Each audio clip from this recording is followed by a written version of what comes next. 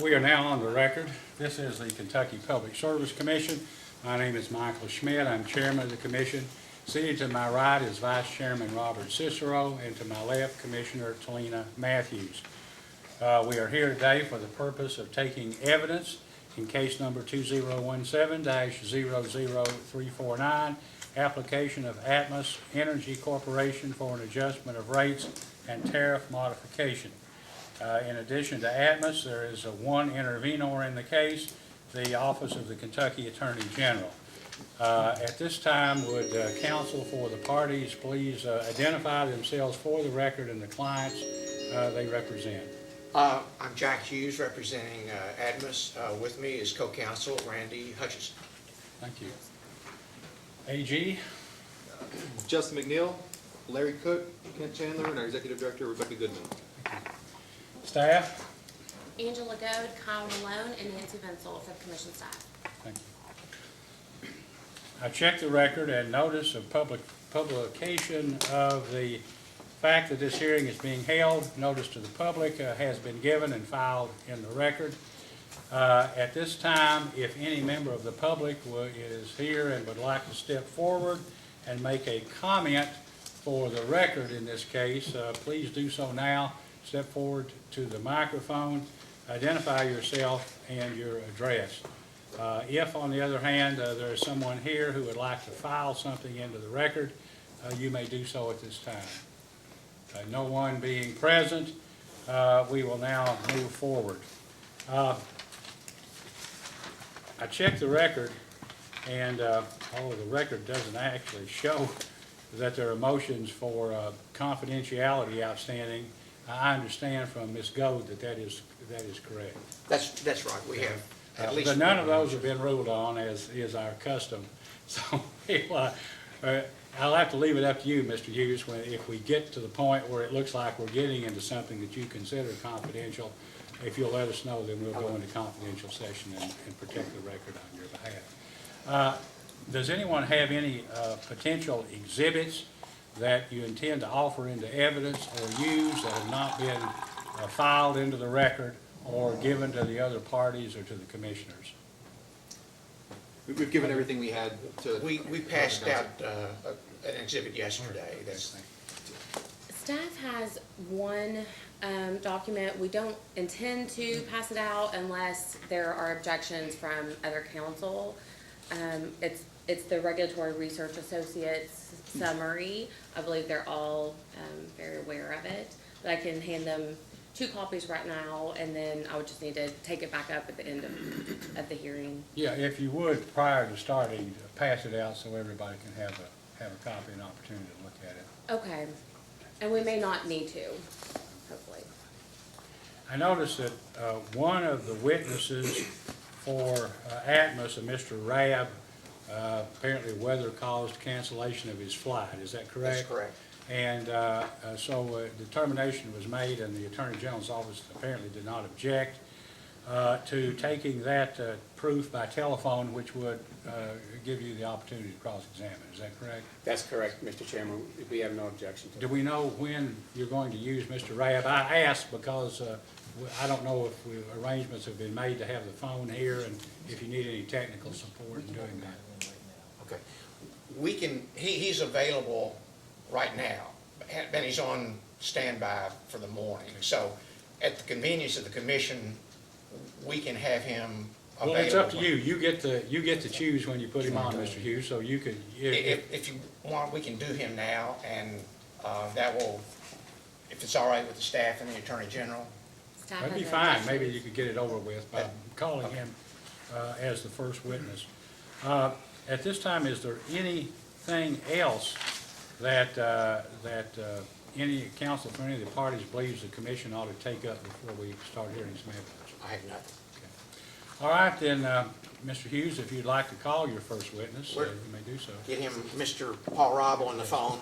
He's got a dial-in number, so we'll see if we can get him online. Hello? Yeah, good morning. This is Paul Robb. Okay, can you hear? Can the reporter hear? Okay. All right, Mr. Robb, this is Mike Schmidt, Chairman of the Commission, and I'm going to swear you in prior to Mr. Hughes asking you some questions, okay? That'll be fine, All thank right. you. Do you solemnly swear or affirm under penalty of perjury that the testimony you're about to give will be the truth, the whole truth, and nothing but the truth? I do. Okay. Thank you. Mr. Hughes, Okay. you may ask.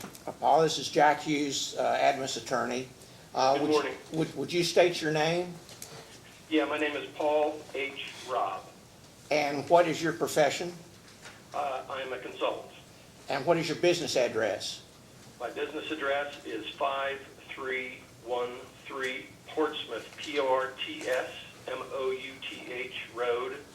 That's in Bethesda, Maryland, 20816. Okay. And have you filed rebuttal testimony in this case on behalf of Atmos Energy? No.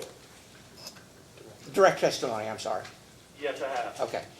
Are there any changes or corrections to that testimony that you have to make today? No. Okay. If you were asked those questions today under oath, would your answers be the same? They would. All right. Thank you. I'll pass you now to the Attorney General for cross-examination.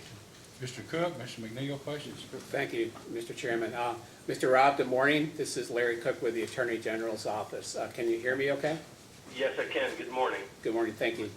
If at any time you don't understand me or if you can't hear me, please do speak up. First off, I would like you to turn to your direct testimony at page 5 and let me know when you're there. I am there. Okay, thank you. And at lines 3 through 6, could you read that heading and the first sentence into the record, please?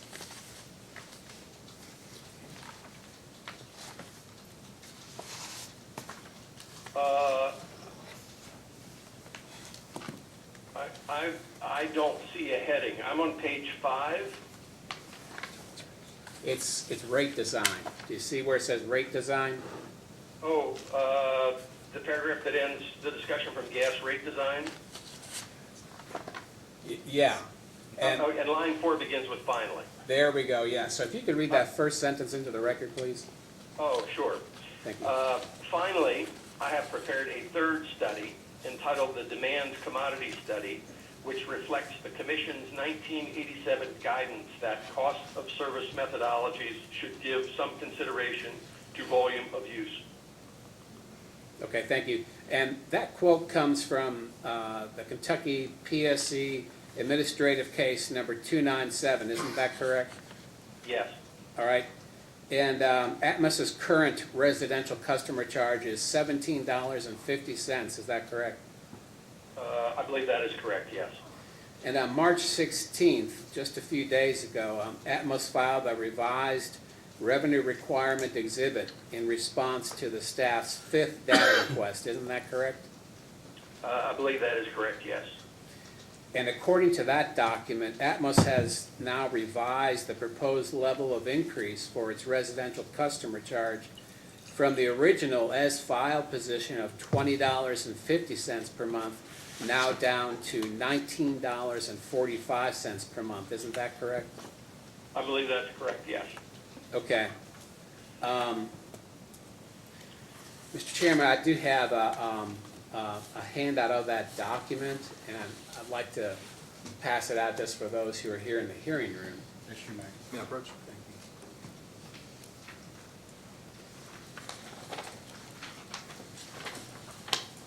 you. And Mr. Rabb, I would ask you if you could to please pull that document up.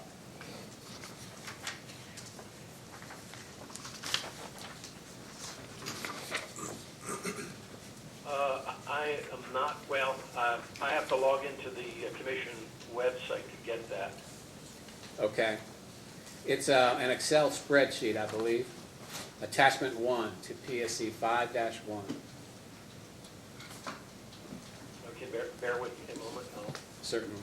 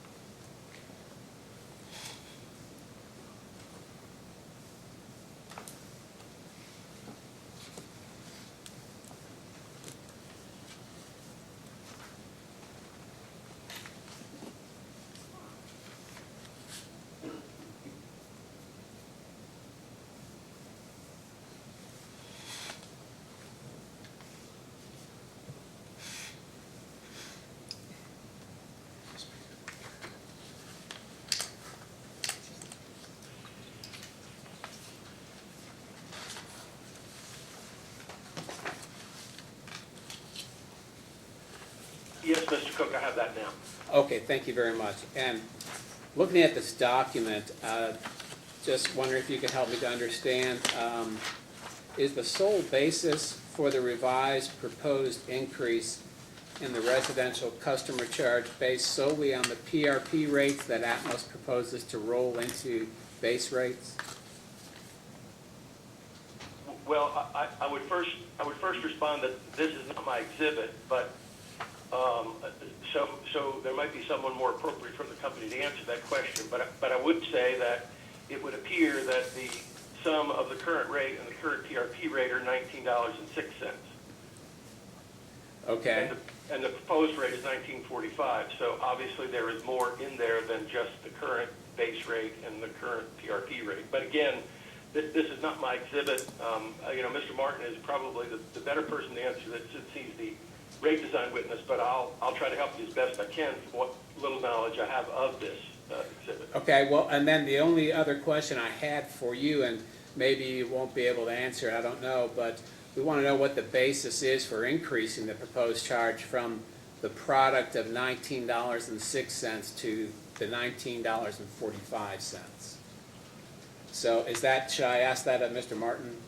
Well, certainly, Mr. Martin is the better person to address that question too. Although I would say that consistent with my cost of service studies, an increase in the customer charge would appear to be warranted.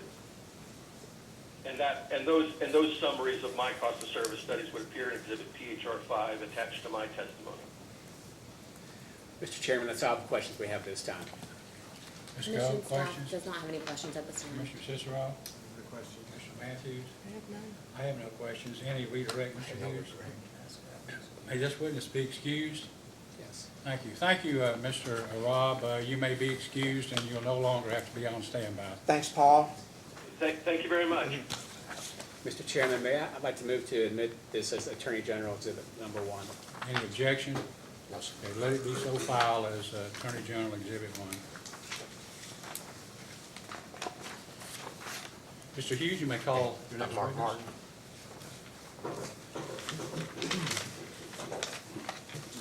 Morning, Mr. Martin. Good morning. Please raise your right hand. You solemnly swear or affirm under penalty of perjury that the testimony you're about to give will be the truth, the whole truth, and nothing but the truth. Yes, sir. Thank you. Please be seated. Mr. Hughes, you may ask. Just state your name My name is Mark Martin. and what's your position with Atmos? I am the Division Vice President of Rates and Regulatory Affairs for the Kentucky Mid-States Division. And how long have you had that position? Since June of 2007, so approximately 11 years. What is your business address? It's 3275 Highland Point Drive, Owensboro, Kentucky. Did you file testimony in this case? Yes, sir. Do you have any corrections or additions? Not that I'm aware of. If you were asked those questions today under oath, would your answers be the same? Yes, sir. And nothing else? Cross-examination? Yes, thank you, Chairman. Morning, Mr. Martin. Good morning. How are you? Good to see you. Good, thank you. Do you have with you the exhibit Mr. Cook had just introduced? I On the do. stand? Just if you give Sure. me 1 moment, please. No problem. Thank you. I have it. Would you look at the line he referenced, the line 2, firm services residential, and where the base rates were $17.50? You see that line? Yes, sir. Can you explain that increase from the current base rate to the proposed rate, and what comprises it? For column E or column F? So I'm talking about line 2, and then, right, where it goes The from... $17.50 is our current tariff customer charge. Right. And then I see the current PRP rate folded in to get to 1906 to get the current total rate. Well, technically, that PRP rate was the rate that was in effect when this application was filed. The Right. commission did issue a subsequent PRP order, which raised that PRP charge to, I believe, $3.28 or $3.29. But the sum of those two numbers is the $9.06. Thank you. And then how do you get to 1945 for the proposed rate? As Mr. Robb indicated, he did a class cost of service study, and what we have tried to do is use that kind of as a model, but not the gospel, and try to spread not only costs amongst all of the classes, but to spread some of the increase amongst a fixed component as well as a variable component.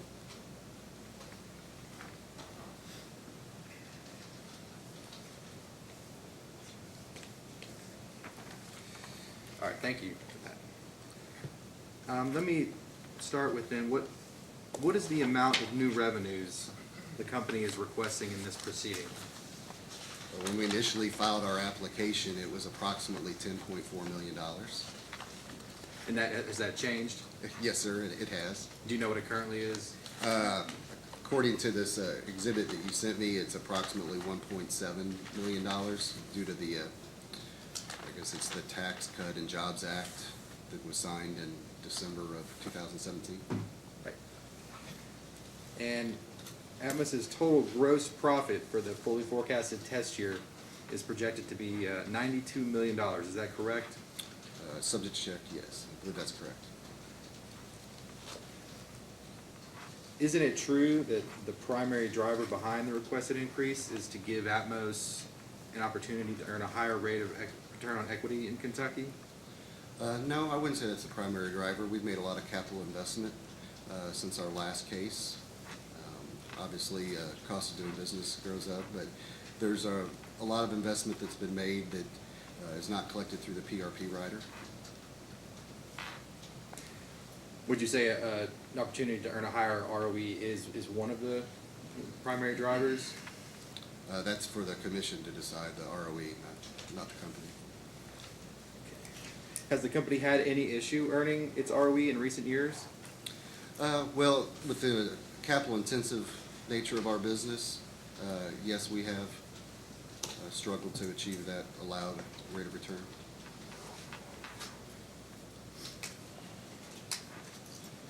Mr. Chairman, may I approach?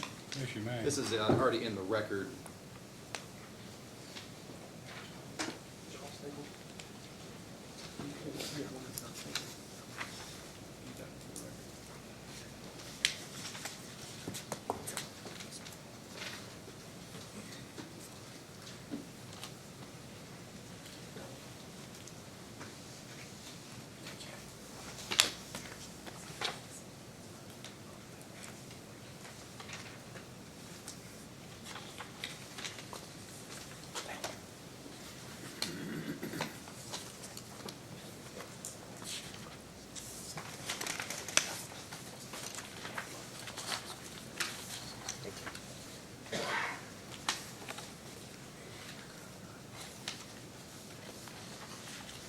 Mr. McNeil, before we continue, do you intend to introduce this chart? I mean, it's in the record, Your Honor. I don't intend to use it at this time.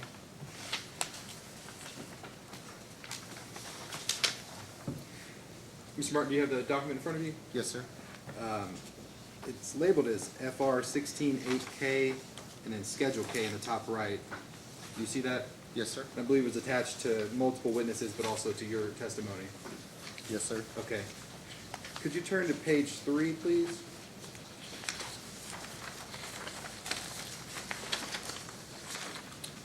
I'm there. Now, in line 99, I believe we've highlighted, the line is called Return on Common Equity Average. Do you see that line? I do. And it goes from 2007 to 2016, listing the company's ROE. Besides a small dip, would you say that trend looks like it's increasing?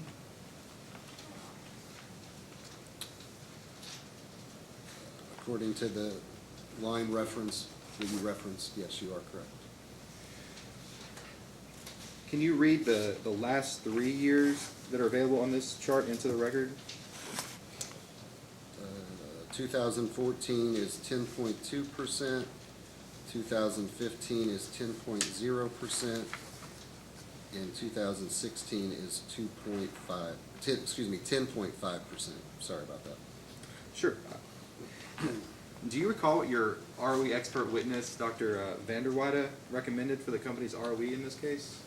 I believe in our initial filing, Dr. Vanderweide proposed a 10.3 percent ROE and maybe in rebuttal, adjusted to 10.4. And I believe that those numbers may even be north of that currently. Well, can you help me understand then that you earned more than that in 2016? Can you help me understand why you would have filed this rate case asking for a lower ROE? Unfortunately, I did not prepare this exhibit. I know my name is listed as a witness on this exhibit, but I would have to defer to someone else. I did not put this information together. So do you doubt the veracity of the I do not figures? doubt the accuracy of it. I just Okay. can't speak for where the numbers came from, and it may not be rate case quality return. It may be more of a simple calculation. I just hate to speculate on the numbers and how they were computed. Well, I guess then just hypothetically, do you think it would make sense to file a rate case and then ask for a lower ROE than the company was already earning? I don't believe we would ask for a lower ROE. Okay. Do you know approximately when you started preparing for this rate case? I believe we filed the rate case in September of 17. It was approved by the commission October of 17. There's a lot of time and energy of putting together any case, so it probably spring of 17.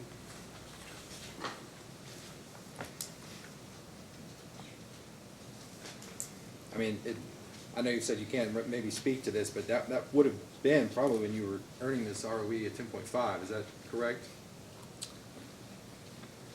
Possibly, but that would be pure speculation on my part. I mean, one might look at this and just say, why are you trying to ruin a good thing for the company, Mr. Martin? Again, hypothetically, it doesn't quite make sense looking at what I have here. Again, there may be more in that number than I understand. Okay. So for me to comment on it would be premature. Can you explain to me why there's no ROE listed for the base period or the forecasted period on that line? Unfortunately, I cannot. I apologize. Would you be able to provide that in the post-hearing data request? Yes, sir. Okay. Thank you.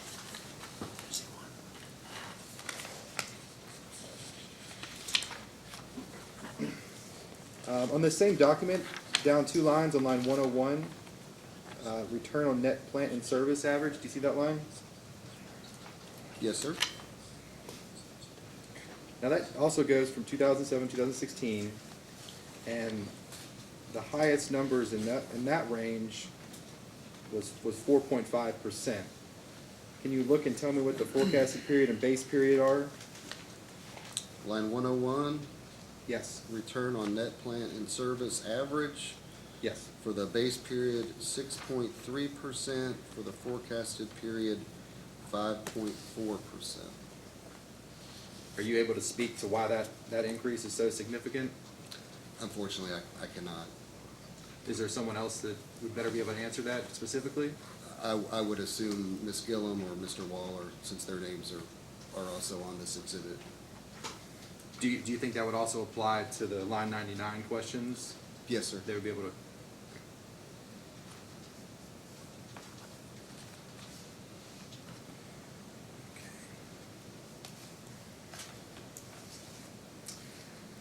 Subject to check, would you agree that the forecasted period in the 2015 343 base rate case ran from June 1st, 2016 through May 31st, 2017? Does that sound correct? What case? I'm This sorry. is the last rate case, 2015 Oh, 15. 343. Subject to check, yes, sir. Okay, that sounds right to you? Yes, sir. Okay.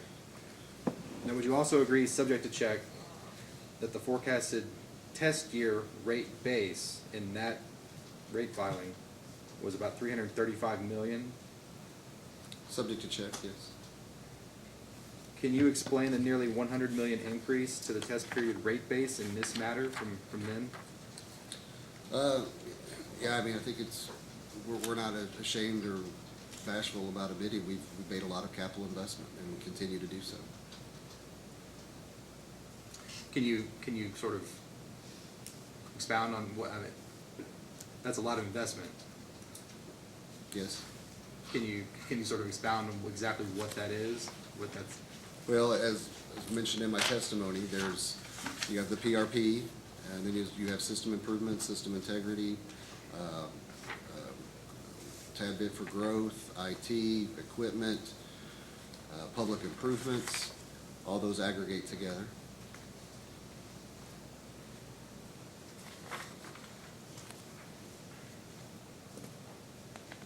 Do you see the rate base continuing to increase at that kind of rate? The company would prefer a gradual, yeah. I mean, we are continuing to invest in our system. We believe a modern system is what's best for all of our customers, whether they're current customers or future customers. You mentioned the word gradual. Would you consider 100 million in 2 years gradual? Yes.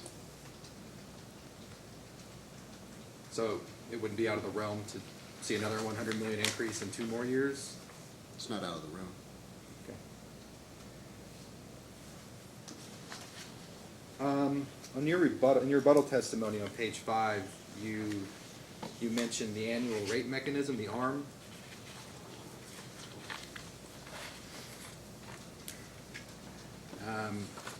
And you did refer to the company did something similar in Georgia, and you mentioned that the first adjustment in that scheme was a reduction. Did you participate in that proceeding? I did not. Mr. Waller did, though. I worked, I can't remember what year that case was, so I don't remember if I was still in gas supply or in the division at that time. But I remember when the company got an annual mechanism in Georgia, and the first filing was a decrease. That's maybe 2011 or 2012. Does that sound about right? Yes, sir. Okay. And you go on to say that it is incorrect to assume that annual filings consistently result in an increase to customer bills, talking about the ARM, also there on page 5. In your experience, can you estimate how often these filings with an annualized mechanism do result in a decrease to customer bills? I do not have that data available at this time. Can you provide any kind of estimate that you've seen? It would be pure speculation on my part. Do you also oversee Tennessee as well? Correct. We just started an annual mechanism a couple of years ago there. Have there been any decreases in Tennessee? Not at this time. I guess there will be now with the Tax Act. Well, you would agree that sort of a one-time sort of deal? Correct, but it will Okay. be a decrease, yes. Okay.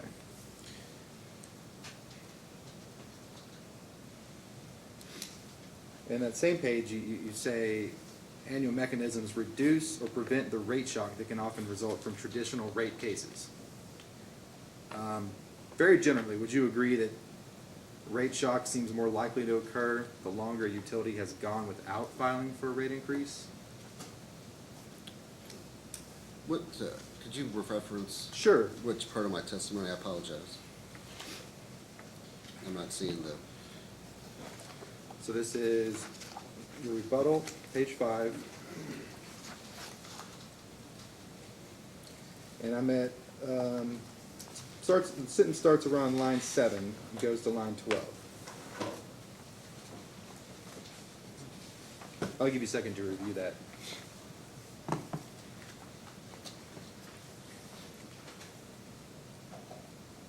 I'm sorry, that's 2 sentences. But yeah, I'm with you. okay. Could you repeat the question? Yes, again? I just speaking, apologize. just very generally, would you agree that rate shock as a concept is more likely to occur if a company has not filed for a rate increase over a longer period of time? I would agree in general that with your statement. Okay.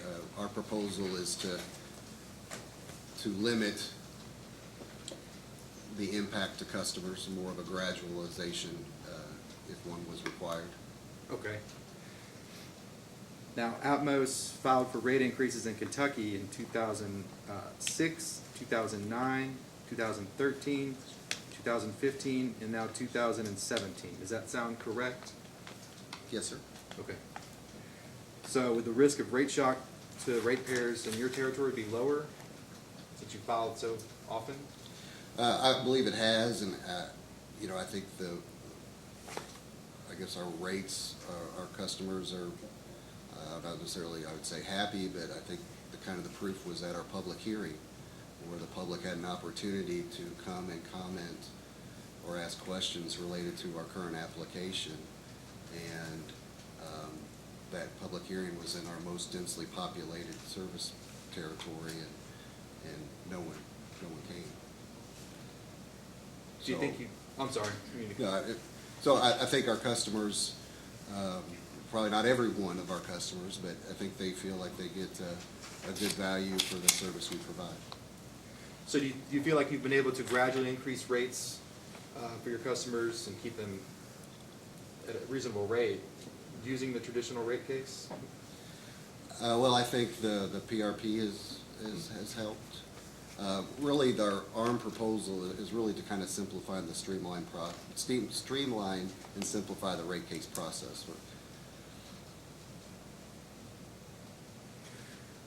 Would you agree that by filing sort of every 3 or 2 years, roughly, which the company has been doing, that does give commission, staff, interveners like the Attorney General the opportunity to consistently review the company's filings? And as well as our proposed ARM does as well. I mean, it doesn't limit anybody's availability or review. So, again, we're not trying to hide anything. What we have proposed is a very formulaic process that's we believe is very transparent. There's a true-up component to it. It's a tariff that the commission would control and could be adjusted in the future as needed. But as it stands, you are able to file a traditional rate case every year if you wanted to. Technically, yes, but our proposal is to try to simplify that process. Well, isn't the ARM also about cost recovery for the company? Well, that would be one component, yes. Isn't it true that annual customer costs have gone up? Annual costs have gone. In what context? Just, I guess, annual bill. I guess I would disagree with that statement. I think that we provided a data request. I think there were a few data requests, because I think in my testimony, and I don't have the right page in front of me, but in part of my testimony, I talk about the average residential bill today is equal or lower than what it was a decade ago, and we forecast it to be at that same level the next couple of years. Now, gas cost is a portion of that bill. However, we were looking at more of the aggregate effect to customers. Okay, I guess I should have been more clear. I guess I mean the base rate portion of the bill. Would you agree that has gone up? Yes, sir. Okay. Would you agree that gas costs have gone down? Depending on the point of reference, possibly. I would say they've been stable for the last 10 years or so. They've been lower in the last 10 years than historically. It's always a point in time. Sure. It's a tradable commodity, so that the cost of gas adjusts with the market. So there could be times where it's been higher, and there could be times when it's been lower. Right, and the company has no control over gas prices, correct? Correct. Now, if gas prices rose tomorrow, Atmos would no longer be the lowest distribution cost gas utility for residential customers, that, as you state in your direct, is that right? Well, that depends on what other companies file. I can't speak for the other 4 major gas companies in the state. However, I do know our distribution rates are the lowest, and I believe there was even a slide at the public hearing that showed that Atmos is the lowest of all the providers in the state.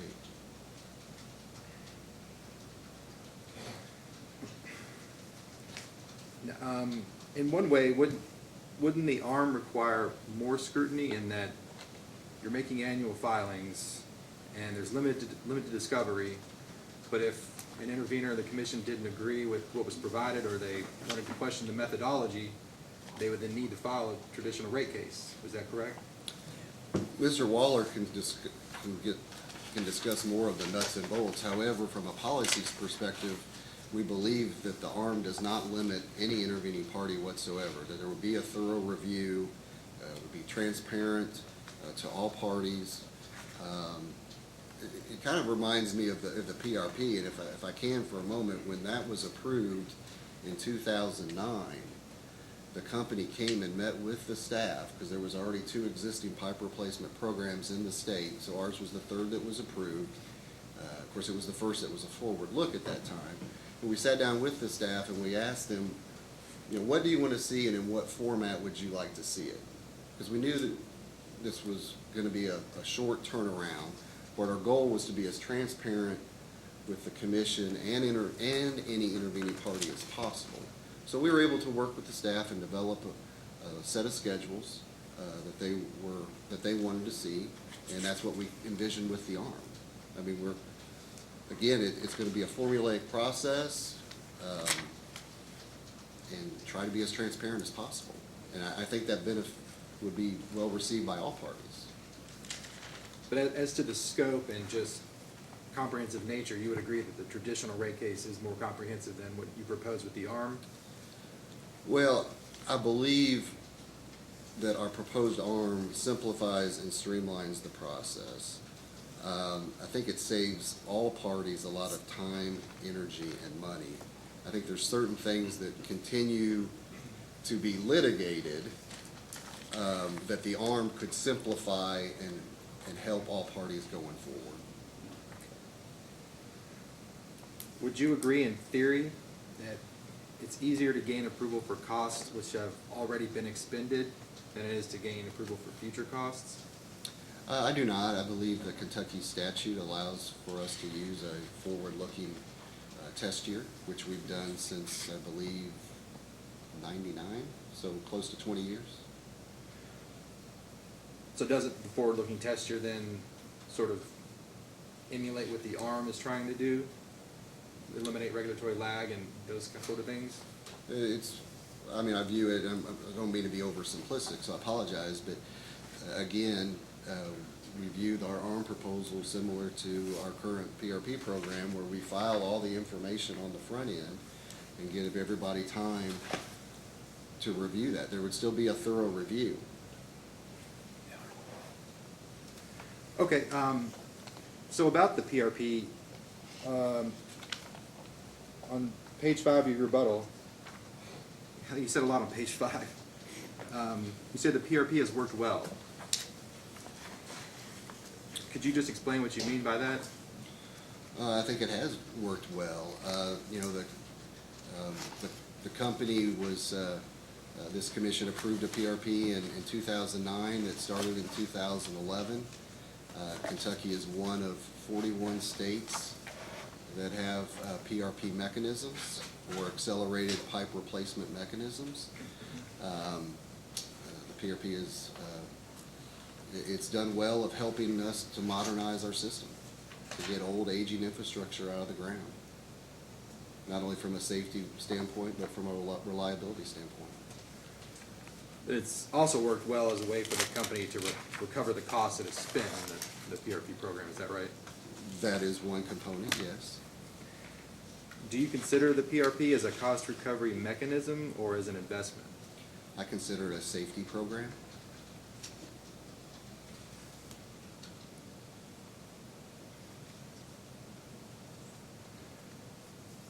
Don't you think that if the ARM is approved, it would end up recovering costs in the same manner as the PRP has at an elevated rate? I don't understand the premise of the question of an elevated rate. Well, I guess over and above what was originally estimated. Or I would disagree with that. Our PRPs, number one, have just like our ARM proposal, has a true-up component. Our ARMs have come in, while it's not perfect, we're not spending to the penny. Any delta, positive or negative, has been minimal. do you recall the PRP's original estimated cost? Yes, sir. Do you know what was it? Approximately, in the 2009 rate case, it was approximately, I believe, $130 million. I have a handout. Chairman, may I approach?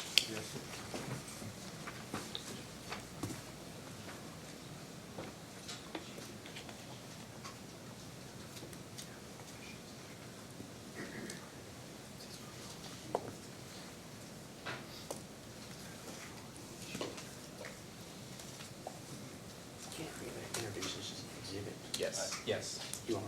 Yes. Okay. Thank you.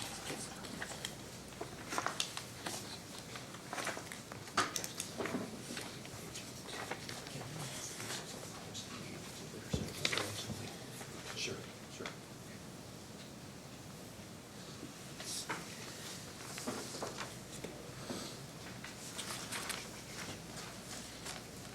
Chairman, opposing counsel suggesting, I think I'd like to mark the handout I used earlier that was in the record, but just for referral purposes, to mark it as an exhibit.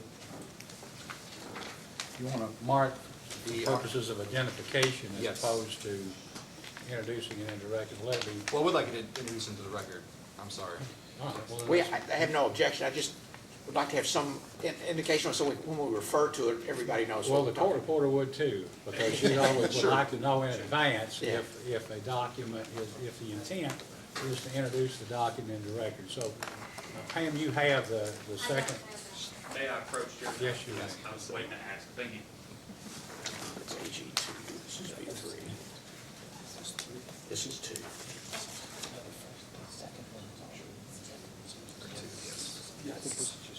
That's two, this is two.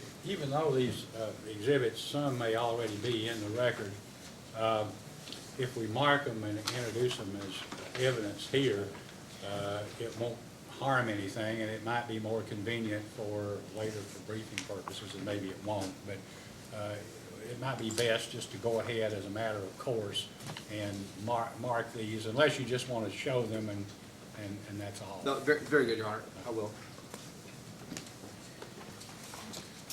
So you now have what has been marked as Exhibit 2, and there's no objection, so let it be introduced, let it be filed as evidence. You're gonna do this, are you gonna do the same with Exhibit 3, or you're just gonna use it for The same. cross-examination? I would admit it. Move to admit it, Your Honor. Let it be marked and filed as Exhibit 3.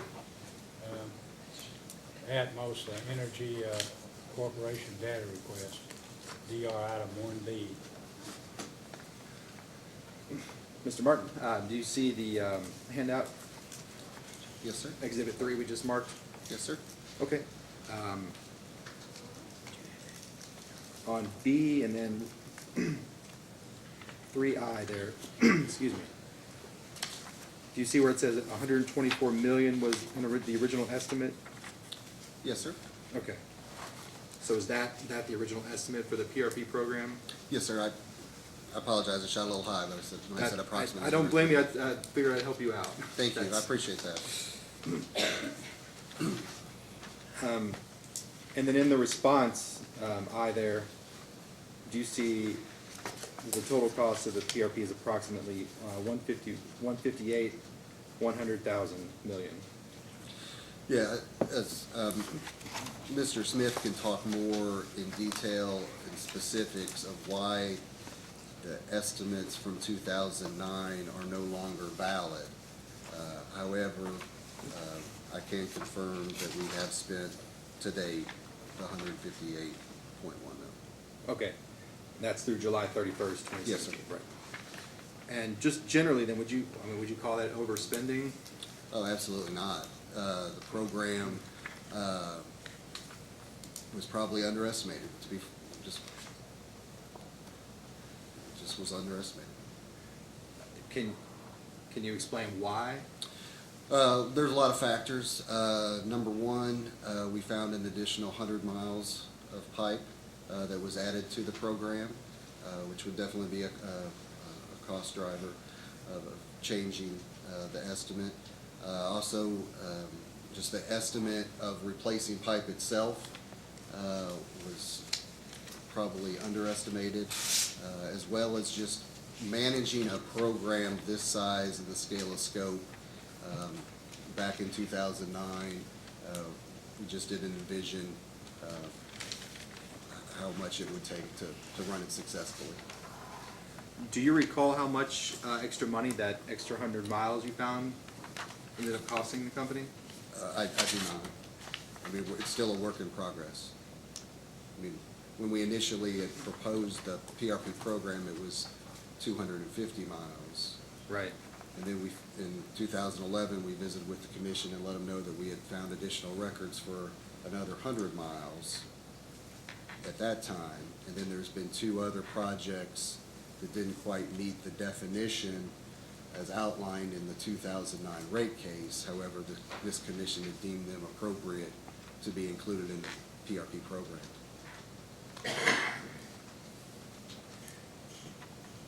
Do you recall if it was Ernest Napier who provided the original estimate? He was the company's witness for that case at that time. Okay. And was he a professional engineer? He is. He is. Do you know what? Do you know what he used in his estimate that might have been so wrong, or have you investigated that? Mr. Smith would be the best Okay. witness to ask those questions. Very good. Now, in the response in II, the 2 I's there, it says the company anticipates spending approximately $280 million from October 1 to 2017 through September 30th, 2022, and it's a rolling 5-year plan to forecast that spend. Can you briefly explain how the company formulates that 5-year plan? Mr. Waller would probably be better able to explain the company's 5-year plan. However, the numbers referenced in this data request response, and I think I referenced it in my testimony as well as the 2017-00308 PRP case, the company was asked a question to forecast PRP spend from at a point in time to a future point in time, and the company used its estimated spend in 2018, which has been since approved by this commission, and then applied a 12% growth factor each year to come up with an estimate of those future periods.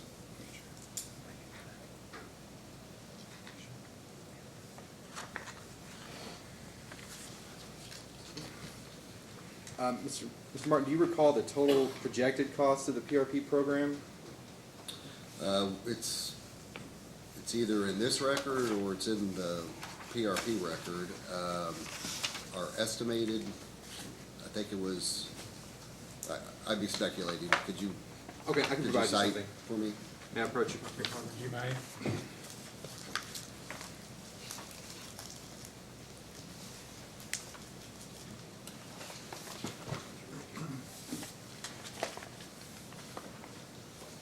Thank you.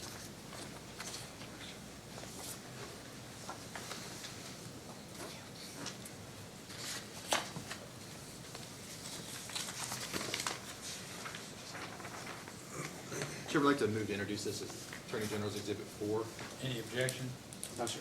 That'd be marked and filed as Attorney General Exhibit 4.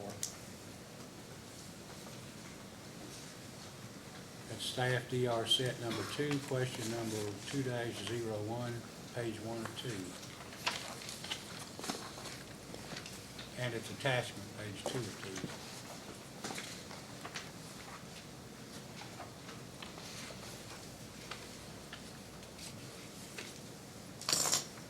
All right, Mr. Martin, do you have the Exhibit 4 we just handed out? Yes, sir.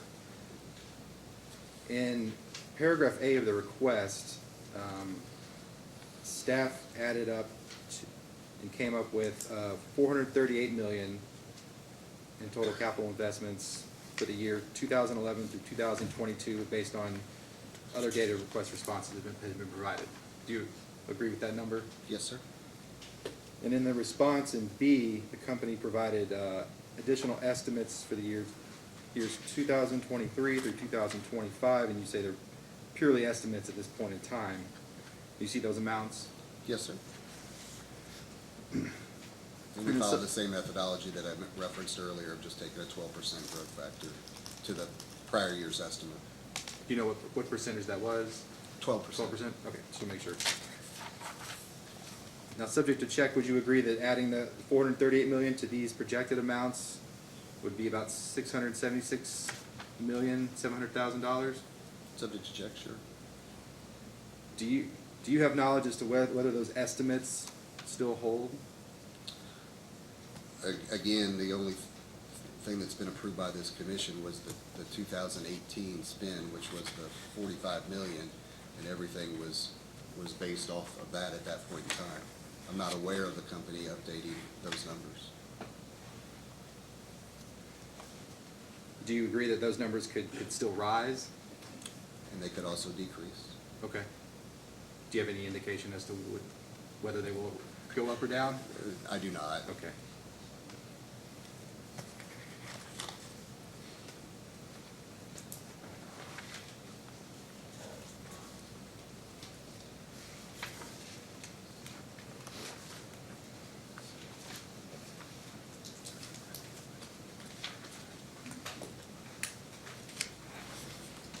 Another handout, Your Honor. May I approach? Yes, you may.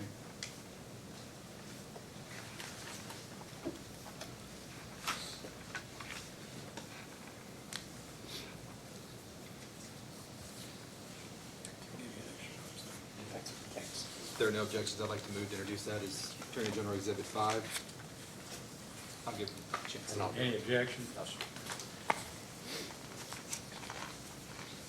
Let this exhibit, which is marked staff RFI set number 2, question number 2 through 18, to be marked as AG Exhibit 5.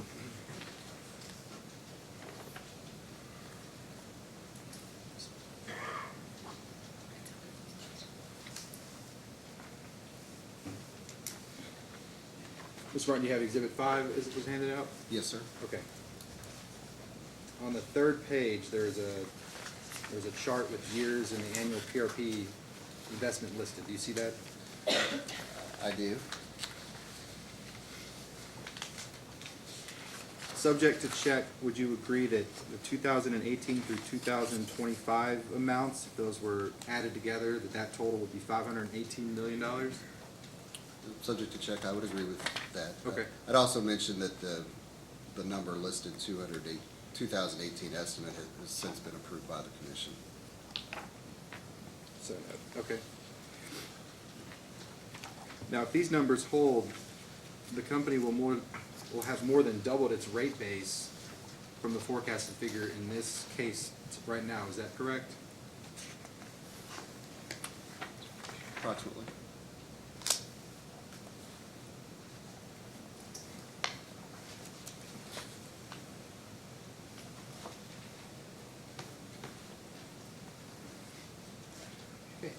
You mentioned in your rebuttal testimony that the Attorney General did not intervene in Atmos's PRP filings, and nor did we intervene in any other LDC's PRP filings recently.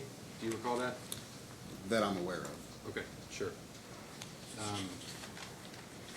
Isn't it true that the Attorney General would have had no reason to intervene in Atmos's PRP filings until the cost being reported became significantly higher than what was originally estimated? Well, I can't speak for when the AG intervenes in a docket and when it does not. However, all of our PRP filings are crystal clear and lay out the costs. So, again, it's as transparent as possible.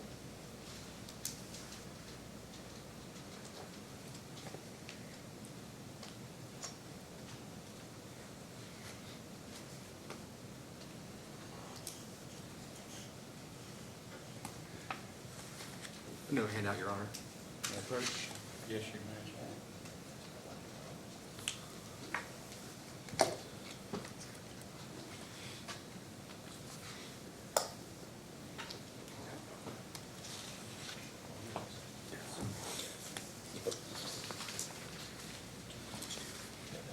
Your Honor, this is the final order in case number 2017-263.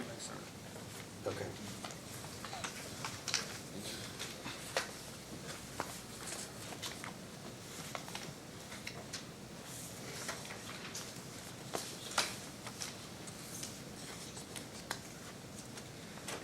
I've provided the full order for the witness for the record, but I have excerpts for the relevant pages for everyone else.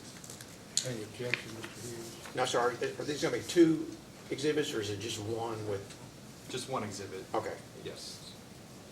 I move to hit that, Your Honor. Let it be entered into the record as AG Exhibit 6.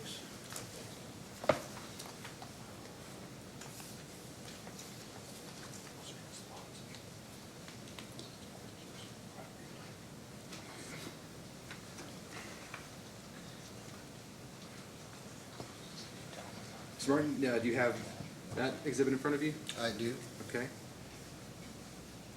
And this is the final order in another gas utility rate case, much different scale, but if you would turn to page 12, there's a section that starts titled Pipeline Replacement Program. Yes, sir. And then if you turn over to 13, at the bottom of 13, the last paragraph on that page. On page 13? Yes. The last full paragraph or the last paragraph? The last paragraph that starts with furthermore. Yes, sir, I'm there. Okay. Now, in this section, the commission expressed the need for more scrutiny in this company's PRP due to concerns over spending, and they talked about requiring an escrow account in which this utility is to deposit its funds for future spend. And they also talk about annual reports, both forward-looking and backward-looking, to be submitted by the company. Can you tell me does Atmos currently use an escrow account for PRP funds? No, we do not. I mean, our program, I can't speak for how we fund the program, but as I stated earlier, our pipe replacement program, you know, when the commission allows us a set of dollars, we're coming in plus or minus a very small percentage. So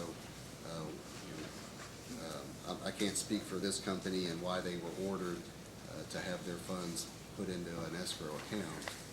Maybe they weren't spending all their PRP money. I don't know. That's pure speculation on my part, but Sure. I do know that the company is a good steward of the money in its PRP program. So how specifically does the company ensure that funds earmarked for the PRP are not commingled with other funds? I apologize, I don't understand the question. Could you ask it another way? Well, I'm just wondering, if you don't have an escrow account, how do you ensure that those funds are spent in a responsible way? And is it?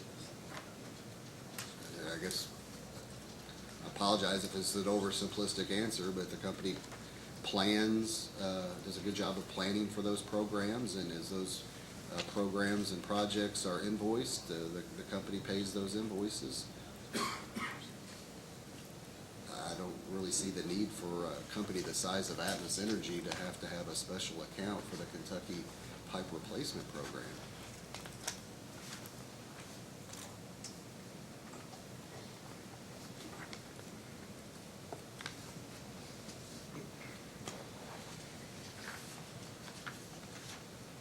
Atmos provides funding to Gas Technology Institute, is that correct?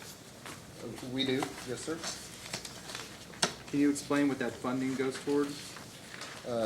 GTI is kind of a national organization that conducts R&D initiatives on behalf of the natural gas industry, and they've done a lot of great work over the years of helping make appliances more efficient.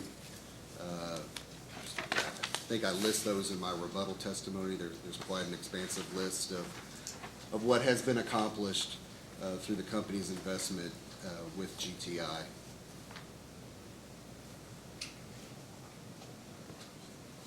Now, is this done through a line item on customer bills? No, it's a balance sheet item that's just kind of rolled up to our tariff rates.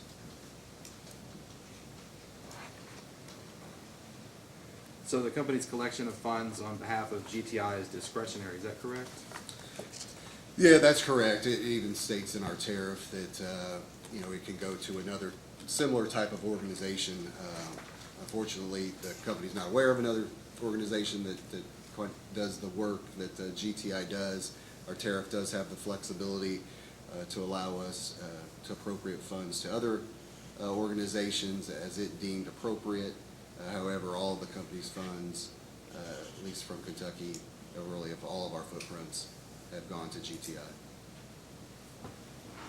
Does GTI obtain funding from the gas equipment manufacturers and sellers?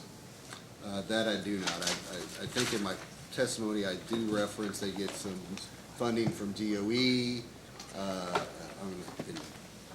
If you could cite my specific part of my testimony, I think there's one or two different agencies that also contribute funds to GTI.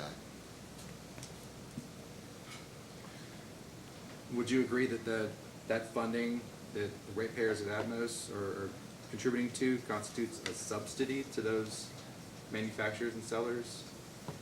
I believe the initiatives of GTI have led to more efficient appliances, which are better for all natural gas consumers.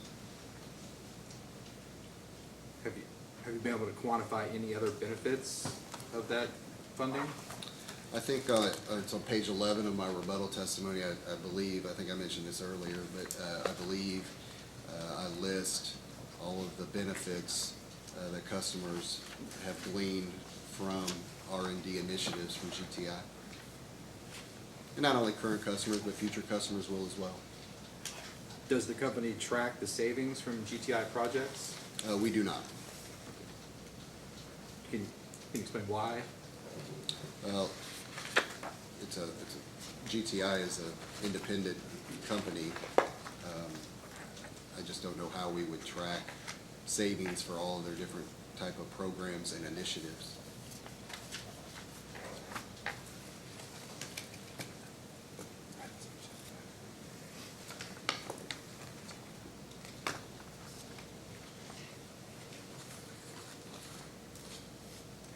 One last question, Mr. Martin. Would you agree that all things being equal, that doubling the rate base doubles the amount of return in dollar amounts? I do not know. That's all I have for now, Your Honor. Ms. Gold, questions? Good morning, Mr. Martin. Good morning, how are you? I would like you to refer to the Attorney General's Exhibit Number 1.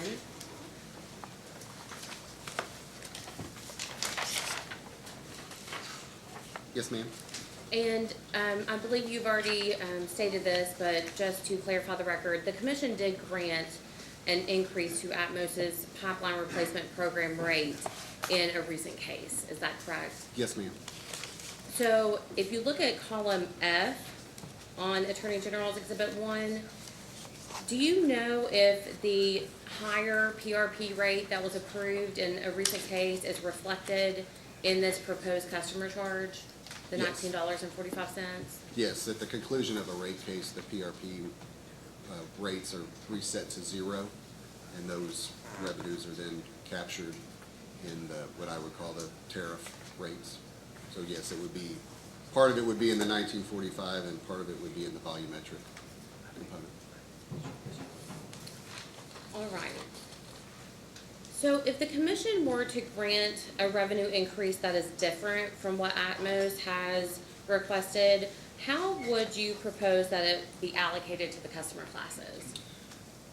We've tried to be as fair to all classes as possible, so we've tried to, it's not an exact science, but we try to spread that increase equally, or as close to as possible to all classes. And then within the class, try to have a blend between fixed and volumetric components. And if the commission were to grant an increase that were to be lower than what Atmos has requested in its revised revenue rate, what residential customer charge would Atmos propose? That's a great question. I don't know. Is there a witness here today that can answer that question?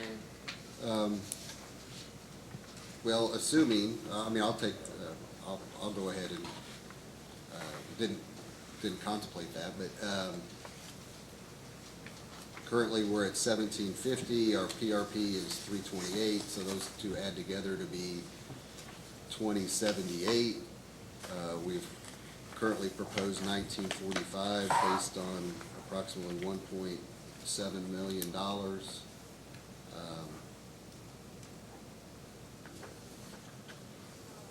I'd purely be speculating based on whatever number, if the commission approved a number lower. But it seems like this commission has kind of had a policy of trying to recover or as much as possible, fixed costs within a fixed component. So it would be north of 1750 and less. I'm not trying to not answer your question, but less than the 1945.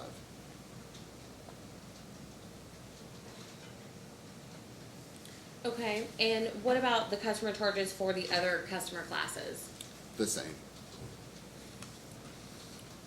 And the Attorney General has recommended a decrease in revenue in this case. If the commission were to grant a decrease in rates, what would Atmos's proposal be for the residential customer charge? We did not do any rate design related to the proposed outcomes by the Attorney General.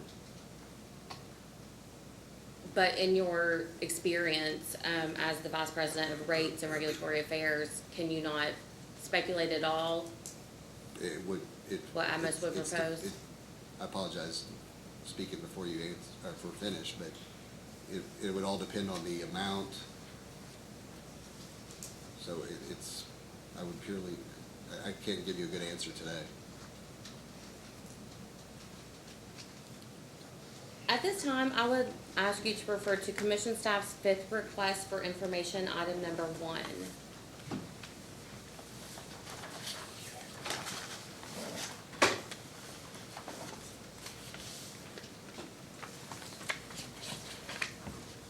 Can you provide I'm sorry, are you there yet?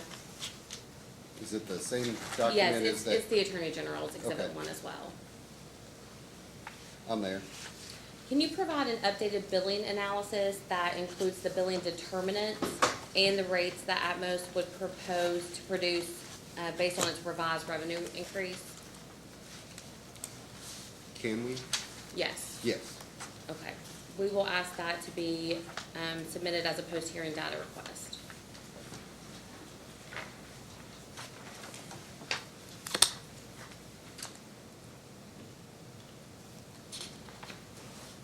All right. Can you refer to Atmos's response to staff's first request for information, item 6, regarding dividends?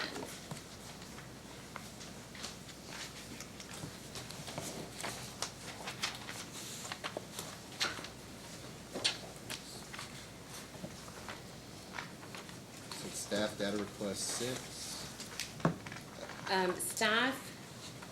Staff's first request for information, question 6, yes, 1-6. I apologize, I do not have that in front of me. All right, your counsel can supply you with it.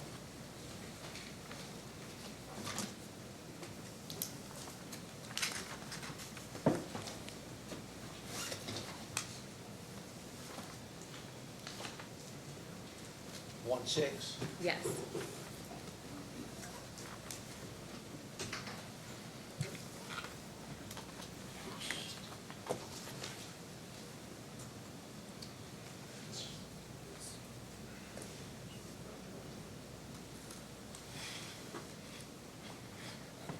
I'm at data request 1-06. Okay, and it's concerning dividends.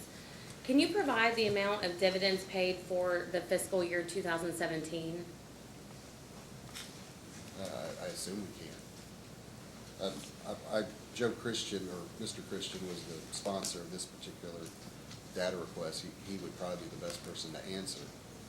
But I'm assuming if it's readily available, it can be provided. All right, staff is going to ask, as a post-hearing data request, for the dividends paid for fiscal year 2017, fiscal year 2018 to date, the base period, as well as the test period.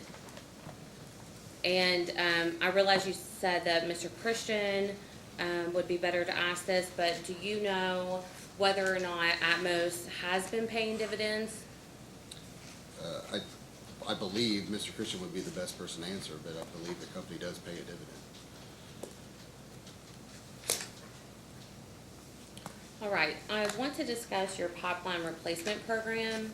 So let's refer to Atmos's response to staff's second request for information, item number 18.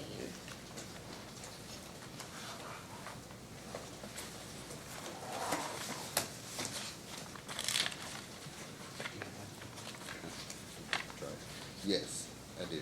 Okay, and can you confirm that this response, as well as Mr. Gregory Smith's rebuttal testimony on page 8, tries to explain why the pipeline replacement program capital expenditures have been so much higher through 2017 as compared to the original estimate in the 2009 case? Yes, ma'am, that's the whole purpose of Mr. Smith's rebuttal testimony, is to address those differences. And with the PRP investment levels so much higher than originally expected, does Atmos have any concern that the customer's monthly PRP charges will have to increase to unreasonable levels in order to meet its original 15-year time frame? I do not believe so. We are the lowest provider in the state, and we try to minimize the impact to customers the best we can. Would Atmos have initially proposed a longer time frame if it had realized what actual investment levels for the PRP were going to be? The company is committed to the 15-year term that was approved in 2009. I believe it's best to modernize our system for our current customers as well as our future customers. As a post-hearing data request, we are going to request for Atmos to provide the PRP program's average annual cost per mile to replace pipe since its inception in 2009 with a breakdown of cost components. And as another post-hearing data request, staff is going to request for Atmos to provide the number of miles of bare steel pipeline that Atmos has remaining on its system, as well as the number of miles of bare steel that it has replaced. And we will draft this and submit it to you. Could you explain how Atmos prioritizes the projects to be included annually in its pipeline replacement program? Mr. Smith would be the best witness for that, to answer that question. But you do discuss it in your testimony, correct? I don't know if I discuss how we determine which projects are determined. But you discuss the overview of the pipeline replacement program. Correct. Do you know how Atmos determines its estimated PRP spending for the upcoming year? I believe, again, Mr. Waller can probably discuss more of the benefits of, or I mean, the specifics of the budgeting process. So you're not a part of the estimates for the PRP program at all?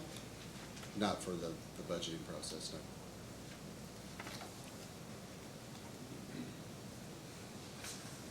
Do you know if Atmos issues requests for proposals or solicits bids for any of the pipeline replacement program? I believe we do, but Mr. Smith would be the best person to ask that question. Mr. Martin, can you identify and explain if there have been any cost savings and/or improvements in reliability that have occurred since the inception of the pipeline replacement program? I believe it's been put in response to data request as well as Mr. Smith's rebuttal testimony, but the number of leaks on our system have drastically been reduced since the inception of the program. Anything else? Mr. Smith would probably be the best person. I'd like you to refer to staff's second request for information, item 18B, again. And can you please explain the basis for the estimated increase in PRP expenditures through year 2025? Yes, as stated earlier, basically the company was asked, hypothetically, what would be the PRP spend for those periods. The last known number that the company had was the number we had filed with this commission, which was roughly $45 million. And that number was applied, I believe, was applied at a growth factor of 12% to come up with the numbers listed in that data request response.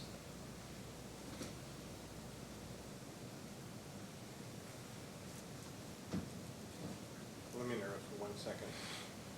So a 12% factor was applied to the 45 million without regard to how many miles were remaining to be replaced?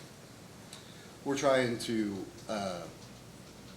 number one, the program started in 2011, so there had to be a ramp up of getting the program organized.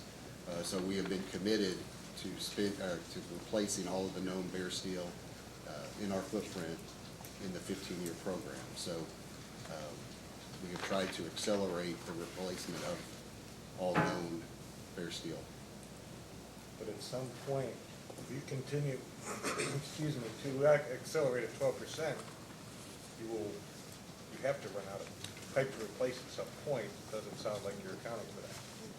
Well, there may be additional pipe or types of pipe that may need to be replaced in the future. Also, the federal government may require some changes as well. Those are just unknown. So the company was asked to estimate, and we gave the best number that we could at that time. Okay, I'll wait till my line of questioning, but from what I can tell, there isn't really a good basis for the number that's provided here. Again, it's purely an estimate. An estimate that, from what I can tell, doesn't have a good basis. Unless you can tell me that it's based on number of miles left to be replaced or some other variables that have some basis for going forward and calculating the number. Just accelerating it by 12% a year doesn't sound like it has a good basis. It was the best known number to us at the time. would say I it's a can't simplistic answer the approach. 12%. I apologize. It's all right.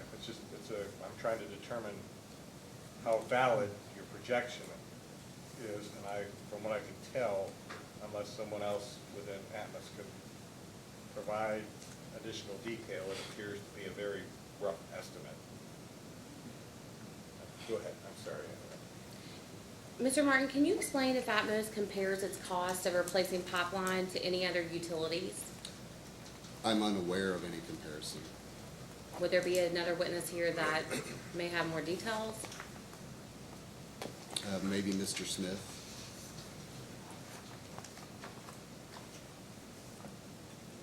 And if you don't compare to other utilities at all, I assume you won't know if your costs are comparable to any other Kentucky pipeline replacement programs? All I know is that how our tariff rates compare to the other Kentucky LDCs.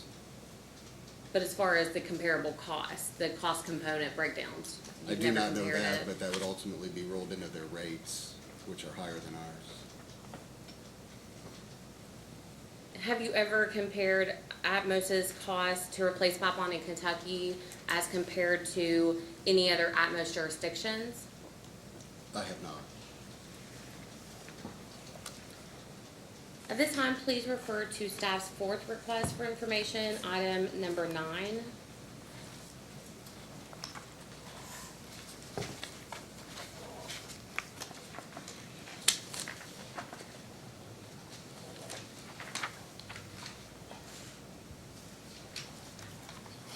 Please let me know when you get there. I'm there. And in this question, you were asked if the commission were to consider mitigating the annual rate of increase through the PRP surcharge to provide Atmos's view of the most reasonable extension of its PRP timetable beyond the 15 years, which was approved based on the original cost estimates. So is it accurate to state that your response implies that if the PRP investment were capped at $45 million annually, which was the approved amount for 2018, The Atmos would need an additional 3.5 years, or a total of 18.5 years to complete the original program that was outlined for 15 years. Yes, ma'am. And on page 10 of your rebuttal testimony, you state that Atmos is willing to consider alternatives in regards to capping annual PRP investment. So is Atmos suggesting the 45 million as the cap for PRP, or do you have another suggestion? Could you, which page of my rebuttal testimony, please? Page 10 of your rebuttal testimony. Yeah, that question and answer was related to a suggestion by AG witness, Mr. Collin, even though no cap or justification for a cap was provided in his testimony. Again, the company views the PRP as a safety program. I'm not sure why, or does not believe that a cap would be prudent. As I mentioned earlier, there could be additional pipe types or pipe families of pipe that may need to be included. There could be some federal regulations that come out that require the company to make some changes. It just doesn't seem prudent to put a cap on a safety program. But if the commission were to place a cap on the PRP program, what would Atmos propose the cap to be?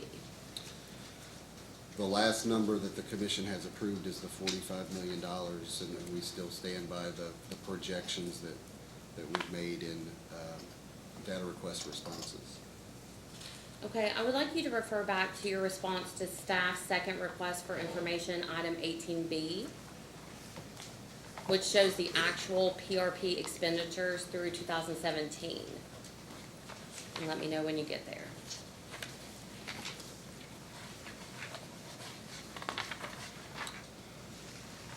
18B, Yes. 2-18B. I'm there. Okay. And can you confirm that Atmos has never actually spent $45 million in a single year on its pipeline replacement program? The 2018 would be the year that. That's an estimate, correct? Correct, and like I mentioned earlier, we've been pretty much spot on spending the money that the commission allows us to spend related to PRP programs.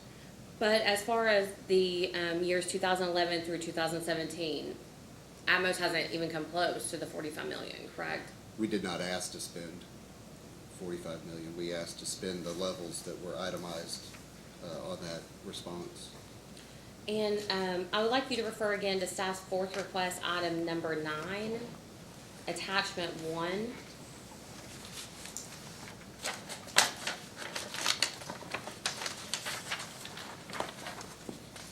Okay? Is it accurate that this attachment shows the annual PRP capital spending beginning in 2019 if the commission were to extend the PRP timeframe past the original 15 years approved? That was the intent of the response. So how much would the annual amount be if the PRP were extended an additional 5 years past 2025? We show 39.4 million. And how much to extend it an additional 10 years to 2035? That number was projected to be 27.8 million. And if the PRP were extended an additional 15 years through 2040? That number was projected to be basically 21.5 million. And none of those numbers are close to 45 million, correct? Again, the company has been meeting its spending targets that we have filed for. All right, I would like to discuss with you the annual review mechanism that Atmos is proposing. Could you generally describe the operation of this mechanism? Mr. Waller can discuss more of the nuts and bolts. I can talk at a very high level from a policy perspective that we believe that the ARM simplifies and streamlines the rate case process, does not limit a thorough review by any party, avoids litigating the same issues over and over again, saves all parties time, energy, and money. So we're would be a very formulaic process that would be transparent to all parties, as well as contains a true-up component to keep the program whole so the company, as well as the customers, don't pay too much or not enough. And Atmos has stated in the testimony that one of the reasons that they wanted to file the proposed annual review mechanism is that it's less costly than filing general rate cases. Is that accurate? We believe so, yes. So does that assume that Atmos is expecting to file more frequent rate cases than it currently is? It has the opportunity to. Is that Atmos's expectation if the ARM is not approved? I don't know if those decisions have been made. Can you please explain why Atmos is filing general rate cases more frequently than it did prior to 2013? The level of capital spend that the company has incurred. And explain why Atmos believes that the annual review mechanism will actually benefit customers. Well, number one, it would be a tariff that this commission would govern and control, and we believe that an annual review of those revenue requirements would, number one, help customers because it would be, any increase would be gradual and would somewhat depress the traditional rate case model. And can you explain why Atmos believes that the proposed ARM will provide a better regulatory model for the commission, and why it would be equally satisfactory for interveners such as the Attorney General? As stated earlier, it's going to be a transparent process for all parties. We're not asking to limit anybody's involvement whatsoever. We've seen it work in other states. Other states have kind of gone on record of it's kind of helped the staff as well as the commission to kind of know their utilities better. And so we think those are all benefits to our proposed ARM tariff. Okay, and just going back to the question of whether or not Atmos is going to be coming in more frequently, and you said that the reason that Atmos has come in more frequently for a rate case since 2013 is capital expenditures. But is it not correct that the majority of your capital expenditures should be caught in that PRP program that is continuously being, given back to Atmos through the PRP surcharge? That is a portion of the recovery of capital investment, and as I stated in my direct testimony, there's other capital investment, whether it be system integrity, system improvements, public improvements, growth, IT, equipment. There's other capital investments that are not recovered through the PRP program. All right, I would like to discuss the research and development rider with you. Is it correct that Atmos is proposing to increase its research and development rider from $0.0035 to $0.0174 per MCF? Yes, ma'am. And would you describe for the commission the magnitude of the annual bill impact of residential customer bills if the proposed R&D rate increase is approved? It would be approximately 7 cents per month.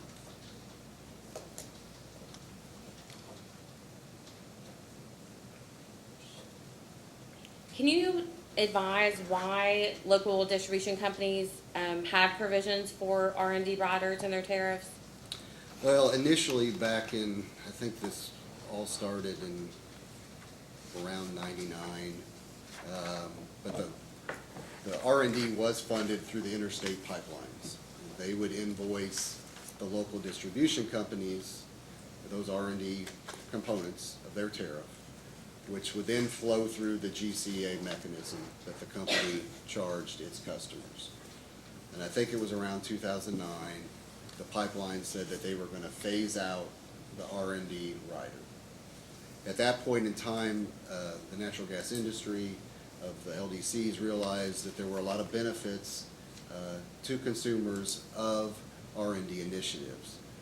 So at that point in time, the LDCs sought to have R&D riders to eventually ramp up to a point where their costs of the R&D surcharge mimicked the pipeline rate, so that the same funding would continue, and that was supposed to be totally phased in by 2004.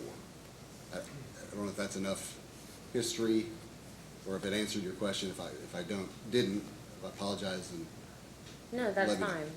Do all Atmos operating divisions in other states have approved R&D riders? The majority do. I believe Colorado and Kansas do not. Do you know why not? I believe Kansas has not been in favor of such a mechanism, and the company has not proposed one in Colorado, but is not against proposing such. They just have not at this time.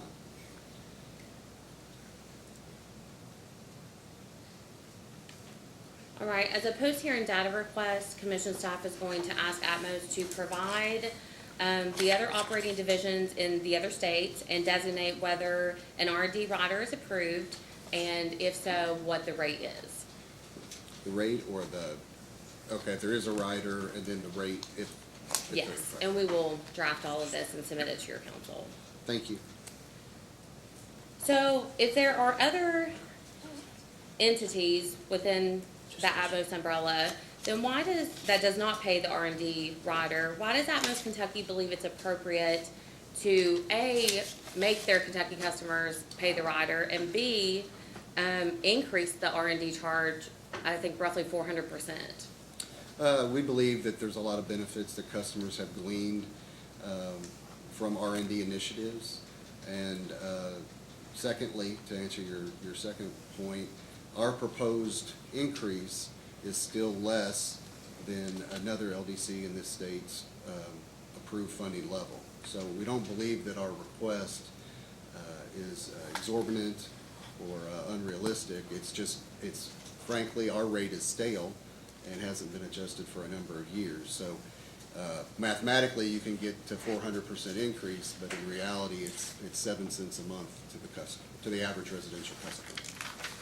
And in your conversations with the Attorney General, as well as here, you have alluded to these benefits that the Kentucky customers receive, but I haven't heard any specifics. Can you provide specific benefits that the Kentucky ratepayers receive? I believe I discussed that on my rebuttal testimony, and bear with me one moment, please.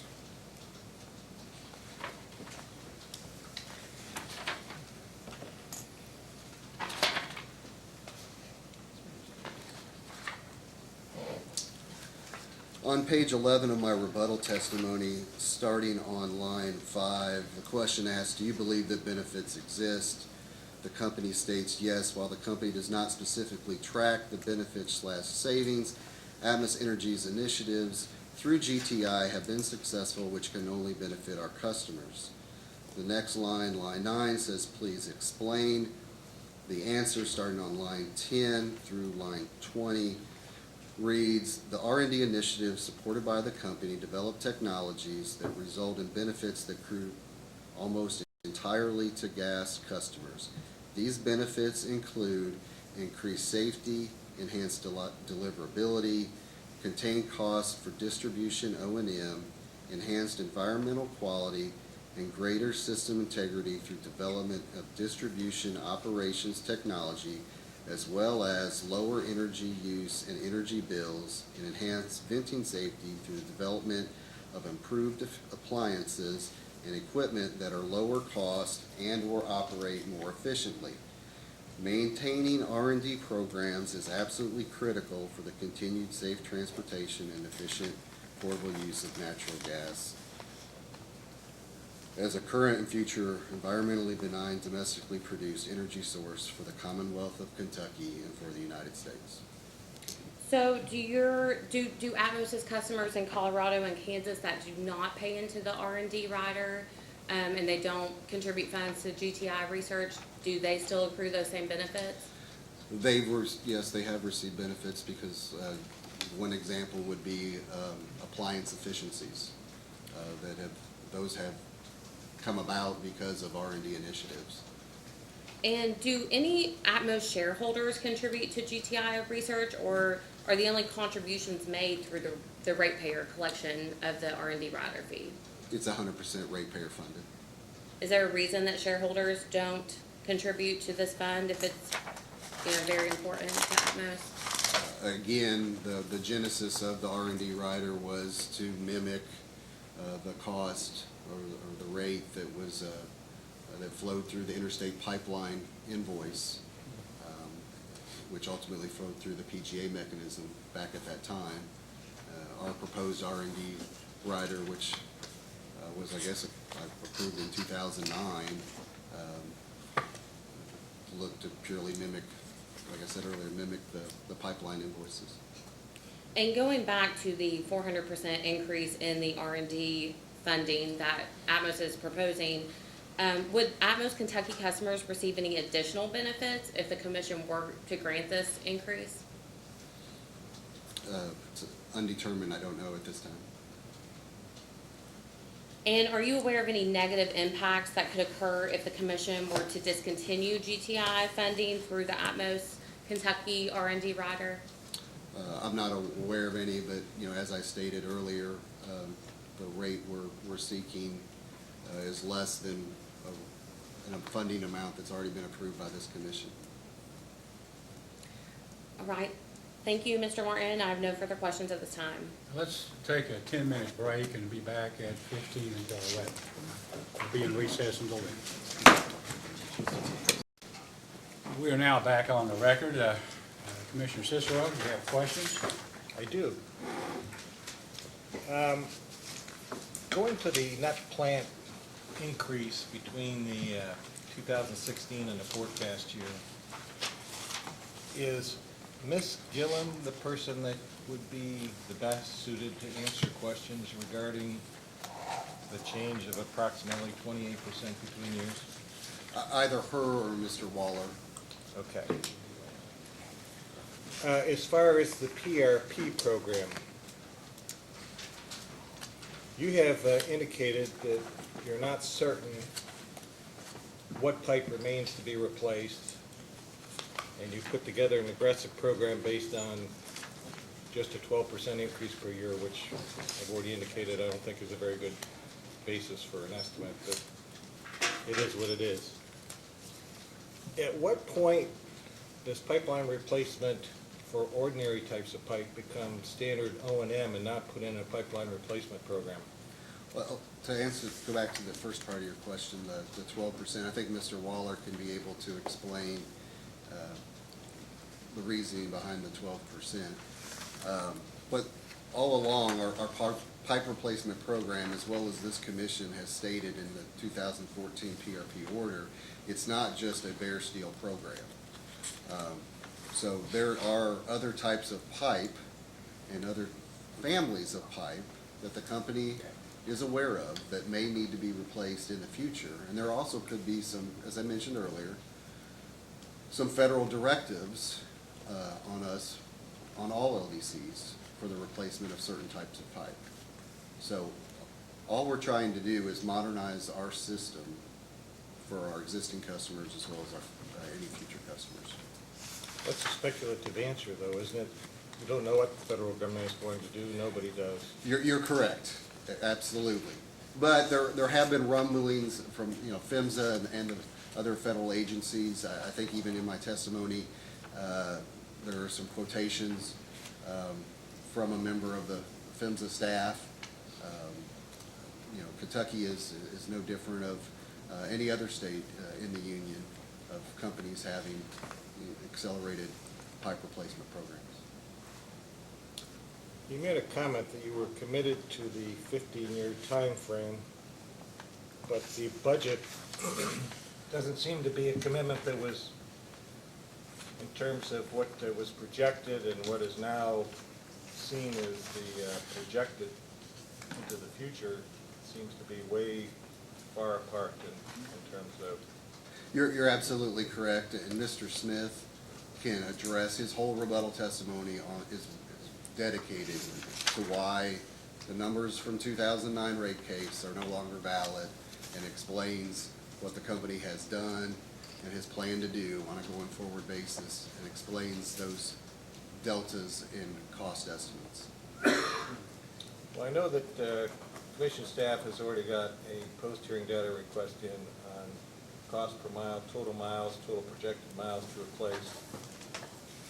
I did a quick calculation from 2012 to 2017, over 5 years, your program went up 131%, and from 2017 to 2025, over 8 years, you're going to increase on a projected basis another almost 49 million, or 122%.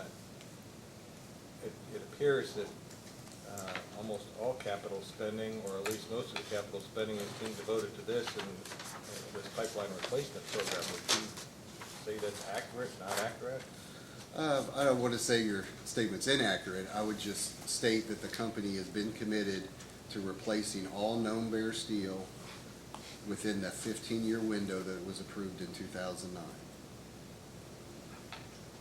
Well, I guess the commission will wait till we see the figures that come in on the requested data and we can have a better idea. And again, Mr. Smith can kind of talk to the cost per mile questions as well. As far as the ARM, you've talked about what the savings, that there's savings associated with implementing that type of a rate increase program or a rate adjustment program. What's the average expected rate cost savings that Atmos is saying should be associated by not having to prepare a rate application such as this one and having it set up on a formulary basis? That's a great question. Mr. Waller will be able to talk more specifically about reduction in rate case expenses as well as other expenses. Okay, then let's talk about your R&D. I've heard you indicate that there are great benefits associated with having money put towards R&D, even though it is a third-party company that may or may not be better than any other organization that could do that research. You have identified, I know staff asked you a question about what the benefits were, and you read off your rebuttal testimony. As an accountant, I refer to those as foo-foo benefits. In other words, I don't see any dollars associated with it. They're just statements about efficiency improvements, whatever you want to look at them. I didn't hear any specific dollar amounts that benefit anybody out of it other than that it makes the industry as a whole better. If you were to do a cost-benefit analysis, how would you, for your own company, make a determination without having some kind of substantiation of what your savings are? Well, I think at the end of the day, the R&D initiatives, while we have not been able to quantify any specific savings or benefits or be able to put a dollar value, we just believe that there are values that customers have received. And I'm not sure I'm the right person that would be able to do the analysis that you're requesting. Well, you've come back to the same statement. From your perspective, you're not sure of what those benefits are, but you believe there's benefits. You made the statement that the rate has been stale. It's only 7 cents per customer. But even at 7 cents per customer and a stale rate, why would that justify an increase if we're not really certain what the benefits are? You want to increase it 400%. Well, again, I apologize. I'm not trying to avoid your question. I do believe there are benefits. I think it's to us.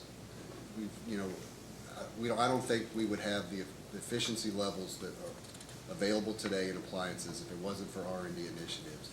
But our request, and I guess you can make the numbers say whatever you want them to be, whether it be 400% or 7 cents on average per month.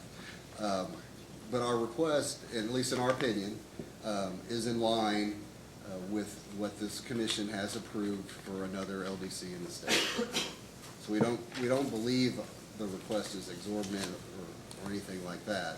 We just believe it's in line with what's already been approved. So if I understand correctly, you're asking the commission to look at another company that received a R&D approval from the commission as a precedent that's been set, yet there's Atmos companies that are not contributing to R&D. There's other gas companies in Kentucky that do not contribute to an R&D expense. You can't identify the savings or the benefits associated with it, but you believe, and 400% is the rate increase from 0.035 to 0.17, whatever. So it is 400%, no matter how you look at it. So why should the commission look at the granting of one R&D rider to another company as being the precedent it should look at for all of? Yeah, that's a good question, and we were just using it as kind of a point of reference. It wasn't the sole, reason. But we're just trying to point out that the proposed increase that we have proposed is, it's not exorbitant. I mean, yes, we can, it's 400% if it was approved tomorrow compared to today, but that impact is on average 7 cents a month. So I guess I'll just make one last comment and then I'll turn it over to Commissioner Matthews. But you said it's not exorbitant, but the shareholders don't contribute at all. I guess if they really believed it was such a great program, then why not propose a shareholder shared program with ratepayers where the shareholders contributed a certain amount that matched whatever the ratepayers were paying? We have not considered that option. I know my question was why not? Well, as I stated earlier, the R&D rider, the genesis of it was to mimic what had flowed through the PGA mechanism from the interstate pipelines. So it was 100% funded at that point in time, and this commission approved it to be 100% funded at that point in time. You didn't really answer my question. I'm going to let it go because I've got on the record what I want on the record. So you go ahead and I'll turn it over to Commissioner Matthews. Commissioner Matthews, questions? Just a couple. When you committed in 2009 to a 15-year time frame, and you said you've kept that's been your plan, Yes, ma'am. is one of the reasons that you haven't deviated from that plan that you have an expectation that the commission expects you to meet that? I think so. I think that's one factor. The commission, trusted us with a 15-year program, and we're not going to break that trust. When you talk about getting it down to miles replaced per year and miles remaining, I suspect you'll say Mr. Smith is better to answer this, but not all miles are created equal in terms of cost. Correct. In terms of, if it's under a major highway that causes, you have to remove street versus farmer's field, I suspect they're different. So I just wanted to distinguish that not all miles are created equal in terms of cost. You're exactly correct. And not all utilities in Kentucky are going to look the same. You're exactly correct. If you had to quantify safety and reliability improvements, could you do that easily?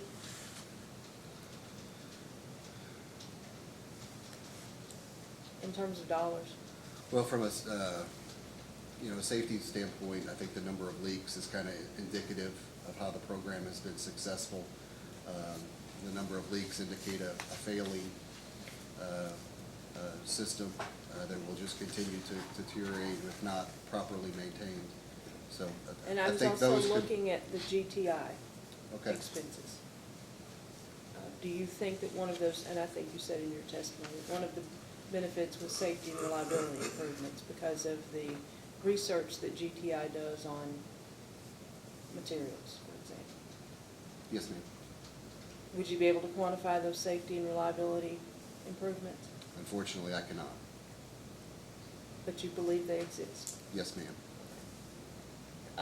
If you had to finance research and development yourself, do you think it would cost more than 7 cents per customer per month? If I or Atmos Energy? Atmos. I guess I think it would, yes, absolutely, because it's just not Atmos Energy that's donating to GTI. It is, I think there's 30 different utilities, utilities in 30 different states that contribute to GTI. Plus GTI gets federal money, and I think I mentioned earlier there may be additional sources of funds. So they aggregate all that money and try to be good stewards of that money and maximize the R&D initiatives that ultimately benefit customers. And you, for example, the personnel that they have there on the safety and reliability side, would you consider them experts? More so than I, yes. Yeah, more so than I want to be. We've had one of those testify here.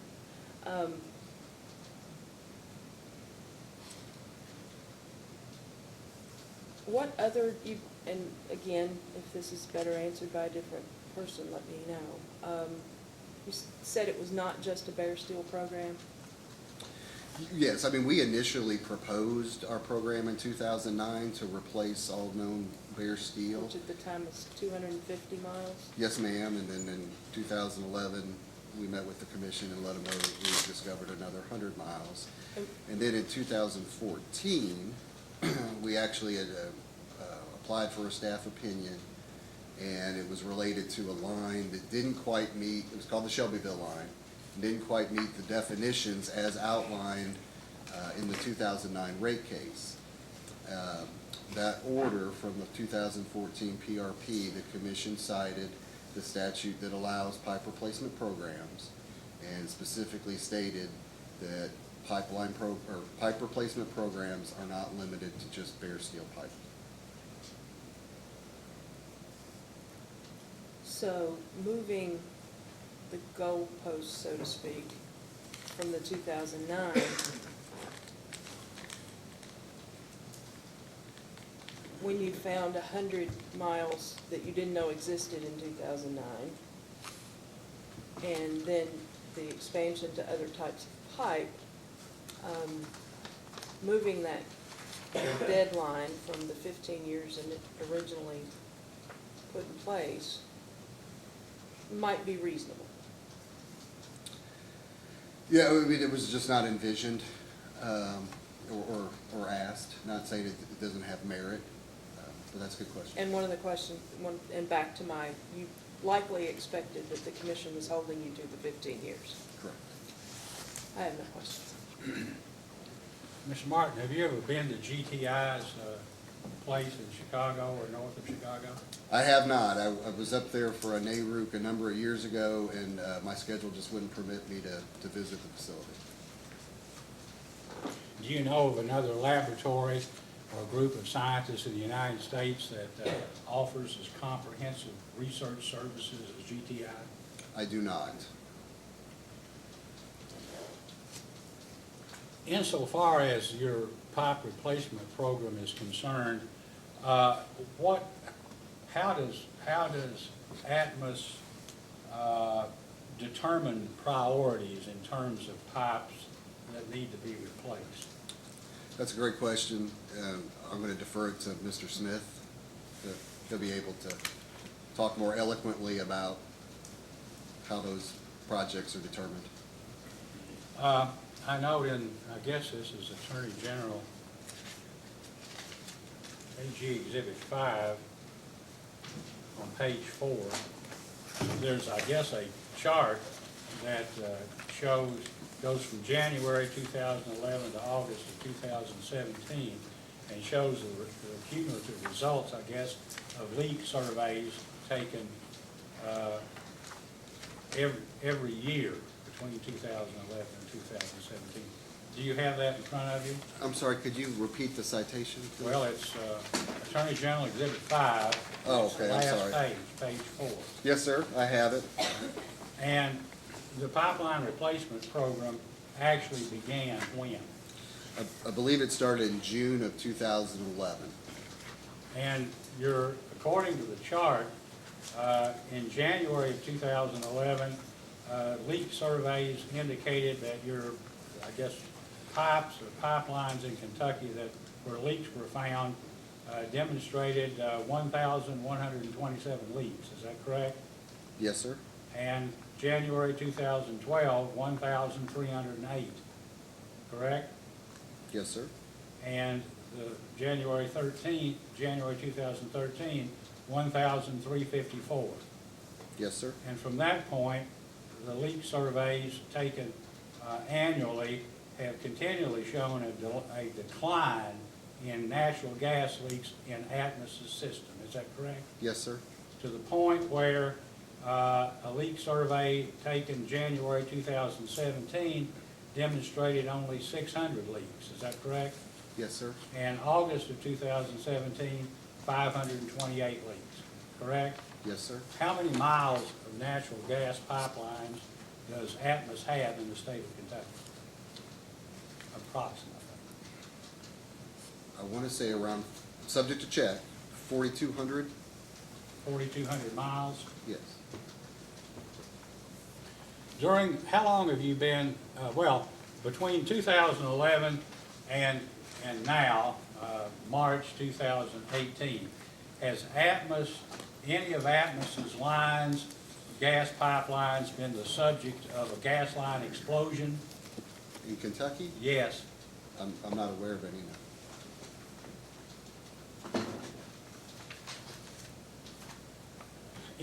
I guess you were asked questions, and I guess what I'm going to say maybe is more of a statement than it is a question. But you were asked questions by, I think, Mr. McNeil, about an order that the commission entered in Frontier Natural Gas case. Are you familiar at all with the Frontier Natural Gas case and the pipeline replacement program that the commission approved or required in that case? The AG was kind enough yesterday to provide us with that order. We didn't know what the questions would be related to that order. However, I did familiarize myself with the pipe replacement section of that order.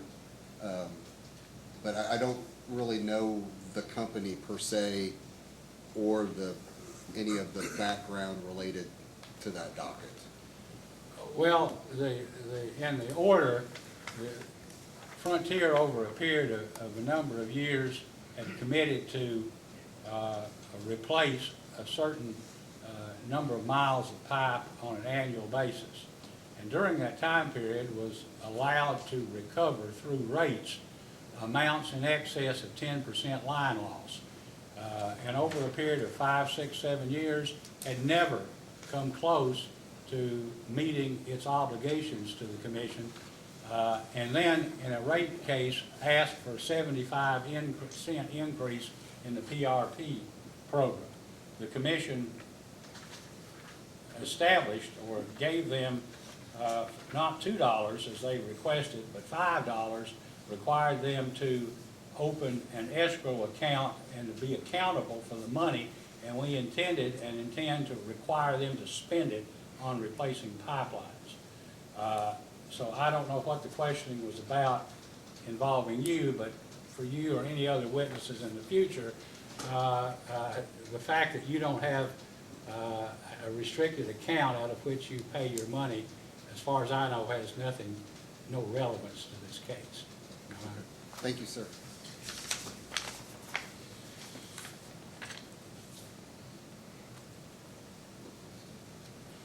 You indicated that other natural gas utilities had research and development riders. Can you identify any that do other than Atmos? Any companies? Yes. I believe in my testimony I itemized the states, and I know we provide annually an R&D report with the commission. I can't speak outside of the two in Kentucky that also have R&D riders, but we can do that research. No, the question was, I was just asking you who the other two are. Oh, I'm sorry. Here in Kentucky, I apologize. I Yeah, that's misunderstood your question. It's Delta Metro Gas and Columbia Gas of Kentucky. And how does their R&D riders in terms of rates compare with Atmos rates? I don't believe if, and subject to check, I don't remember seeing a dollar value or rate in Delta's tariff. Doesn't mean it doesn't exist, I just didn't see one. And then Columbia, I believe it may be 51C, don't hold me to that, subject to check, of their tariff, they allocate $300,000 annually for R&D initiatives. And that's less, is that less or more than Atmos collects from its customers now? It is more, ours is a volumetric rate, so we, just to keep the math simple, probably average around $60,000 currently. And our proposal was to go to approximately $278,000. And that would, the effect on ratepayer would be approximately 7 cents per month? That, yes, sir, the average residential impact would be 7 cents per month. I have no further questions. I just have one.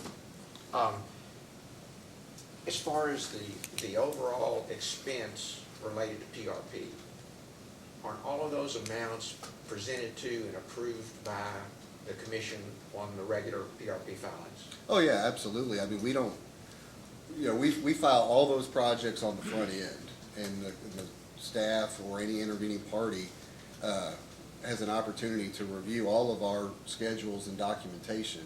And then once we receive an order from the commission, do we start those projects. We don't do anything until we get a blessing from this commission.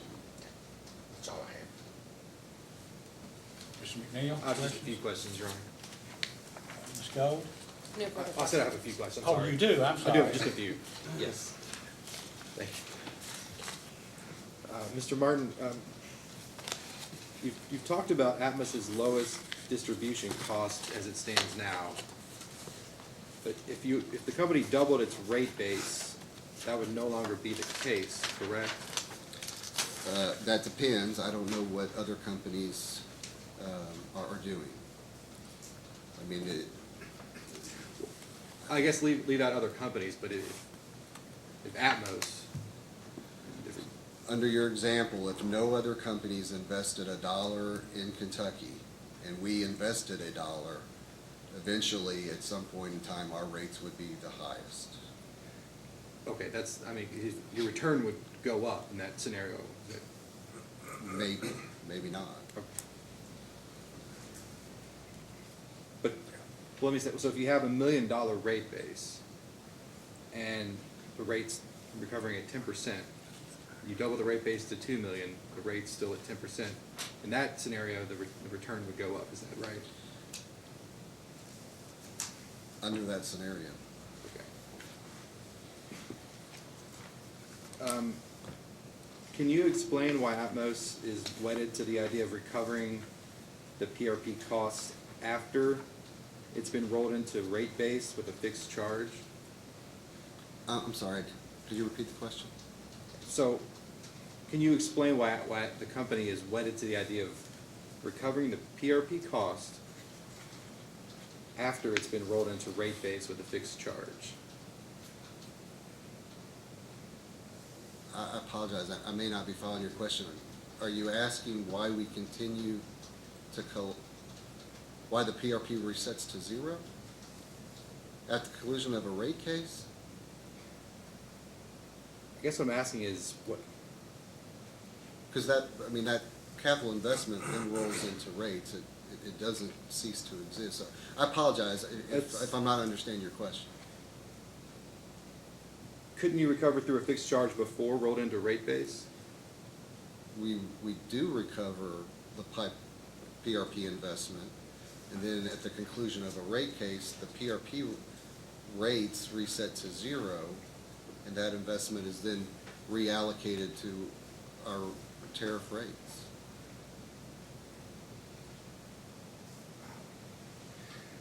Let me clarify. So, why do you always want to roll that into the customer charge then? Well, it's not 100% rolled into the customer charge. It's spread between a fixed and variable component. Currently, right now, our customer charge is $17.50. Right. Our PRP charge is, subject to check, around $3.28. You add those two numbers together, you get $20.78. The latest schedule that you gave me, which is AG Exhibit 1, we're proposing a rate of $19.45, which is less than the current total fixed costs customers pay today. So I apologize if I haven't explained this very well, but some portion is going to a volumetric component, which would be our blocked distribution rates.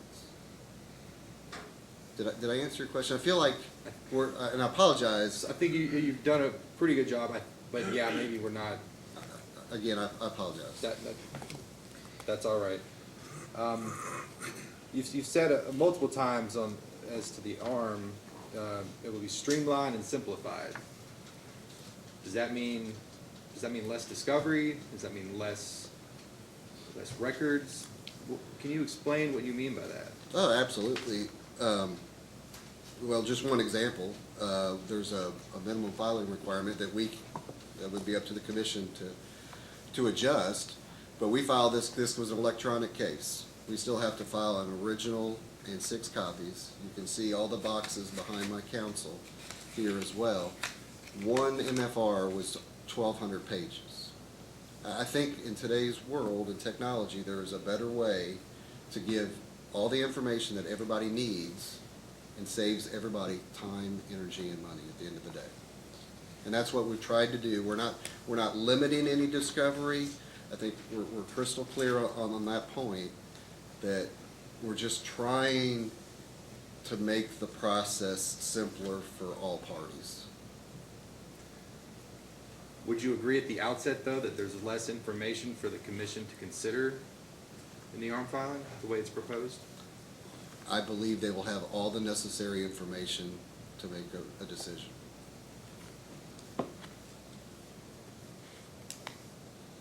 Again, as you know, we proposed a tariff. It would be a fluid process. Will the ARM process, will it meet minimum filing requirements? Whatever this commission determines, then yes. I mean, So as they currently stand, though, you don't know about that? I have no authority whatsoever to adjust minimum filing requirements. Right, but as the minimum filing requirements currently are, do you know if the ARM would meet them?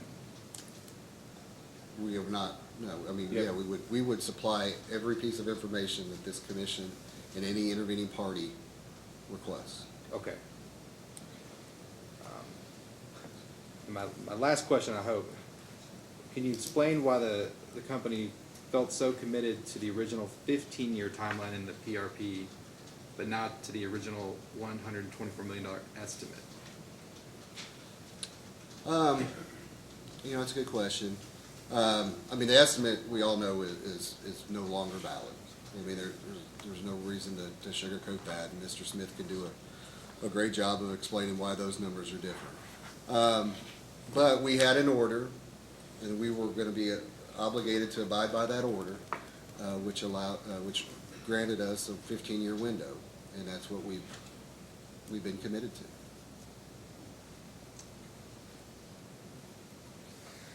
That's all I have, Chairman. No No questions. questions, Commissioner Cicero? Do you know why Duke and LG&E do not charge an R&D to their customers? I do not. I also know both of those companies are combination companies where they have gas and electric operations. That may have some bearing, but that's purely speculation on my part. But their gas operations are separate. Yes, as far as I know. And with the size of their customer base, they still do not charge, even whether it was 7 cents per customer, they do not charge an R&D. I'm not aware of them having an R&D rider in Kentucky. Do you know what your line loss reduction has been since you started this PRP program? Mr. Smith can definitely speak more eloquently on LNU than I can, but I believe our LNU is around 1%, you know, maybe a little bit north, maybe a little bit south, but it's very low. But you know what the reduction has been? What I it was do. before it was 1%? I do not. Would Mr. Smith know? He may. As a post-hearing data request, in case Mr. Smith doesn't know, I'd like that question. Is there anything else? Mr. Matthews, questions? I don't have anything. I have no questions. I have nothing else. May this witness be excused? Thank you. You may step down. Thank you. Mr. Hughes, you may call your next witness. Call Mr. Watson.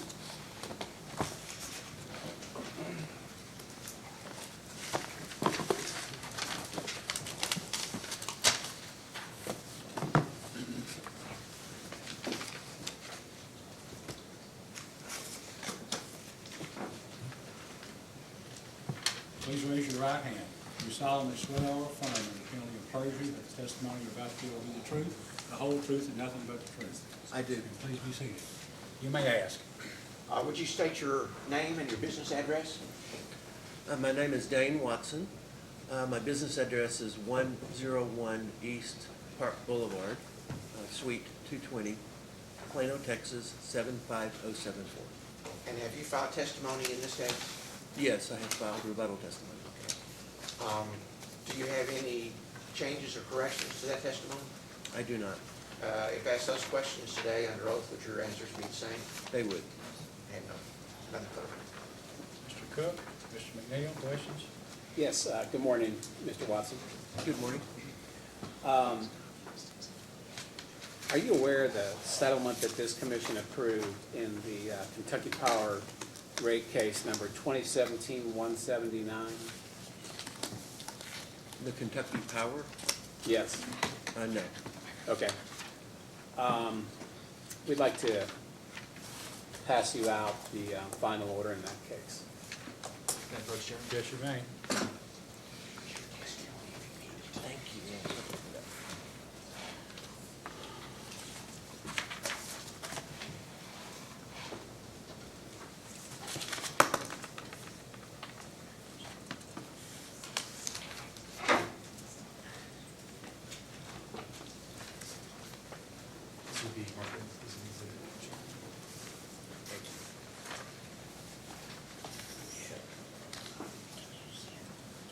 Go ahead and mark the 7.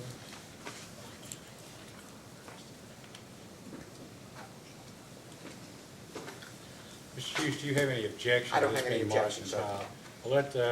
Let the order in case number 2017-00179 be marked and filed into evidence as AG Exhibit 7. Thank you, Mr. Chairman. Mr. Watson, that order that you've been handed contains a non-unanimous settlement that was entered in that case.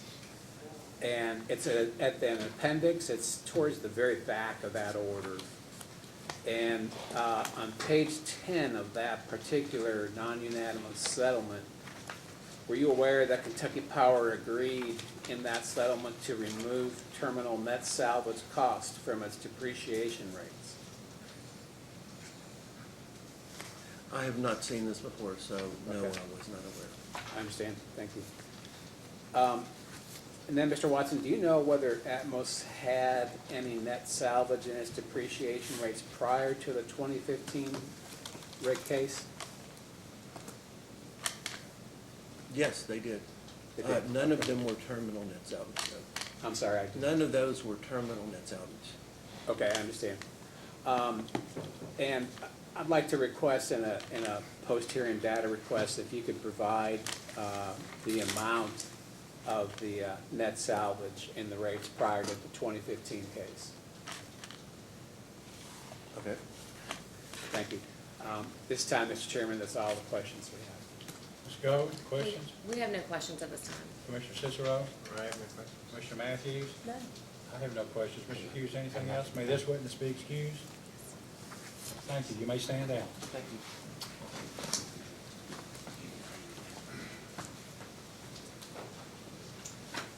Let's see.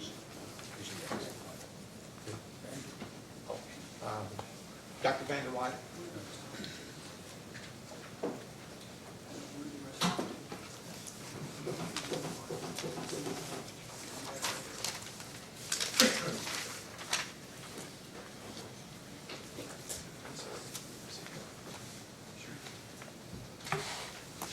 Randall White, please raise your right hand. Do you solemnly swear or affirm under penalty of perjury that the testimony you're about to give will be the truth, the whole truth, and nothing but the truth? Yes, I do. Please be seated. Mr. Lee, you may ask. Would you state your name and your business address? Yes, my name is James H. Vanderwyde, and my business address is 3606 Stony Brook Drive, Durham, North Carolina, 27705. And have you filed testimony in this case? Yes, I have. Do you have any additions or corrections to your testimony? No, I do not. If asked those questions today under oath, would your answers be the same? Yes. I have nothing further. Mr. Cook, Mr. McNeil, Mr. Chandler. Mr. Chandler, thank you, Chairman. Good morning, Mr. Vanderwyde. Good morning. Did I say that correctly? You did. Good. I've been wondering for 2 years, so Took me a while too when I was young. the things that keep us awake. Do you have a copy of, before I start, do you have a copy of that Kentucky Power Order? It's AG 7 that may have just been introduced. I believe there's still one on the counter here. And that's case number 2017-179? Yes. Perfect. And do you have a copy of your rebuttal? Yes, I do. Do you mind to turn to page 21, but I'm just going to be asking you between pages 20 and 22 generally. My rebuttal? Of your rebuttal, yes, sir.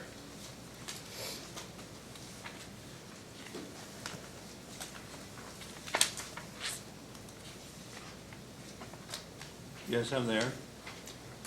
And on page 21,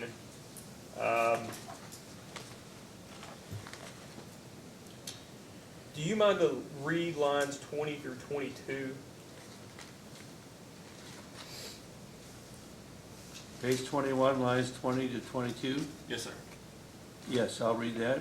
I use forecasted interest rates in my risk premium studies because the rates in this proceeding should be sufficient to provide Atmos Energy an opportunity to earn its required return on equity during the period in which rates will be in effect. Thank you.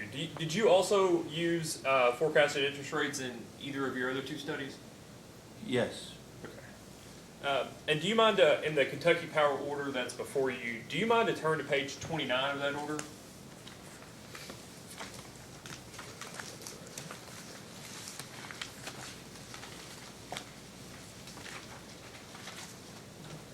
Yes, I'm there. Just 1 second, I apologize.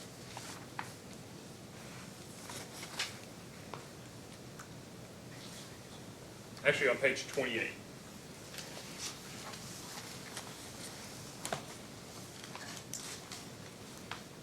Do you mind to read the first full sentence that starts with "the commission agrees" all the way through the block quote through the next sentence? So it's that the rest of that paragraph. And I'll give you a second to review it if you'd like. Sure. I would like to review it a minute.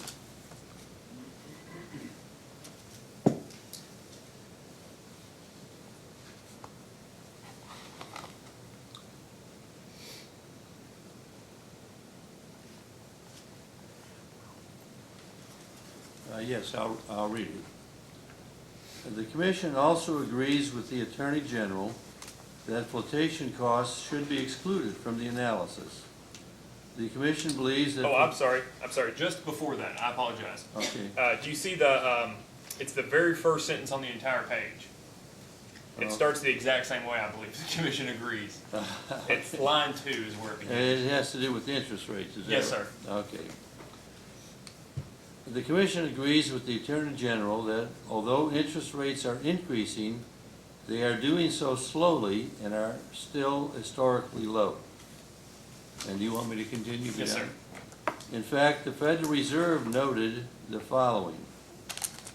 The committee expects that economic conditions will evolve in a manner that will warrant gradual increases in the federal funds rate. The federal funds rate is likely to remain for some time below levels that are expected to prevail in the longer run. However, the actual path of the federal funds rate will depend on the economic outlook as informed by incoming data. And just that next sentence, please.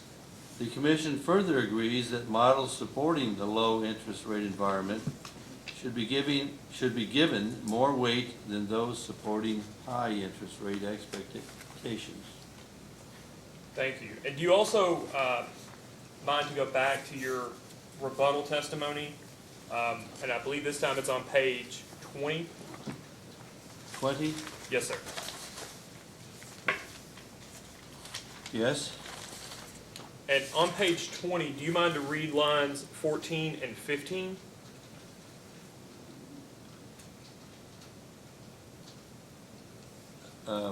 Mr. Baudino disagrees with my allowance for flotation costs because, in his opinion, flotation costs are already included in stock prices.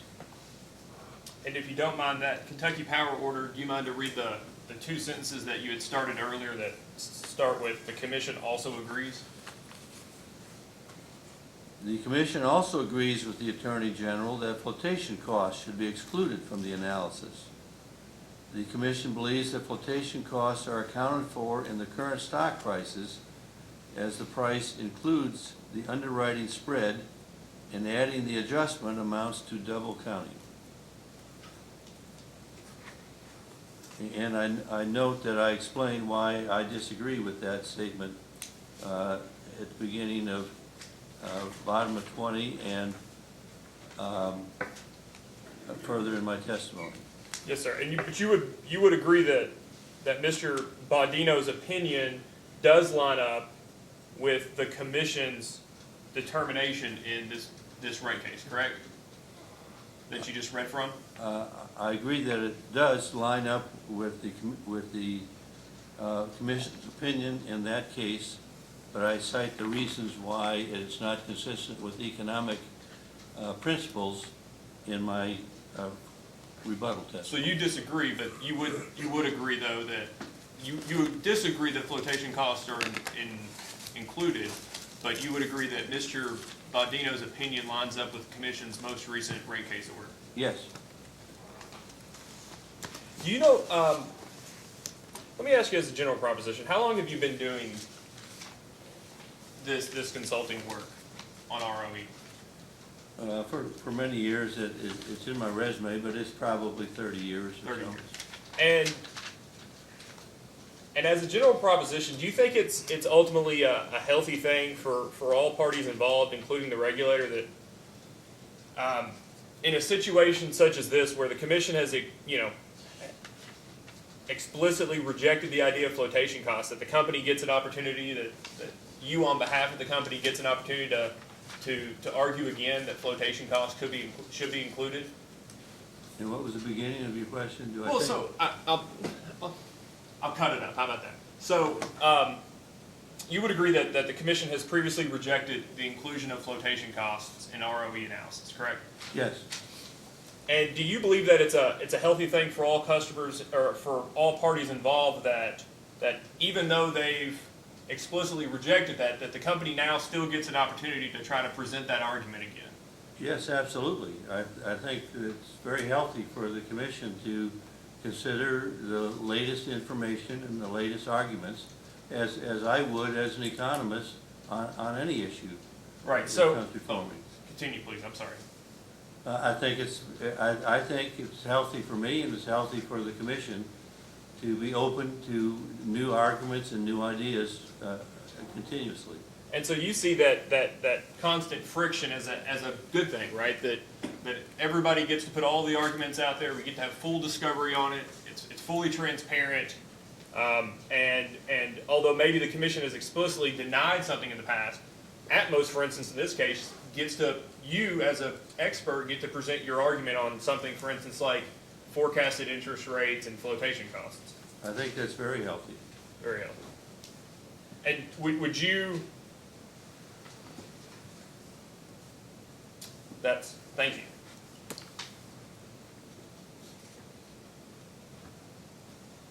Do you mind to turn to page 22 of your rebuttal? Or actually before, Chairman, may I approach? Yes, you may. Thank you. This is number 8. This is in the record, but I would like to make it Attorney General's number 8. It's just a single page from Mr. Baudino's direct testimony.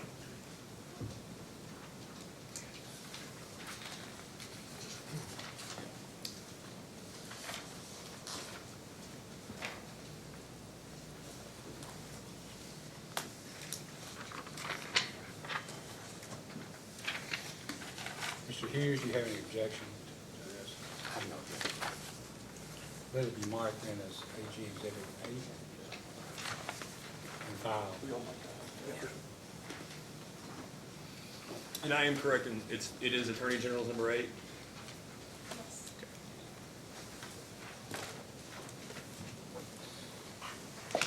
And Mr. Vanderwater, you have reviewed Mr. Baudino's direct testimony, correct? Yes, I have. And you provided a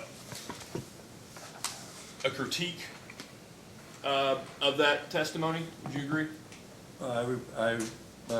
If you use the word rebuttal and synonymous with critique, yes. Okay, all right, thank you. On page 22 of your rebuttal testimony, do you mind to read, I believe it's lines 1 through 5 on page 22?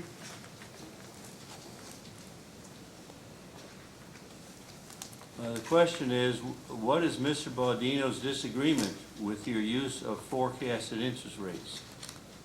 And the answer is, Mr. Baudino argues that forecasted interest rates could not possibly be higher than current interest rates because if they were, investors would adjust current bond yields to avoid or minimize capital losses in the future.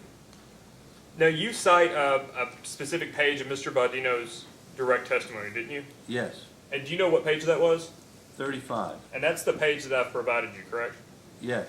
And do you mind to show me on this page where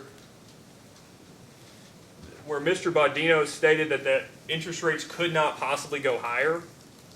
That was his assertion?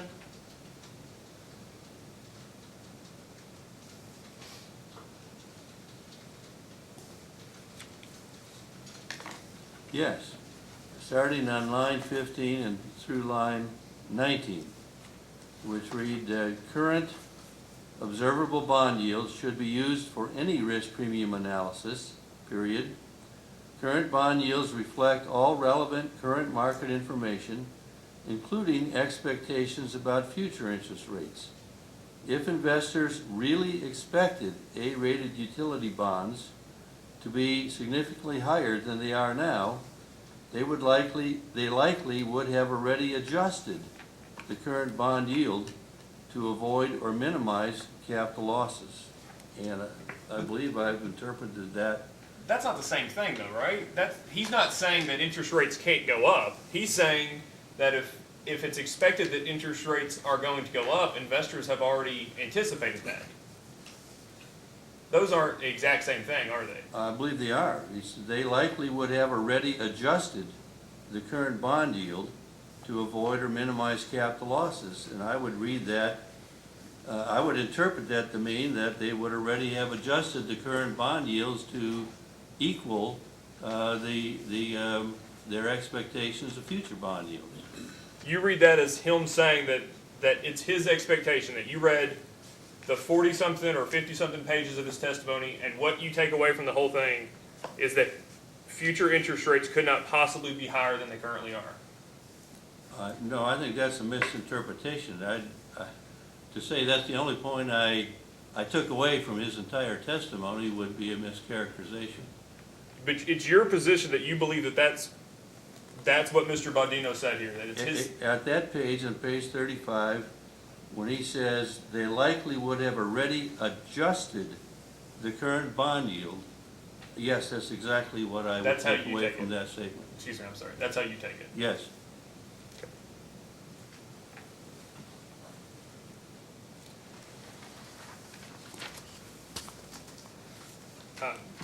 One final question. Had you reviewed this Kentucky Power order prior to filing your rebuttal testimony?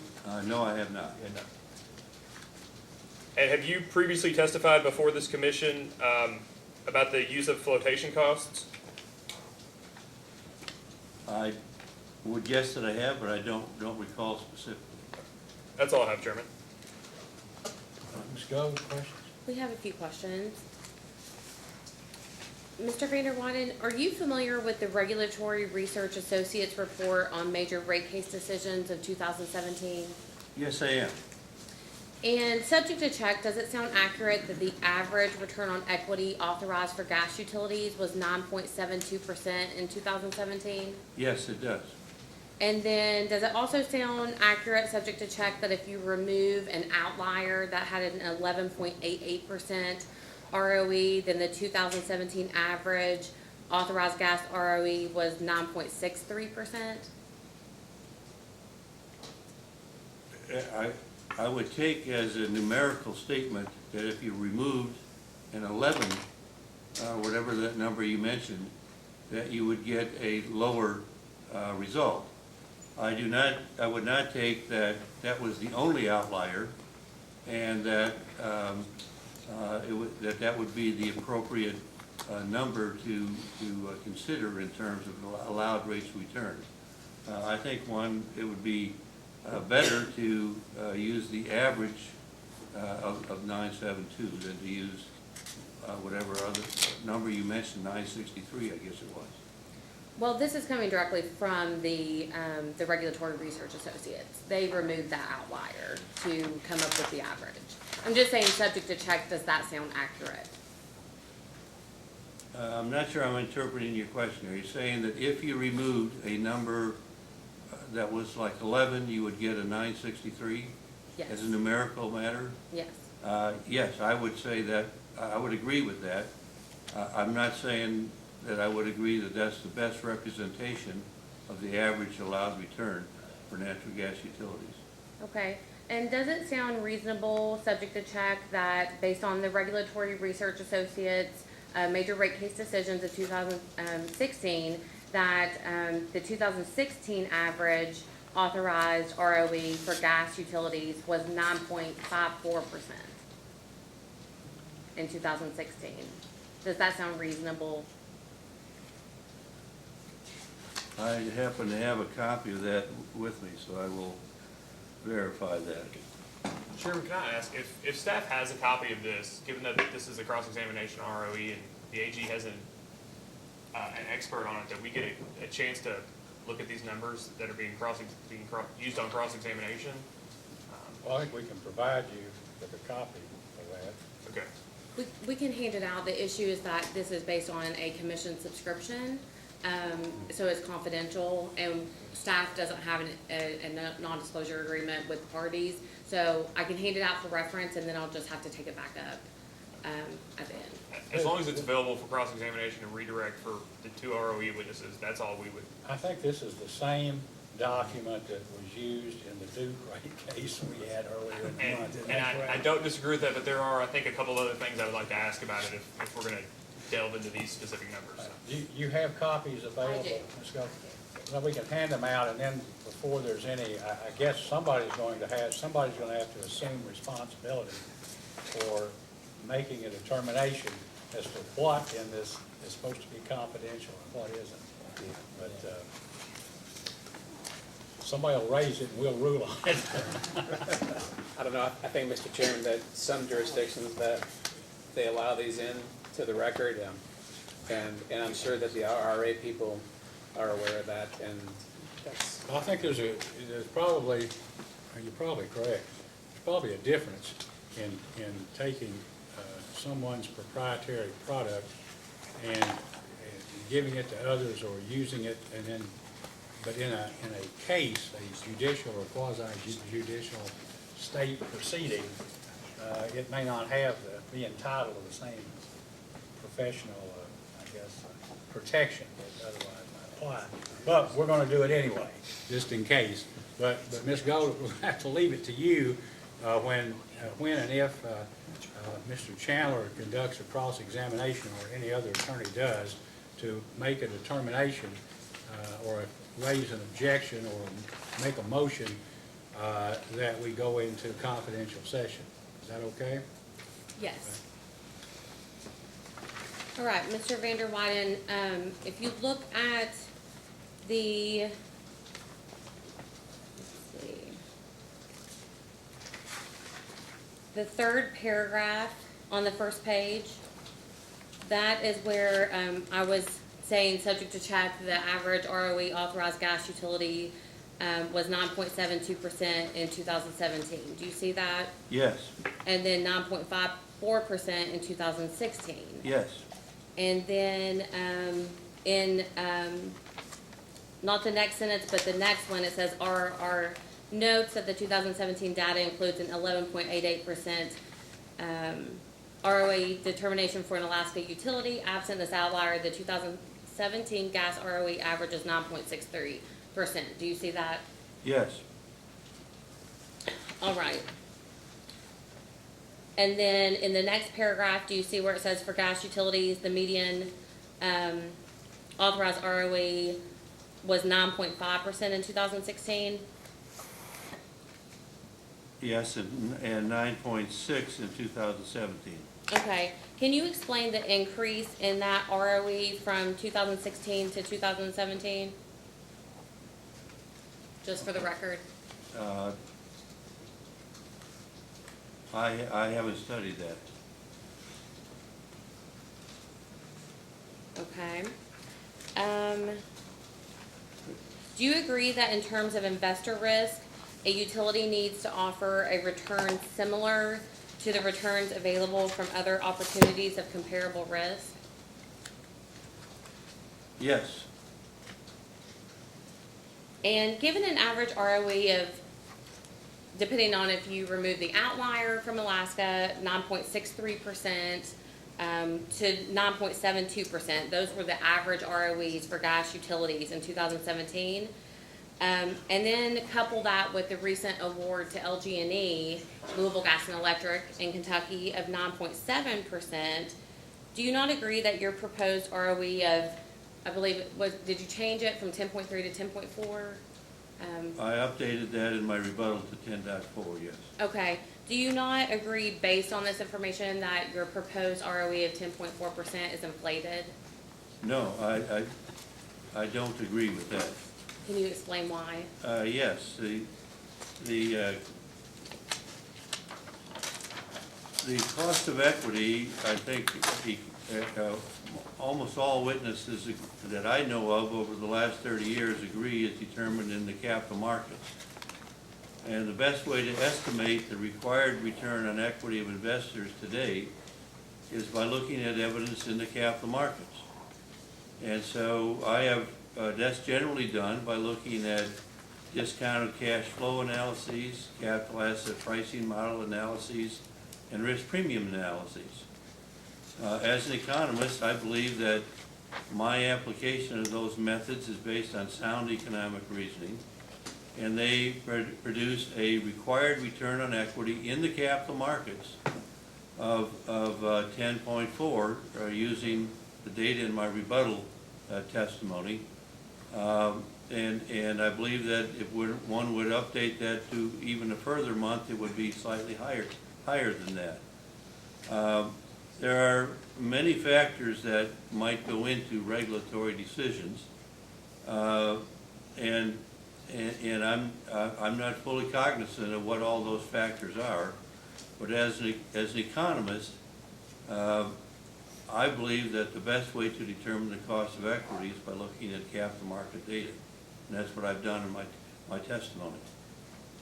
So to expound on the risk factors that you just mentioned, do you believe that the risk factors and economic conditions for Atmos are so different from that of Louisville Gas and Electric that it would justify 60 basis points higher than the recent award of 9.7% ROE?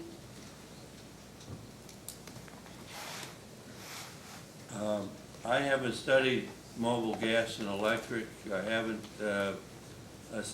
I haven't been privy to the testimony in that proceeding, whether it was good testimony or bad testimony.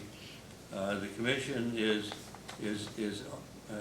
to make a decision based on the testimony in that particular proceeding. And I'm not even privy to their discussions of how they reached their final decision. As an economist, I'm aware that economists generally, and I've never seen a counterexample to that, look at capital market studies. What's happening to interest rates, what's happening to, what are investors' return requirements in the marketplace based on stock prices, forecasted dividends, estimates of risk, estimates of return on the overall market. And that's what happens when one looks at a discounted cash flow or a capital asset pricing model or a risk premium model. I don't think that, I think that in addition, I think just as a common sense matter, that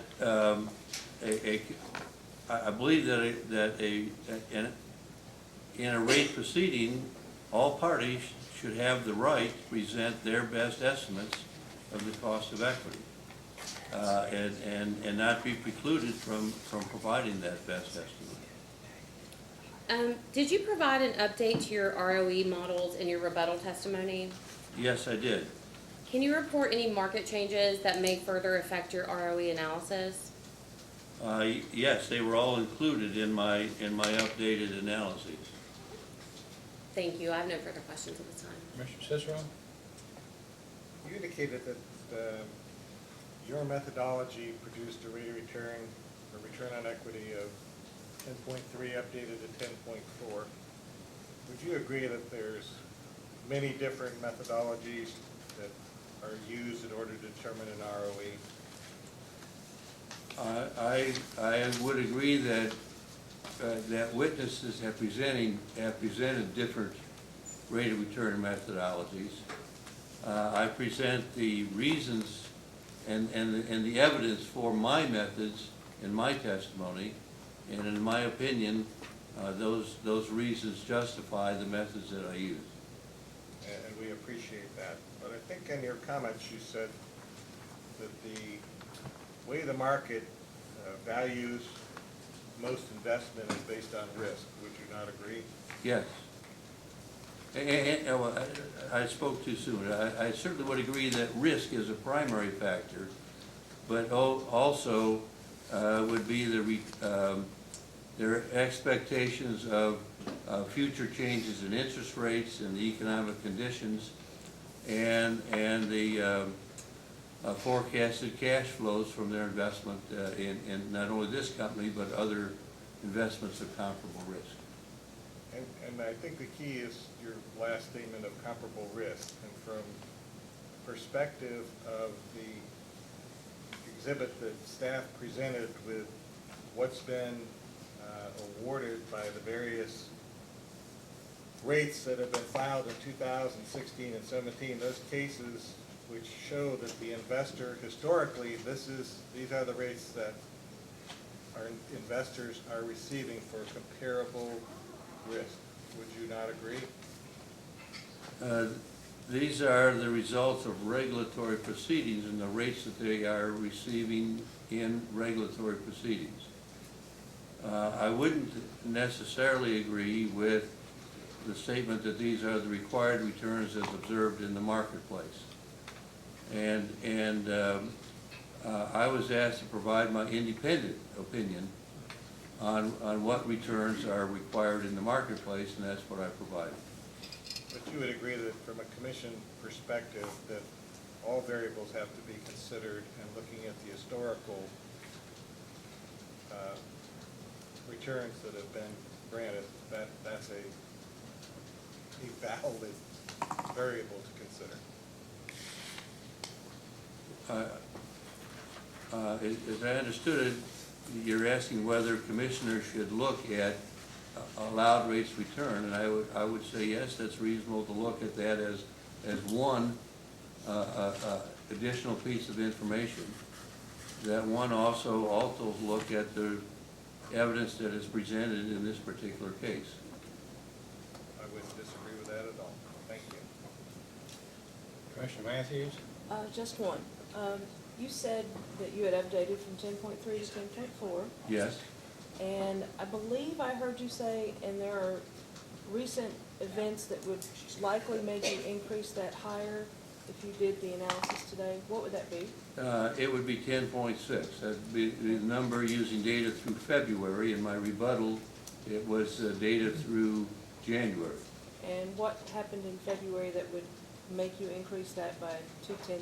Well, I'd have to, I applied my same 5 methods, and some of those methods went up slightly and some of them went down Okay. slightly. So it'd be fairly difficult to categorize in one simple sentence what caused the total number to go up, the average.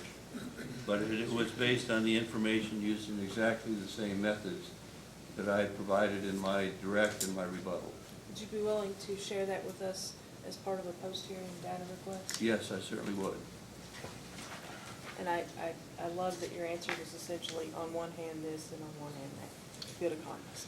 I'm trained as an economist. I'm done. Commissioner Matthews is also an economist. I understand Share that. background. Congratulations. Yes, aren't you lucky? I have no questions. Anything further? Mr. Chandler? I do have some recross. I'll be fairly quick. You have the, let me ask you just a beginning question. You stated that it's important to look, it's important for commissioners to look at other authorized ROEs, correct? As a consideration in setting returns on equity? I don't recall using the word important. I said they could look at other authorized returns, but they ought to also look at, if they did, they also ought to look at evidence on required returns in the marketplace as presented by the new evidence in this particular proceeding. And if a regulator looks at other authorized ROEs, do you think it's also important, and I think you made this caveat earlier, it's important to look at them in context, correct? Yes. Yeah.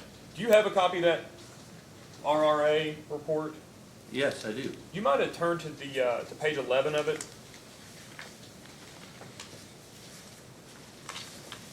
Or actually turn to the very last page, 13 to begin with.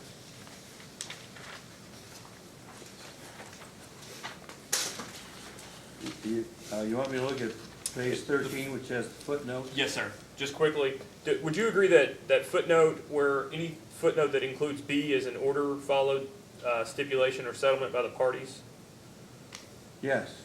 And going down a little further, that I are interim rates implemented prior to the issuance of the final order, normally under bond and subject to refund? Yes. Okay. Now, do you mind to turn back to page 11?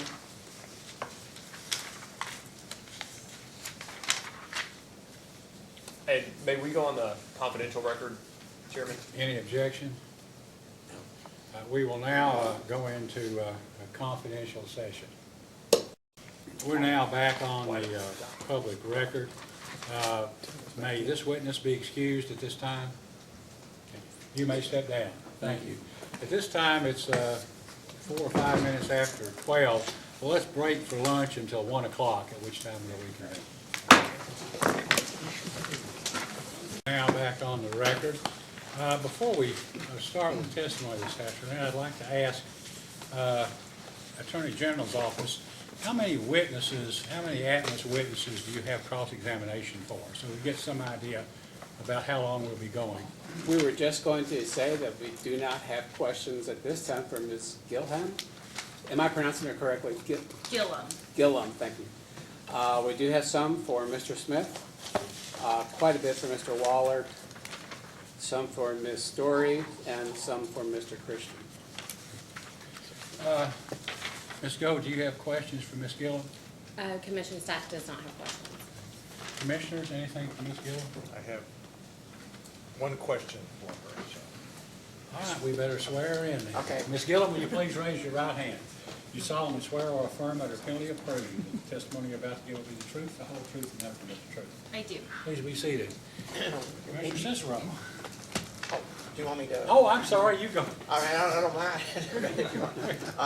Would you state your name and your position with Atmos? Yes, my name is Laura K. Gillum. I am Director of Accounting Services for Atmos Energy. And what is your business address? 5430 LBJ Freeway, Suite 600, Dallas, Texas, 75240. And have you filed testimony in this case? Yes. Do you have any corrections or changes? No, I do not. If you were asked those questions under oath today, would your answer be the same? They would be. Mr. Cicero? I hated to see her come all the way from Texas and not have at least one question. So, She's very, very anxious to have a lot of questions. I don't have a lot of questions. I directed this initially at Mr. Martin, but he indicated that he was not privy to probably very well to the change in the net plant in service, the growth that we've seen in the asset base here, where it's, I got 28% or 100 million since 2016. Are there, besides the PRP program, what is the makeup or the increase in that base? Mr. Waller would be a better one to answer that question. I don't have any other questions. We're glad to have you. Thank you. I hope you get out before the weather turns. Thank you. May this witness be excused? You may step down. Thank you. Mr. Grigsby? Yes.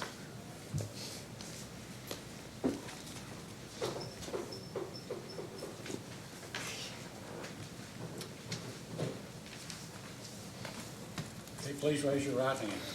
You solemnly swear or affirm under penalty of perjury that the testimony you're about to give will be the truth, the whole truth, and nothing but the truth. I do. Please be seated. Mr. Hughes, you may ask. Would you state your name and your position with Atmos? My name is Greg Smith. I'm the Manager of Engineering Services for the Kentucky Mid-States Division. And what is your business address? 810 Crescent Center Drive, Suite 600, Franklin, Tennessee 37067. Have you filed testimony in this proceeding? No, sir, I have not. Filed rebuttal testimony? I did. If you were asked those questions today, or do you have any changes or corrections to your Do not. testimony? If you were asked those questions today under oath, would your answers be the same? They would. I have none. Okay, Mr. McNeil? Yes, Chairman, I have a few. Thank you. Good afternoon, Mr. Smith. Good afternoon. So you are an engineer by training, is that correct? Yes, sir. Okay. You are not a rate-making expert, correct? No, I'm not. So, and your testimony does not provide any insight into cost recovery. You do not address that, right? Is that right? No, sir, it doesn't. Okay. And you wouldn't know if one form of recovery is better than another? No, sir. In your rebuttal testimony, you do say that on page 3, continuing the pipeline replacement program is in the public interest. Did Atmos operate its system in a safe and reliable manner prior to the enactment of the PRP? Yes. Do you have the rebuttal testimony in front of you? I do. Okay. You're on page 3? I'm now going to turn you to page 6, though. Okay. Line 10 to start with.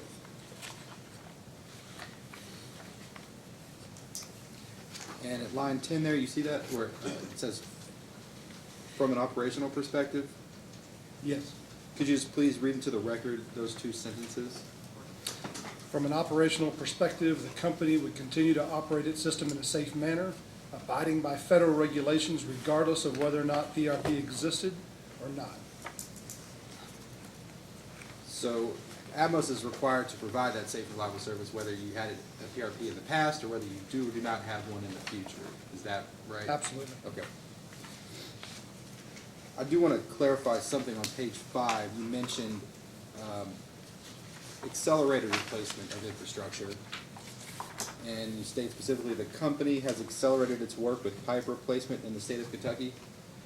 Are you just referring to the PRP in general terms or an acceleration of something inside the PRP? No, I'm commenting on our PRP program, That's- accelerating in the number of miles we are replacing since the program began in 11.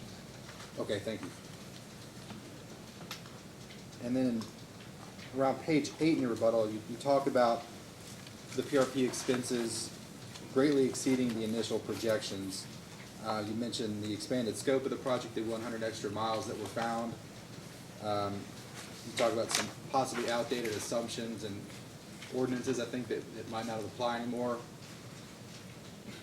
And then you go on to say there were cost estimates made within this original estimate that have proved to be incorrect in order to manage a program of this size. And then you list some things like easements, street remediation, handicap ramps. From an engineering perspective, could you just tell me why those cost estimates might have been so wrong? Well, my attempt here is to summarize what I see from those estimates that were put together for the 09 case. I was not responsible for putting those estimates together, so I'm going back looking at notes and spreadsheets of what those assumptions were. And I see there are some areas where we incurred quite a bit of cost for street sidewalk repair, for example, just picking one of those, that I did not see built into that original estimate. Has the company taken steps to sort of do that same thing and build in costs where you see them, where they were not factored in Oh, before? absolutely, now, yes, ever since we started implementing the program and growing the program from 2011, we track all of our costs so that we can build a portfolio of projects for budgetary and future planning. Do you feel like your ability to estimate those project costs are better now than they were when this program was first put in place? Yes. Can you give me a specific example, just? Well, prior to, I mean, the original estimate was based on the 09 case before we even competitively had bid this work to contractors and construction crews. And so in 2011, when we actually started assembling our pipeline contractors and doing that bid for that work, well, now we have unit cost to work with. That would be an example. Okay.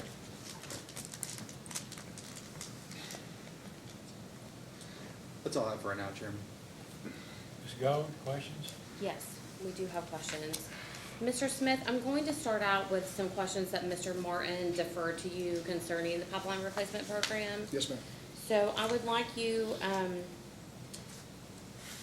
to explain how Atmos prioritizes the projects to be included annually in its pipeline replacement program. We have a known amount of pipe to replace that fits under the 09, as defined in the 09 case, bare steel replacement program. It is prioritized logistically. We have to work on an annual basis and in a 5-year basis to sitting down with our operations, our engineering groups, our local supervisors that are working with our towns and communities we serve to figure out where can we start this construction work and how much can be done in those communities that provides the greatest level of customer service and being able to relight customers turning meters back on after they're turned off, but not overburdening the communities we serve, such as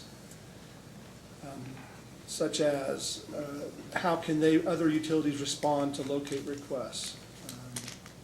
How are we working with their planning and zoning on their street overlay projects or their downtown beautification projects? So you can imagine in a bigger community, you have more resources, you can put more work into those towns. In smaller towns, when we're in Rocky Hill or Harrodsburg or a smaller town, you have to really kind of plan that out. And then our goal is not to bounce around from town to town to town taking care of small projects. We lay out a plan to move into areas, set up the logistics and the material delivery, and then work till we can clear out all of this bare steel and services and then move forward. So it's very much a logistics discussion between engineering operations and also with the communities we serve. And I assume that you, or Atmos references maps to attempt to find the bare steel and the riskiest pipelines. Does that factor into your prioritization? All of our bare steel is identified in our GIS system, in our mapping system. So yes, we know where it is, and we can We have a long-term plan of how we're going to address it and set up projects. For this size program, you have to work a year in advance on making sure you have projects set up to be able to put together and hit the targets that we have each year. So I wouldn't say there's a risk aspect, but there is a certain way you tackle bare steel replacement from a high-pressure distribution line, transmission line, to an IP system, to a low-pressure system, for example. Okay, how does Atmos determine its estimated PRP spending for each upcoming year? Y'all have already discussed a little bit of the through Mr. Martin, and some of the dollars that are presented, the projects that are put together to meet a certain dollar threshold that are provided to the commission. My group, the engineering group, with our inspectors and contractors, we're working on coming up what our actual costs are based on the regions we're doing work, and then providing that cost. So that unit rate for replacement, that cost per service line for replacement. Okay, do you know what cost components Atmos considers when determining the estimates for the PRP? In general, are you just asking about what costs go into the projects? Yes. All of them. Everything from engineering and initial engineering and design, to project inspection, to construction, to cleanup and remediation, to cross-bore inspection, to the closing packet that are put together, the maps that are done after the fact. And I believe you were discussing with the Attorney General's office, I heard you reference issuing requests for proposals or contract labor. So can you expound on that? Is your PRP exclusively contract labor, or does Atmos do some in-house and then contract other projects? How does that work? It is both. We have in-house crews that are working, they're dedicated to PRP projects, and we have contract crews that are dedicated to PRP projects. We have in-house inspection, and we do, on larger linear projects, we do contract inspection. So it's a mix of both. And can you identify and explain if there have been any cost savings and or improvements in reliability that have occurred since the inception of the pipeline replacement program? That's probably, if you're asking a specific question about the O&M, I know there's an O&M calculation that goes in our PRP. If you're asking that kind of question, that's probably a question for Greg Paula. My experience is in, when you're talking about safety and reliability, is seeing the infrastructure that we're replacing, the meters we are moving, the service lines we're renewing, the valves we're installing, the regulator stations we're eliminating from an operational and engineering, a safety and reliability standpoint. Can you refer to staff's second request for information, item 18B?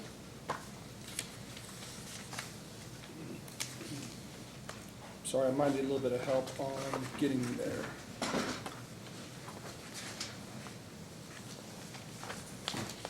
Is it one of the documents we talked about with Mark? Staff two, which one? Question 18B.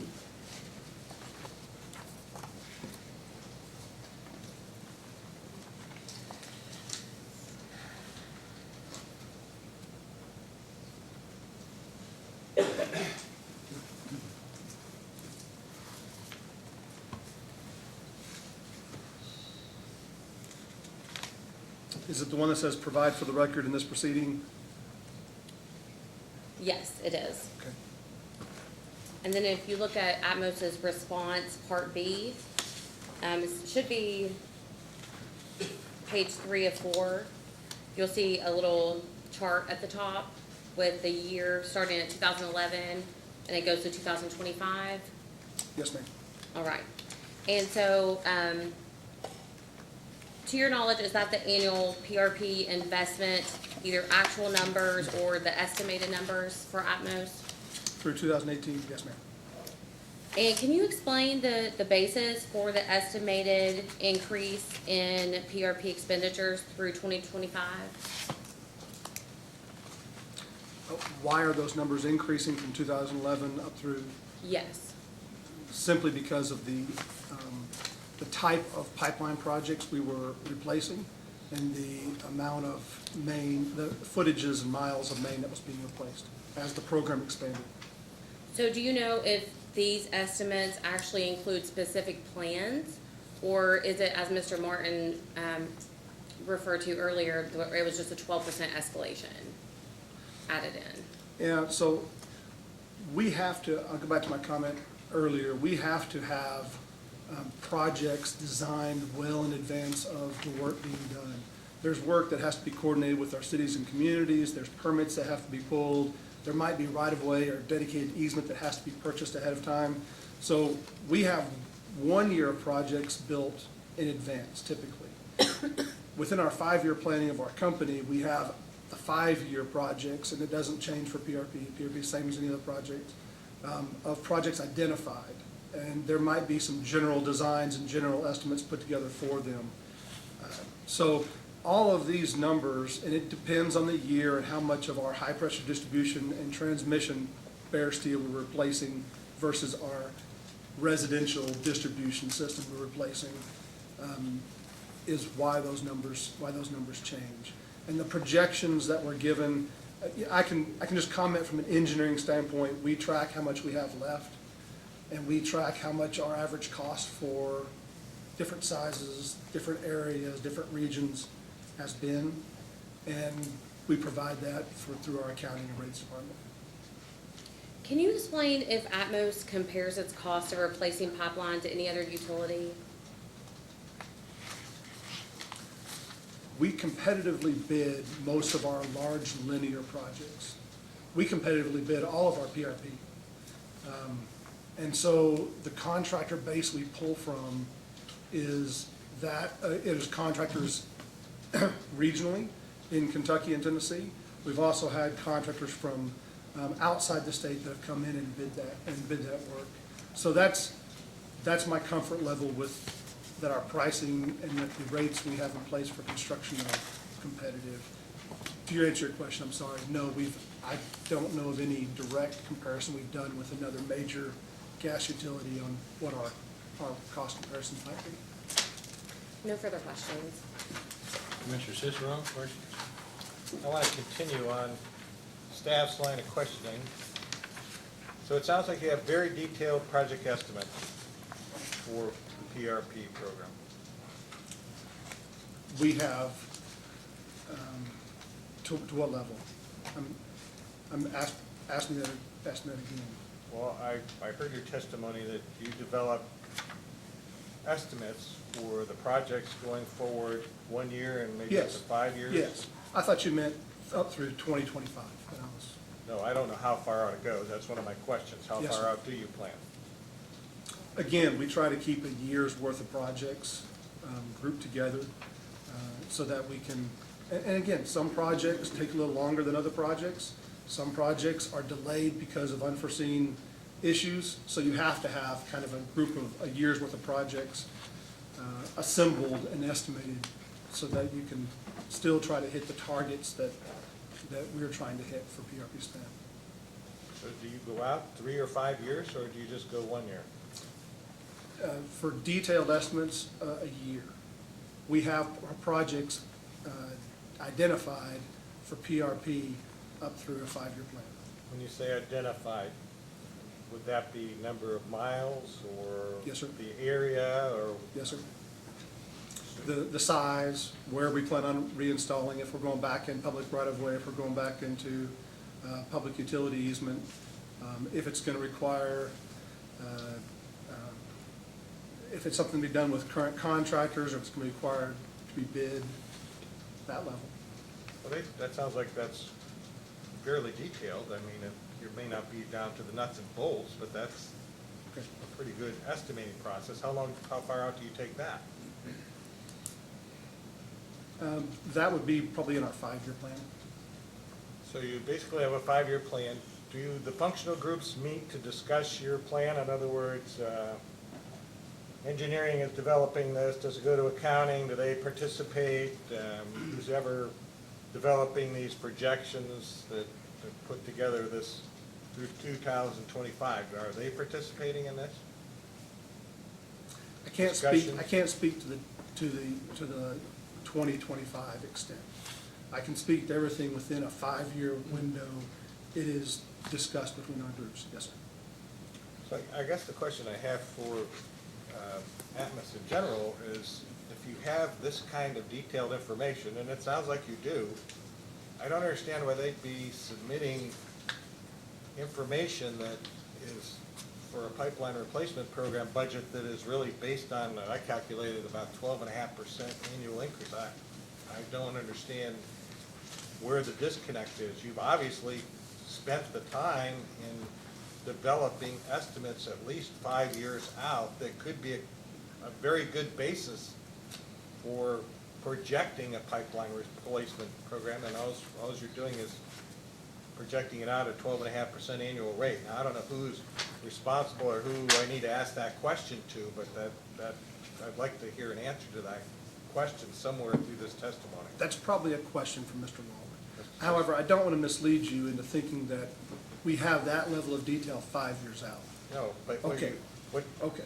My understanding is you're identifying projects, and I'm presuming somewhere in those 12 projects to you 18 months. identify Yep. the amount of pipe that's going to be replaced, and you have an historical average that has to have been developed, whether it's in-house or contractors.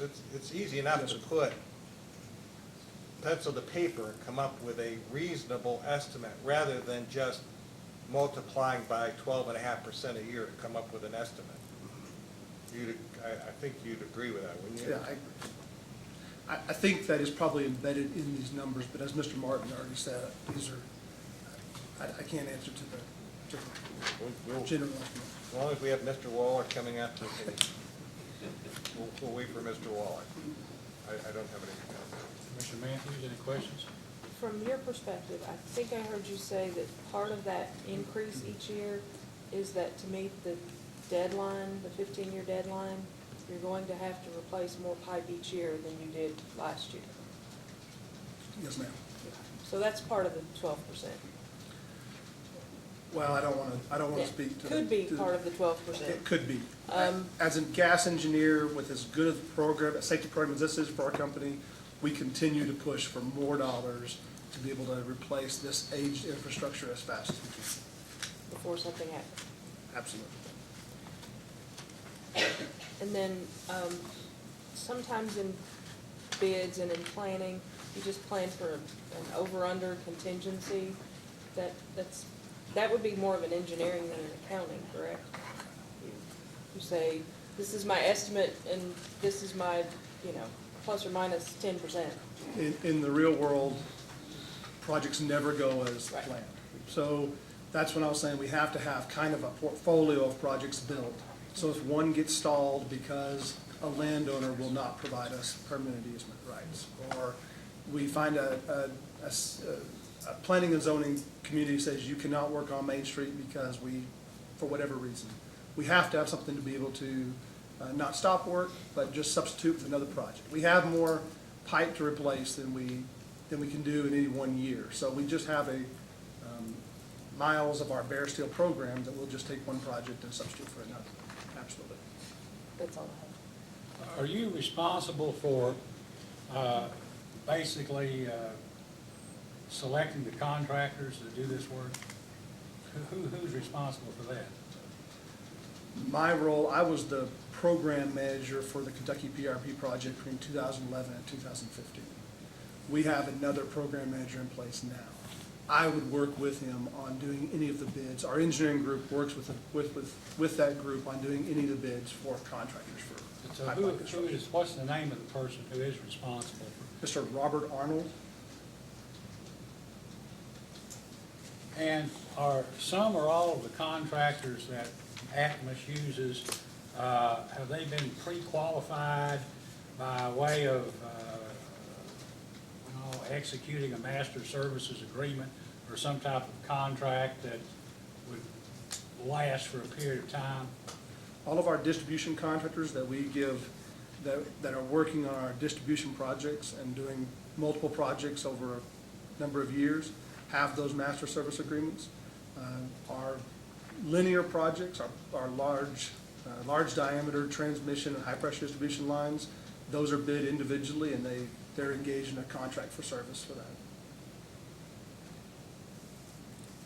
And I suppose that wouldn't it be a more accurate, wouldn't a more accurate estimate of future cost be based upon the historical costs per year that Atmos has spent in the pipeline replacement program? I mean, you know you're going to use the same contractors, for instance, and you know what their prices are because you've got a worksheet of what a bulldozer costs per hour or any None kind of of our equipment. projects are hourly, they're all unit rate. They're all unit rate, which means for what, for the record? They're on a schedule based on the work that's being performed. The pipe that's installed, the pipe that's retired, the valve that's installed, the service line that's replaced. It's all on a unit rate. So it's all on a flat rate cost, is that what you're saying? It's all, I wouldn't say, yes, I mean, it's a unit rate for the work that's being done. So if they are tapping and plugging a steel line, based on the size of that steel line, the pressure of that steel line, and the material that's used, there's a set contract rate for that in their master service agreement. And do they provide the materials?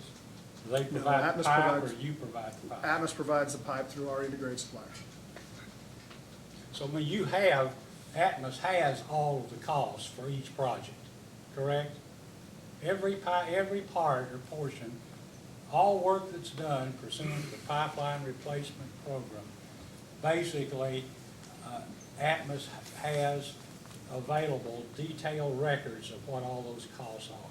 We Is have that the correct? actual cost, yes, sir. But as far as you know, those actual costs, as they may or may not have increased over the years, have not been used in order to project future costs through 2025. No, they have. They have. They have. But, and I don't want to get in the weeds here with you, but just because you have the unit rates, doesn't mean you know how much every project's going to cost. For example, we have a unit rate for a cost per foot on a service line. But until you get out there and realize, is it a long side service, is it a short side service? Is it is a service you can insert, is it a service you have to directional bore? Those change those rates. But the cost that we incur from our contractors is a set rate based on what the project design lays out. Does that make sense? I understand. Thank you. I have no further questions. Mr. Hughes? No, sir, we don't. Mr. Bailey? We have nothing further. No questions. Mr. Cicero? May this witness be excused? You may be excused. Thank you. Mr. Hughes, call your next witness. Greg Waller. Sit back. Be comfortable.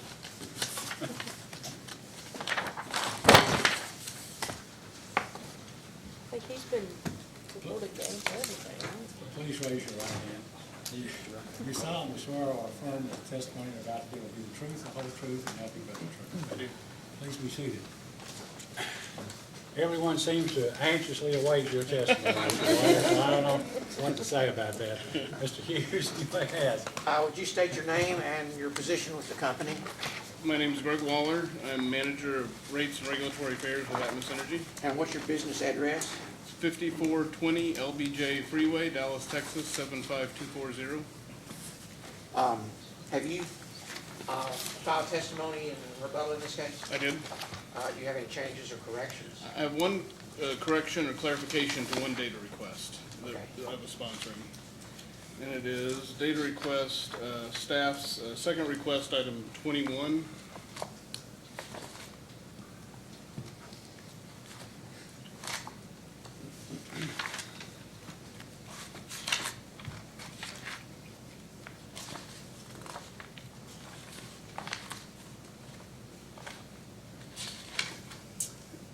The response, my response to Part A of that request said that the parties in case number 2015-343 inadvertently failed to include a provision for amortization of rate case expense in the settlement agreement for that case.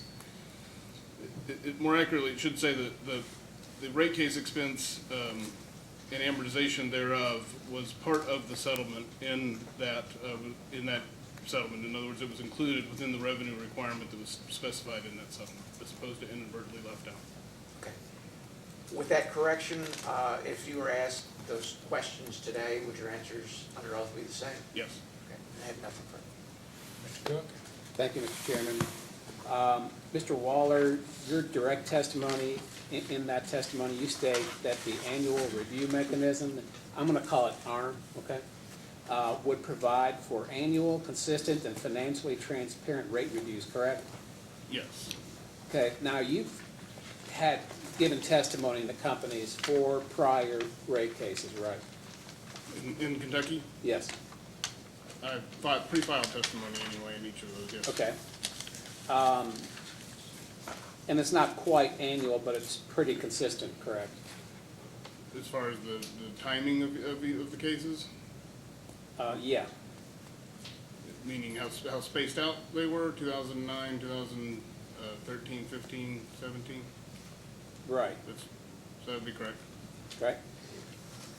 Would you agree that traditional rate cases are more comprehensive and transparent than the ARM proposal that Atmos has put forward here? I wouldn't disagree, would not necessarily agree with that, no. Certainly not more transparent. You could make an argument that they're more comprehensive, but not necessarily so. But certainly not more transparent because they don't happen nearly as frequently. Isn't it true that the ARM would reimburse Atmos for its costs incurred? It would allow Atmos to earn recover its expenses and earn a fair rate of return on its investment. That's what it's intended to do. And under the proposed ARM, Atmos itself would determine the scope and growth of forecasted and actual capital expenditures, correct?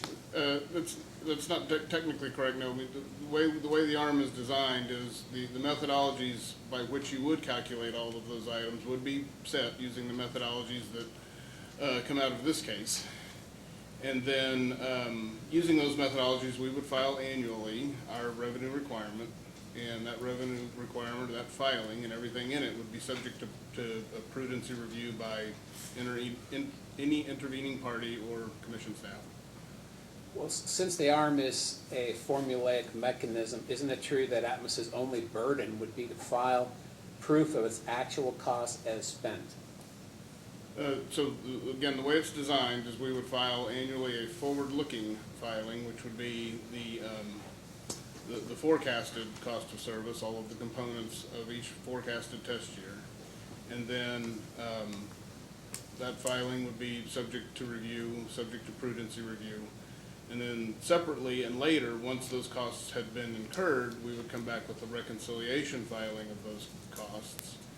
And in that reconciliation filing, that's where the cost would be, at that time, historic in nature and be, again, subject to prudency review. And once those costs are filed, they are presumed reasonable, correct?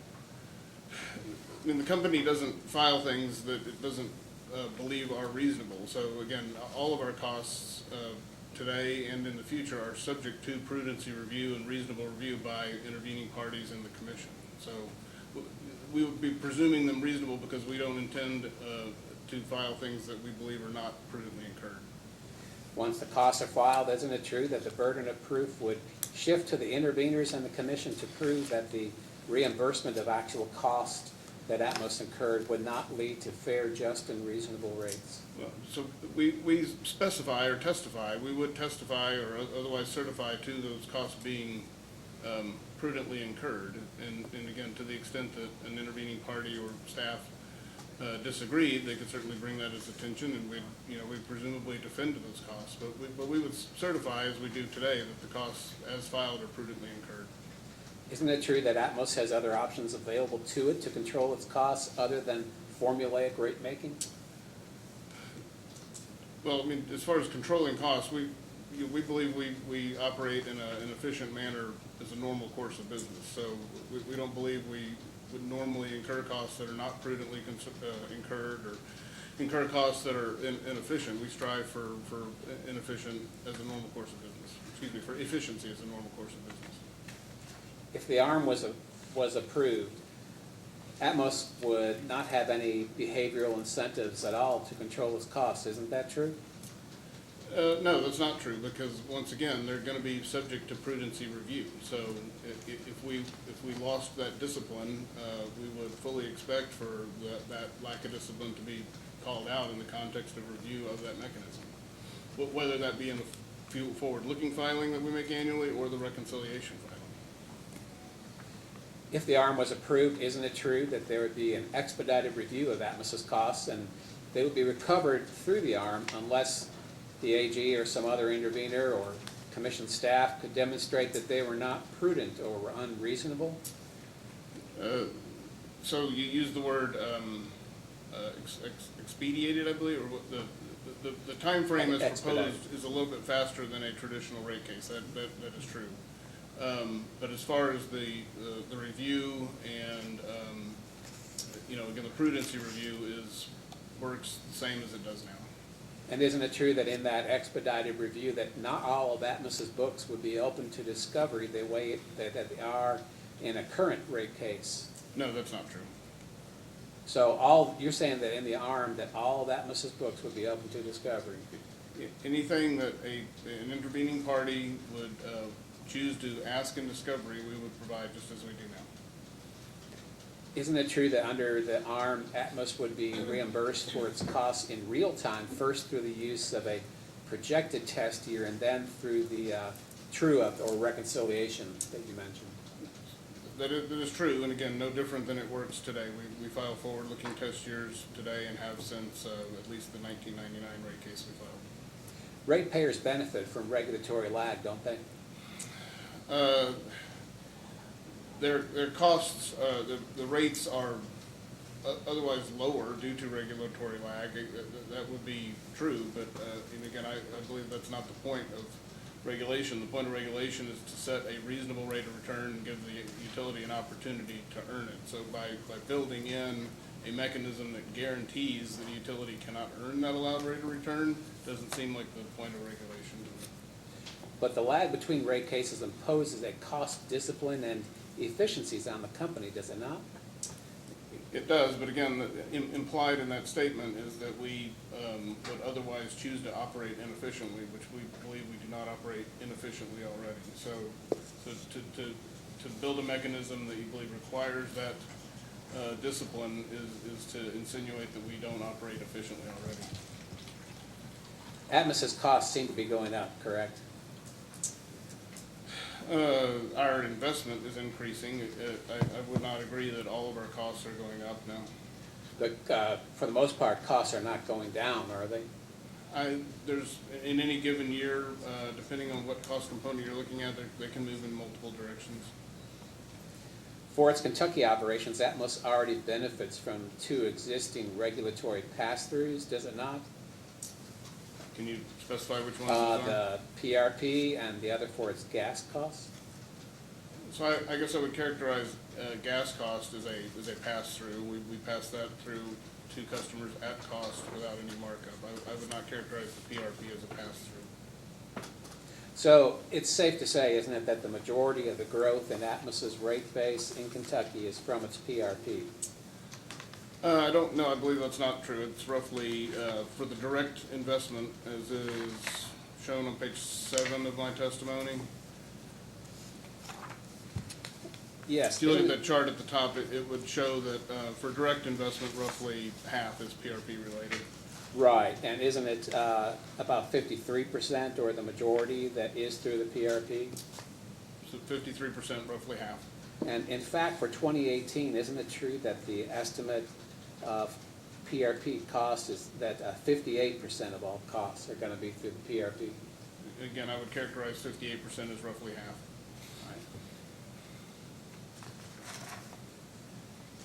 And if approved, the ARM would give Atmos a guaranteed rate of return, would it not? No, I disagree with that. But you said it was formulaic, correct? Mr. Martin testified to it being formulaic, and the methodologies that are, again, proposed as far as filing the forward-looking filing are formulaic in nature. It is not, none of that guarantees a rate of return. Can you turn to your direct testimony at page 9 and let me know when you're there? Okay? And beginning at line 15, can you read into the record the sentence that starts with the word secondly?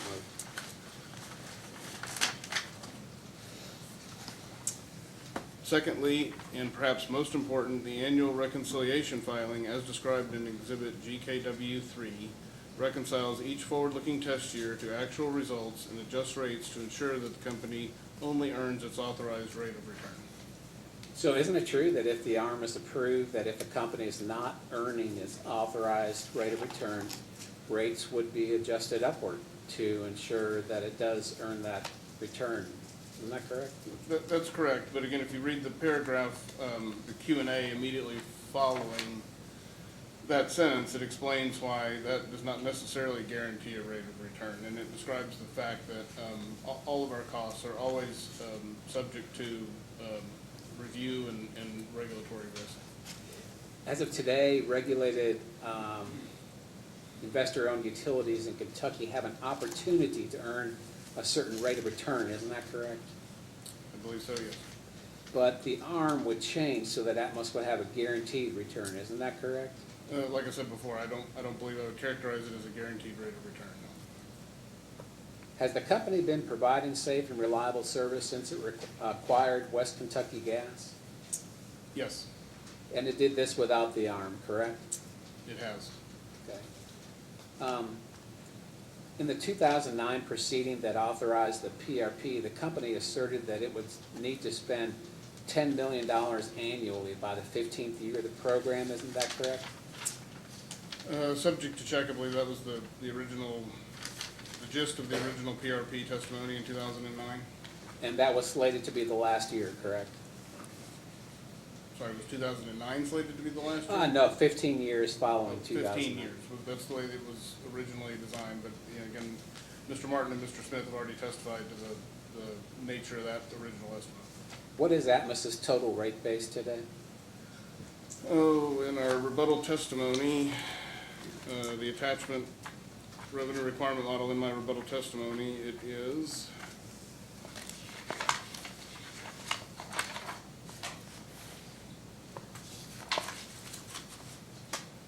$427 million. All right. And were you in the hearing room when we were asking questions of Mr. Martin this morning about the projected cost escalations under the PRP? I was. Okay. So in case 2017-308, the company stated that it will expand its cost projections such that by 2025 it will have spent nearly $700 million on PRP projects, correct? I think that's correct, yeah. And that's 5.5 times more than the original cost projections, correct? Isn't that pretty dramatic? I mean, it's the needs of the system. You can characterize it as dramatic if you'd like. I wouldn't necessarily characterize it as that. It represents the needs of the system. Where will it all end? Where will it all end? I mean, I'll answer that this way. We're currently on pace to, if you just look at the steel pipe that we have in our system, it's about 2,600 miles of total steel pipe. That's not bare steel, that's all steel pipe. Our current replacement rate, at our current rate of investment, will replace all of that approximately every 52 years. If you look at steel and plastic pipe, so total main in the system, we have about, as Mr. Smith testified, a little over 4,000 miles of pipe in the system. Current replacement rate on that's about 80 years. So if you're comfortable with, 80-year-old pipe being in the ground, then our current level investment's about right. If you think 80 years is a little long for pipe to stay in the ground, then we probably need to continue to accelerate it. So in the 2009 case that approved the PRP, the company stated that it anticipates a significant reduction in leakage, which in turn will impact operations and maintenance expense over the duration of the PRP. Isn't that correct? That's correct. Has the company returned any of those O&M savings resulting from the PRP program to the ratepayers? So there's a formula that is built into every PRP filing that calculates, it's formulaic based on the original filing that was approved, calculates what amount of money that is. And that's built into every PRP filing that we make. When we file a general case as we have here and we roll all components of the PRP into rates, again, all components are rolled in. So the investment as well as O&M savings are embedded in the cost of service that we filed as part of this general case. So they're returned in the form of our O&M today is forecasted to be, whatever it's forecasted to be would include any of those savings that have been accumulated. Does it sound correct to you that the annual PRP savings accumulated to date stand at about $110,000? I believe that was the result of that O&M formula in the most recent PRP filing. And again, that formula, that's a formula that was approved in 2009. The actual number of the actual number or amount of O&M savings could be higher or lower than that. It's somewhat hard to track specifically, if not impossible to track specifically. But whatever it is embedded in our O&M forecast for this case. So once the company makes a capital expenditure under the PRP program, it's virtually guaranteed a recovery, not only of its investment, but also a return on that investment, correct? Say that one more time. When we make a PRP filing?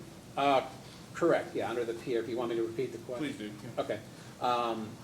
Once the company makes a capital expenditure under the PRP program, it is virtually guaranteed a recovery, not only of its investment, but also a return on that investment. So the PRP is filed consistent with the rules in Kentucky. It's also forward-looking. So when we make a PRP filing, it forward-looks projected investment for that year. We file it in every August 1st, and the capital expenditures and the rate begin the following October 1st. There's true-up component. So then we put the rate in October. We begin to invest the money in October, and we come back and there's a true-up component after we finish the year. In both cases, the project details are provided in the filing and subject to review by any intervener. Isn't it true that the PRP is primarily about allowing the company to recover its costs as quickly as possible? Is it true that where is it allowed to please restate, I'm sorry. Sure.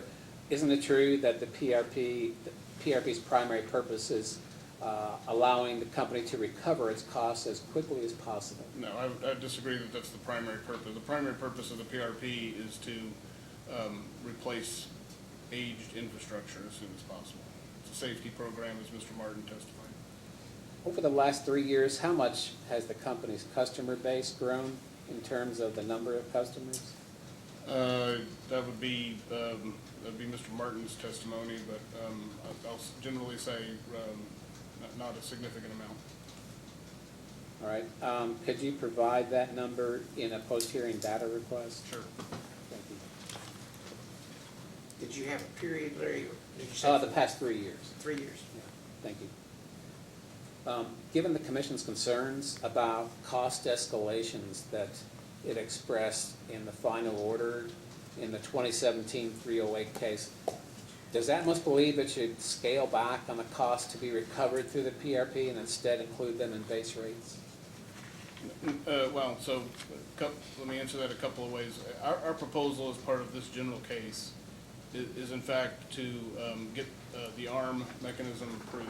And if the ARM mechanism, our ARM proposal is approved, then in fact the PRP would go away and would become part of our annual ARM filing. In the absence of the ARM being approved, we would absolutely recommend that the PRP continue as a way for us to continue to replace aged infrastructure on an annual basis. Now, Mr. Collin proposes an adjustment to the Kentucky Division O&M expense, and that's 009, correct? Correct. Can you turn to your rebuttal at page 7 and let me know when you're there?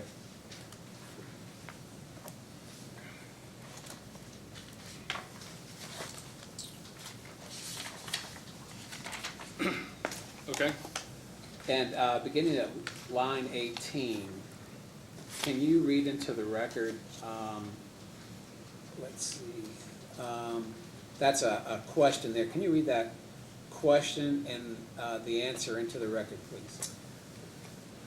It says, does Mr. Collin base his O&M adjustments on a comparison of base year to test year expenses?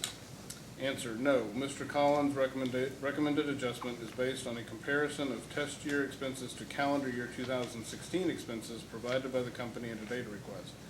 Mr. Collin ignores the base period expenses in his comparison to test year expenses. The period from the end of the calendar year 2016 to the end of the test period in March of 2019 covers 27 months, whereas the base period in this case is required by Kentucky administrative regulations in the filing requirements is a full year ahead of Mr. Collins' point of reference. So the base period consists of 6 months of actual expenses and 6 months of forecast expenses, correct? Correct, as required by regulation. And your rebuttal states that the O&M expenses are based on the most recent budget, correct? The forward-looking O&M, the projected O&M expenses are, that's correct. Isn't it true that 2016 is the most recent year for which actual information is available?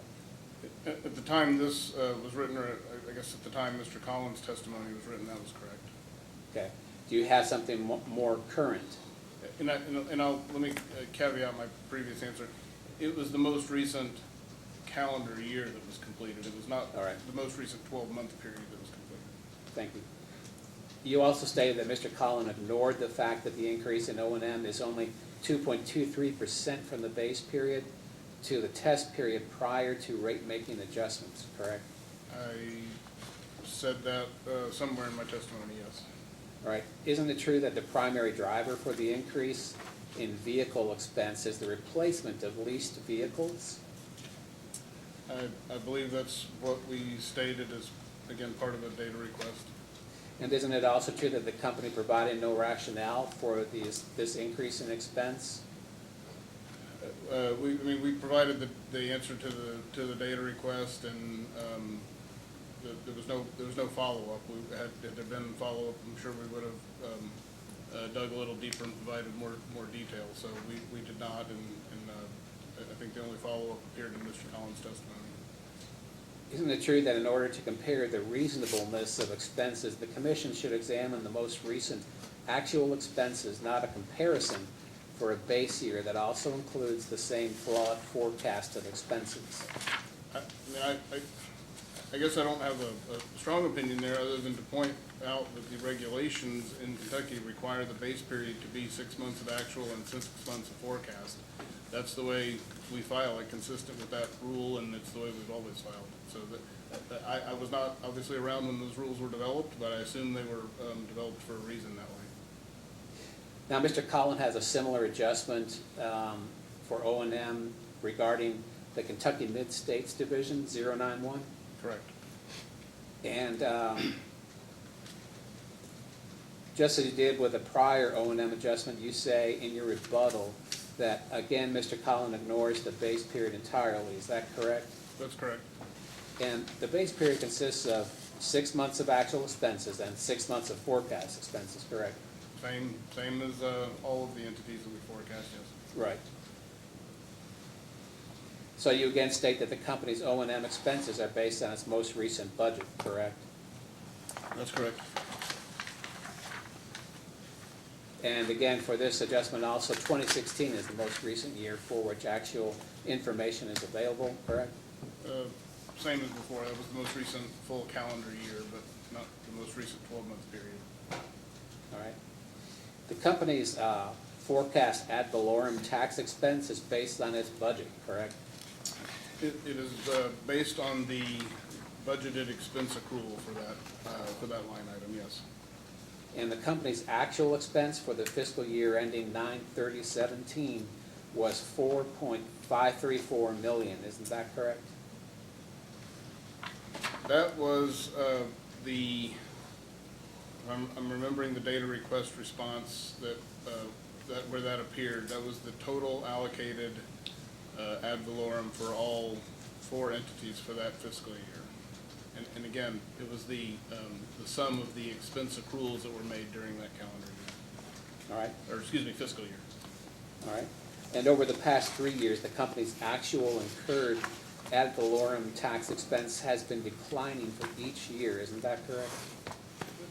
And so again, it depends on which set of numbers you're looking at. If you're looking at the expense accrual that we record on our books, that is possibly a different answer than if you're looking at the actual cash taxes paid.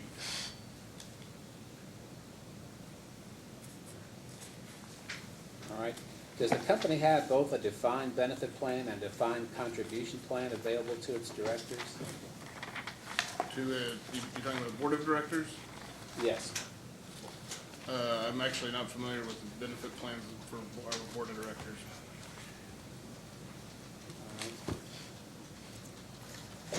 And then what about for all other employees?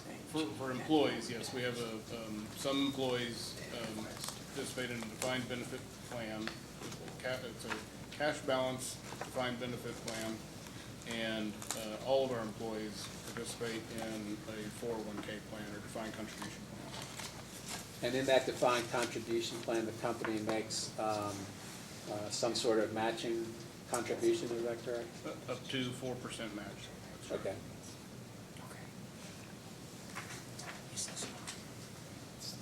Do you know what amount of that company's matching contribution is included in rate base? Well, so included in revenue requirement, we answered that question. You said specifically rate base. Of course, most of that is expensed. It's supposed to capitalize, so it wouldn't necessarily be a rate base. But we provided in data requests the answers to that question specifically of how much of what it was in total dollar terms, the 401k match contribution. Okay. And could you turn to your direct at page 12 and let me know when you're there?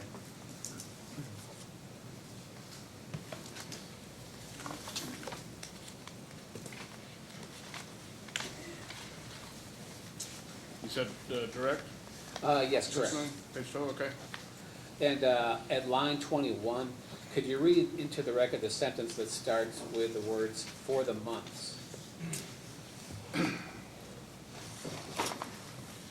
For the months of October 2018 through March 2019, I added plant additions in monthly amounts 12% greater than the previous year's budget for Kentucky Direct Investment, and in monthly amounts equal to the previous year's budget for shared services and division office investment. So you state that with regard to the non-PRP capital budget for the 6-month period, October 18 through March 19, you escalated plant additions at a rate 12% higher than the previous year's budget for Kentucky Direct Investment. Isn't that correct? That's correct. And again, at your direct, page 12 at line 24, do you see where you state that the increase in direct investment reflects expected growth in investment needs consistent with the company's 5-year plan? Correct. Okay. Is the 5-year plan in the record anywhere in this case? It is. In fact, we were asked to provide the 2 most recent 5-year plans. It was in a data request response, and I'm happy to look for it, but it may take me a second. That's fine. But yeah, the 5-year plans for capital investment are in the record, the 2 most recent ones. Okay, that's fine.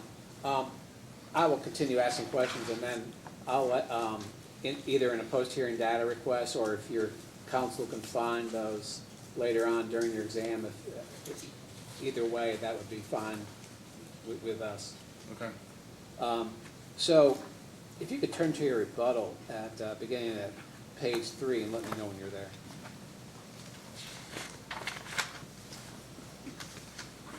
Okay. And then beginning at line 19, could you read into the record the sentence that begins with the 12% increase? The 12% increase is solely projected for the months of the forward-looking test year that are in fiscal 2019, is based on growth in capital spending beyond the company's fiscal year 2018 budget, and is not related to nor a function of expected inflation rates. Did you base this growth on any set project costs? No, again, it's the 12% has been talked about by numerous witnesses so far today. That's consistent with our 5-year plan for capital investment for the state of Kentucky. Why is the increase so much higher than the previous year? Why is 12, well, we would argue that 12%, I would argue that 12% is not dramatically higher than the previous year for capital investment in a system such as ours. Isn't it true that the proposal for capital expenditures in the final 6 months of the test year exceeds the total capital expenditures in the prior year adjusted for inflation? So if you, in other words, if you take the previous year and an inflation rate of 2 or 3%, our 12% is larger than inflation. I would agree with that, but I'd also say that, as I stated in my testimony, there's no correlation between the capital needs of our system and the overall inflation rate.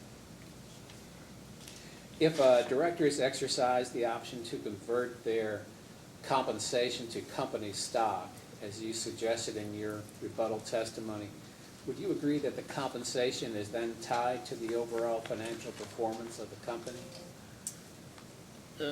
No, I would not agree with that, and so here's why. Their compensation, and we're talking about board of directors compensation here, if I'm not mistaken, correct? Yes, that's correct. So their compensation is defined in dollar terms. It's the retainer fee that they get for their service. They can take that in cash and do whatever they want with it, or they can take that in cash and we allow them to convert it to company stock. It's an option they have. The fact that some of them, and by the way, only a couple of them I understand do choose this option, but the fact that they can choose that option does not change the fact that their original retainer fee is set in dollar terms and awarded in dollar terms. No different than any employee choosing to take some of their salary and invest it in company stock or invest it in any other thing they'd like to invest in. If company stock goes up, the compensation is higher when that stock is later sold. Isn't that correct? For the retainer fee, that is not correct. So again, the retainer fee, they're allowed to convert it and put it into a fund. When they sell it, they have more money, but it didn't change the fact that the retainer fee that they were awarded originally was set in dollar terms.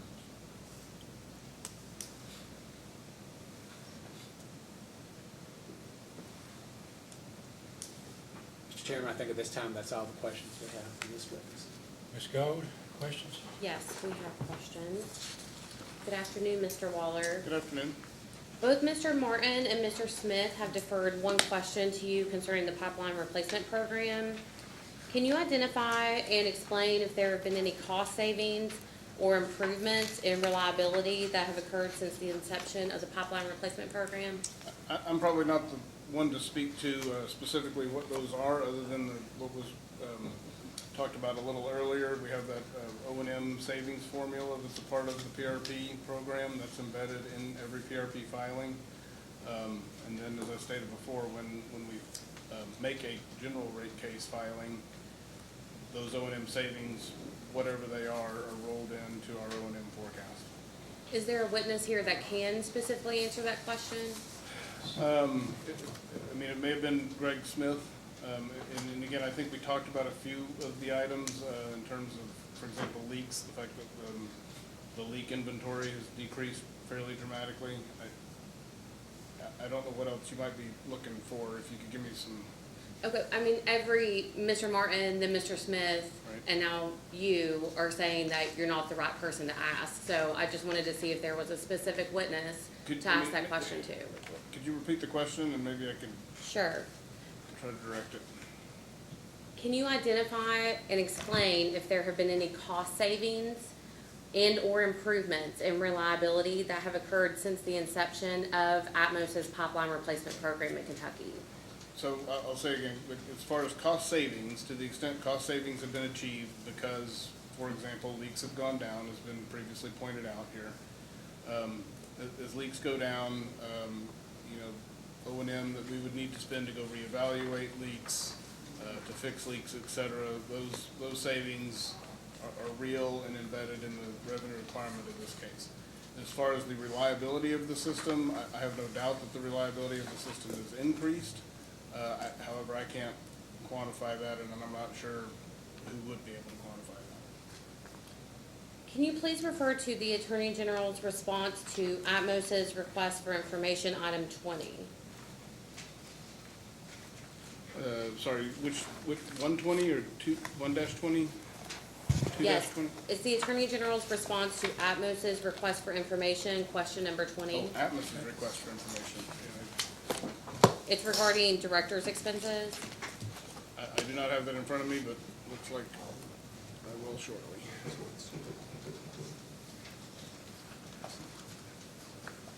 You want Agnes's response to the AG, or the AG's response to Agnes? It's the Attorney General's response to Atmos, Atmos's request for information, question number 20.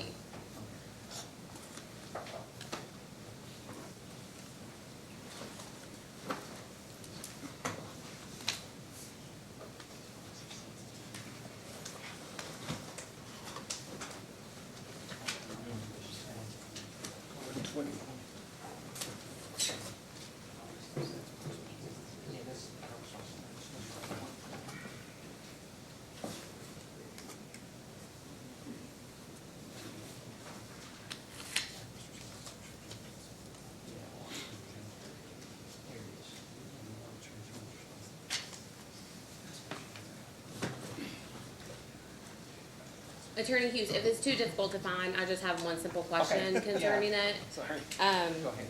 Do you know, let me see.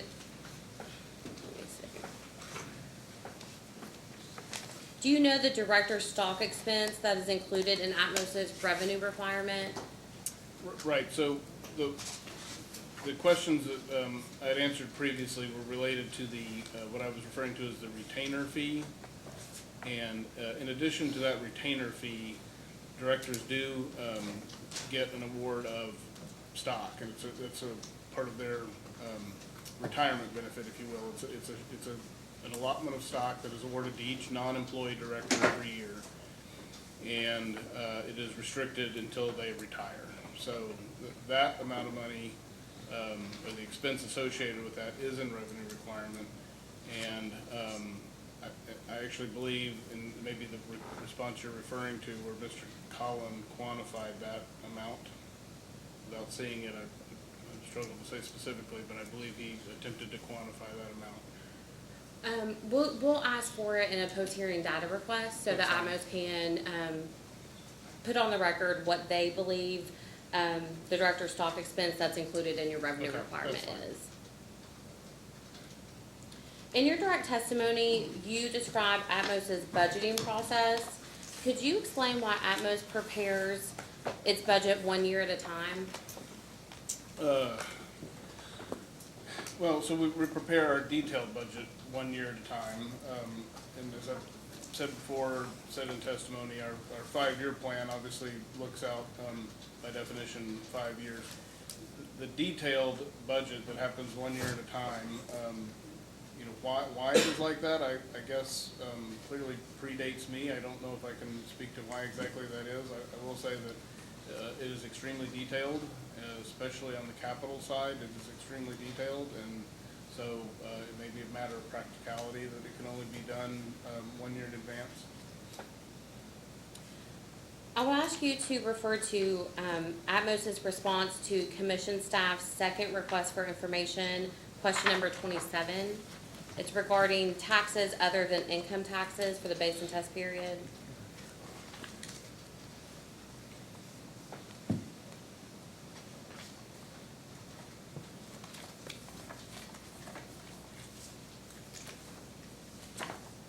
I realize Attorney Cook has already discussed a little bit about ad valorem taxes with you, but I want to get into a little bit more detail. And I apologize, could that cite one more time, please? Yes, it is the Atmos response to commission staff's second request for information, question number 27.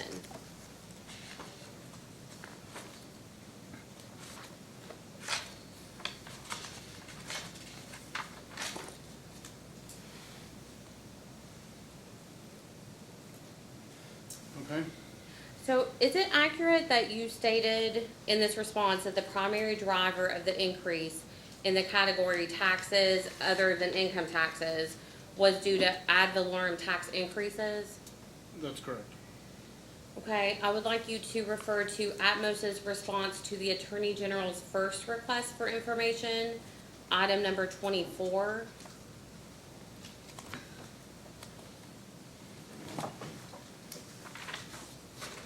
Okay. Specifically attachment 1 and attachment 3 regarding the ad valorem taxes.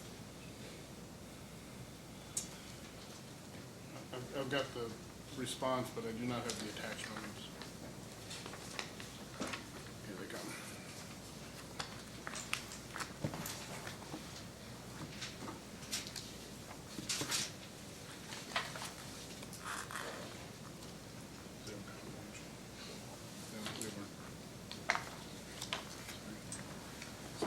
Some of them are, I don't think these were.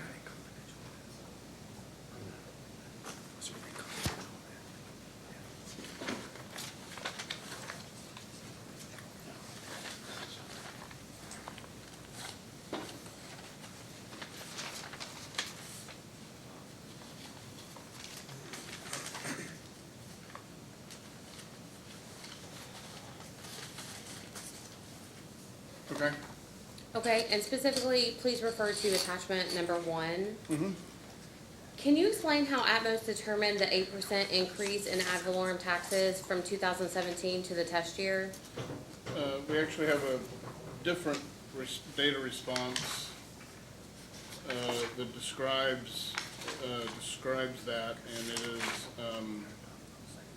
it breaks it into 5 and 3. So it was one component was related to increase in plant or forecasted increase in plant, and the other one was related to I don't know if it was something else. It was either the rate or the valuation. But we do have somewhere a data response that describes that 8% increase.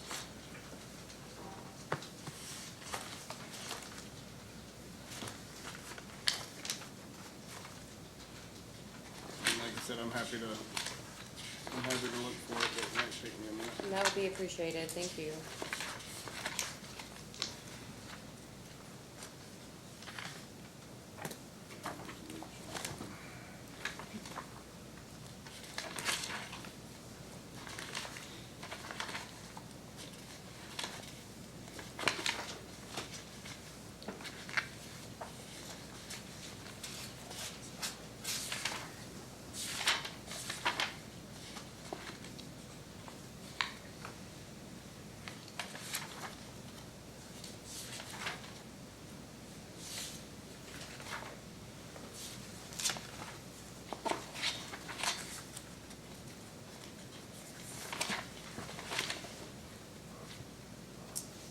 It's the Attorney General's second request, item 7.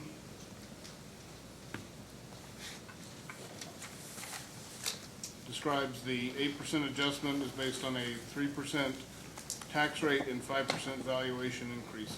It's used to estimate year-over-year tax projections. Okay, and can you refer to attachment 3?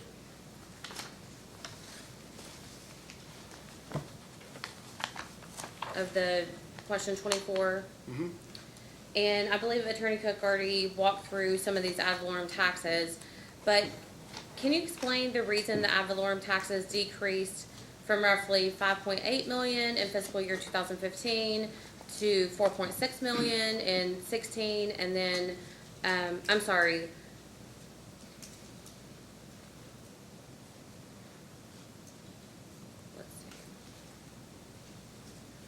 well, can you state for the record what the total ad valorem taxes in Kentucky were in fiscal year 2015? Right, so this attachment 3 for 2015, fiscal 2015, again, allocated basis, so all 4 of the entities, the direct entity and the 3 entities that allocate to Kentucky, totaled 5.721 million in 2015. And please state into the record what it was for fiscal year 2016. 5.127 million.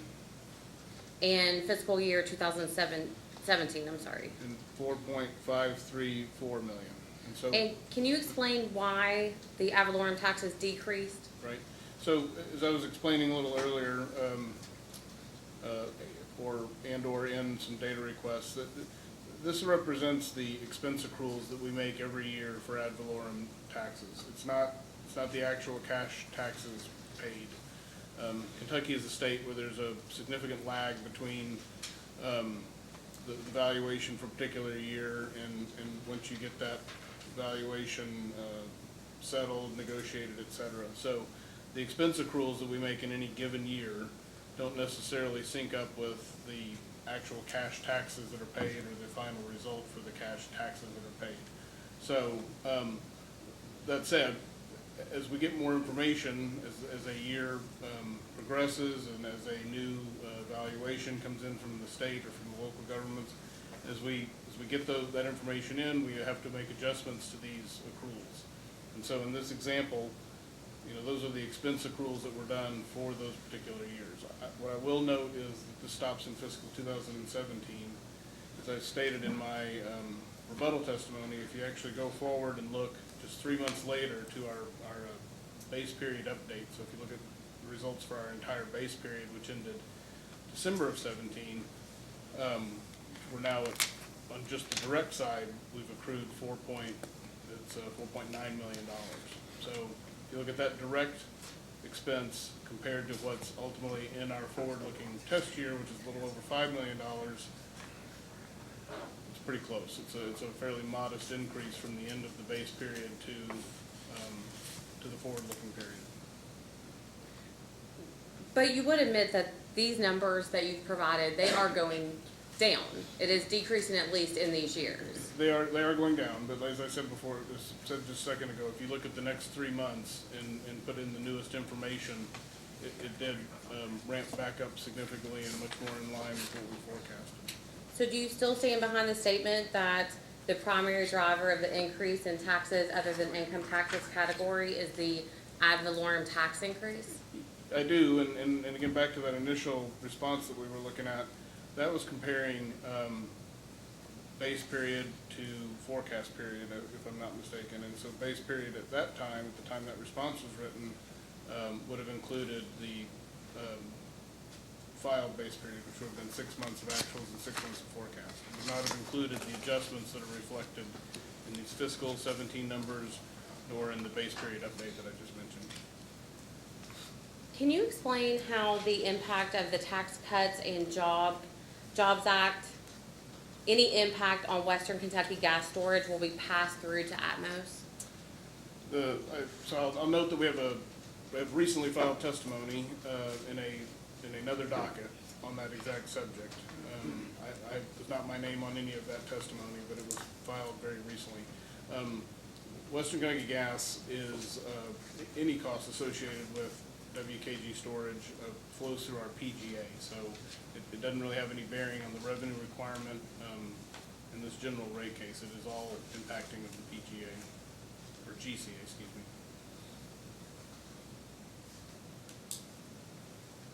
In regards to the annual review mechanism, could you generally describe the formula rate-making mechanism that Atmos uses in Mississippi?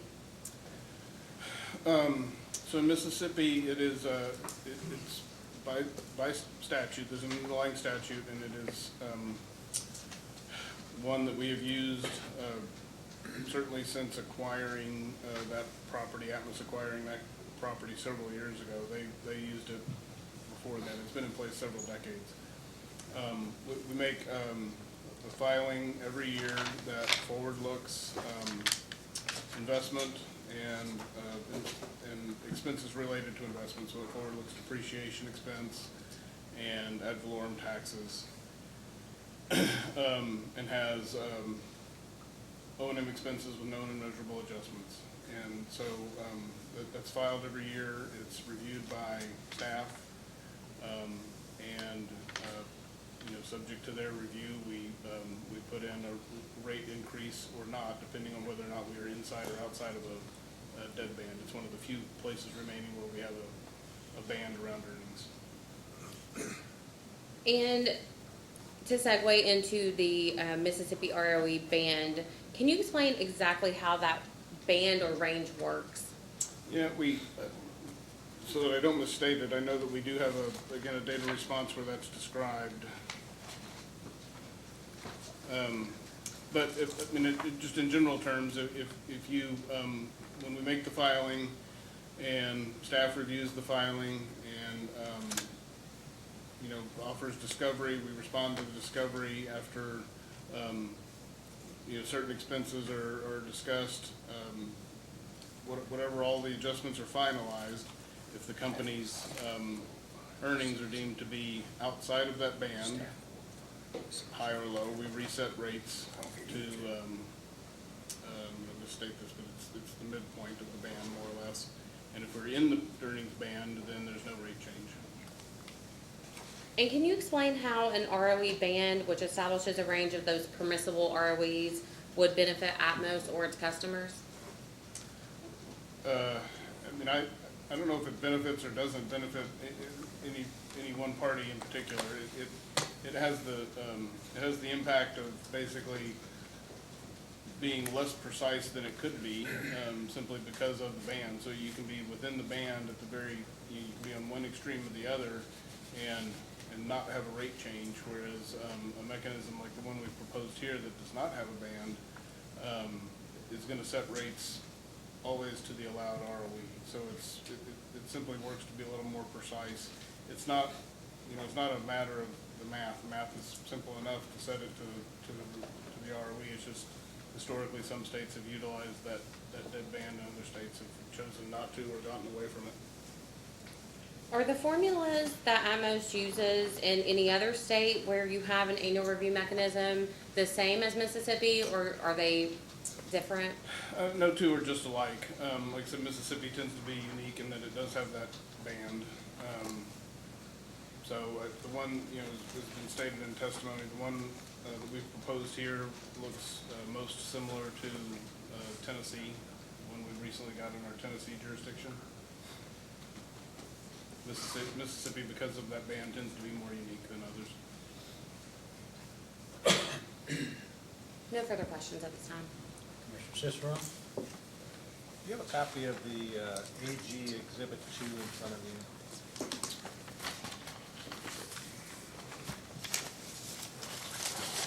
AG Exhibit 2. Tim Smith.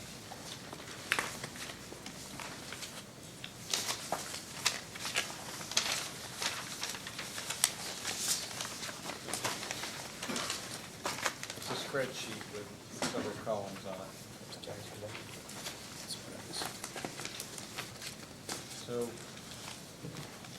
they said you're the man.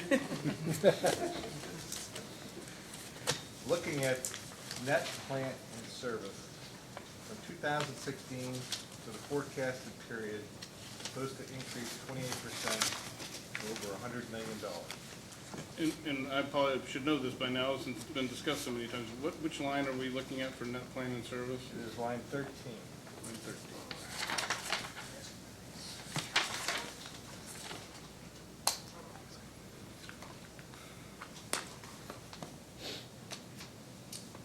Okay. Yes, sir. What type of projects besides the pipeline replacement program are going into that number? Right. So again, let me just direct back to my chart at the page 7 of my direct testimony. There's a chart that shows PRP and non-PRP. And since 2016, and again, there's other pieces involved, but this is just the direct investment for Kentucky. 16, 17, and 18, you'll see there's roughly $100 million of investment that is non-PRP investment.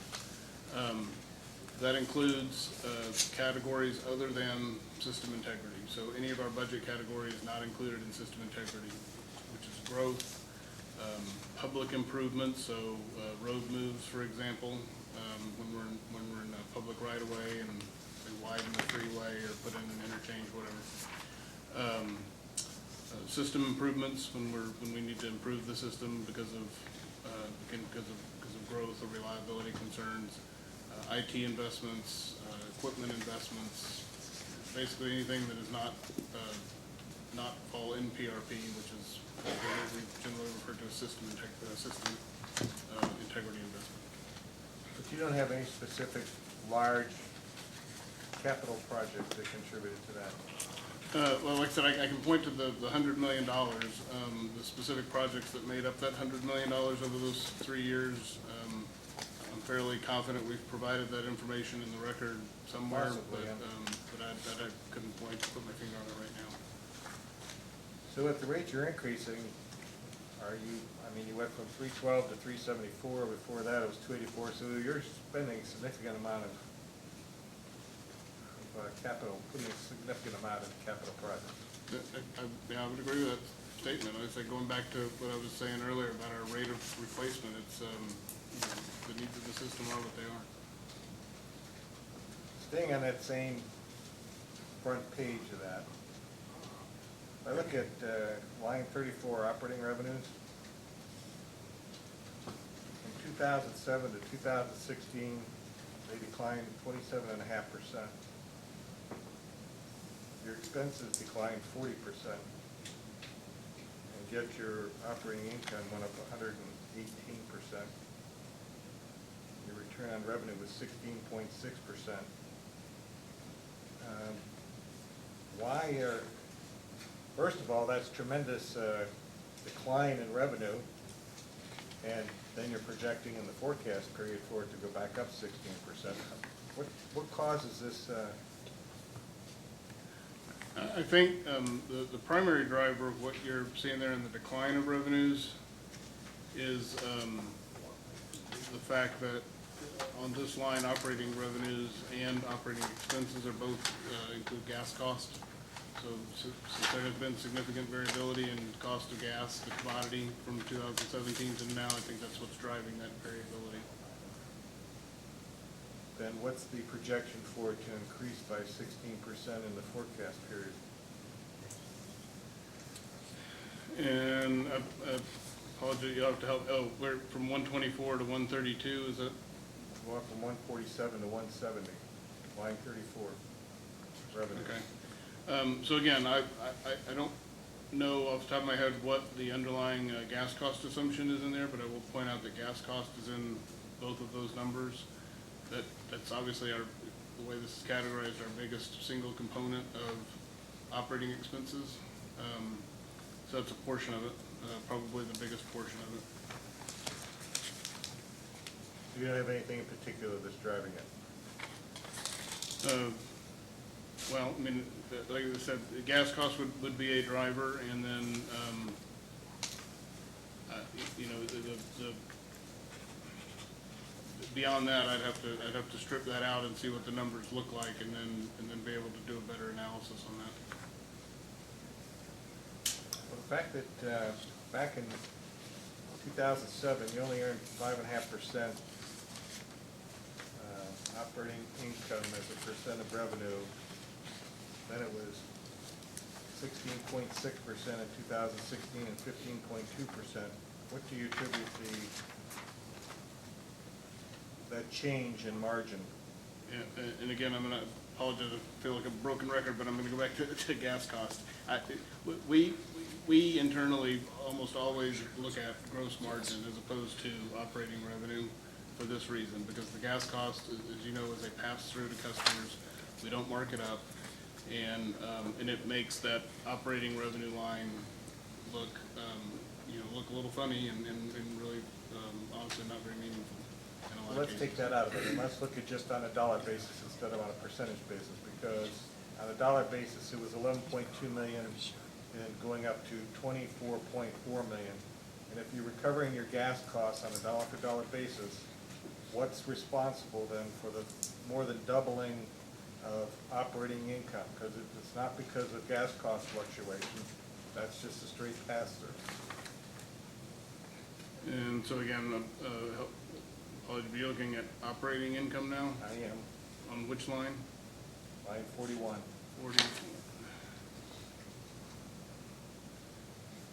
Right, so in the operating income is going to be generally a function of the return on investment. So as our investment is increased, as we talked about, our operating income will also increase.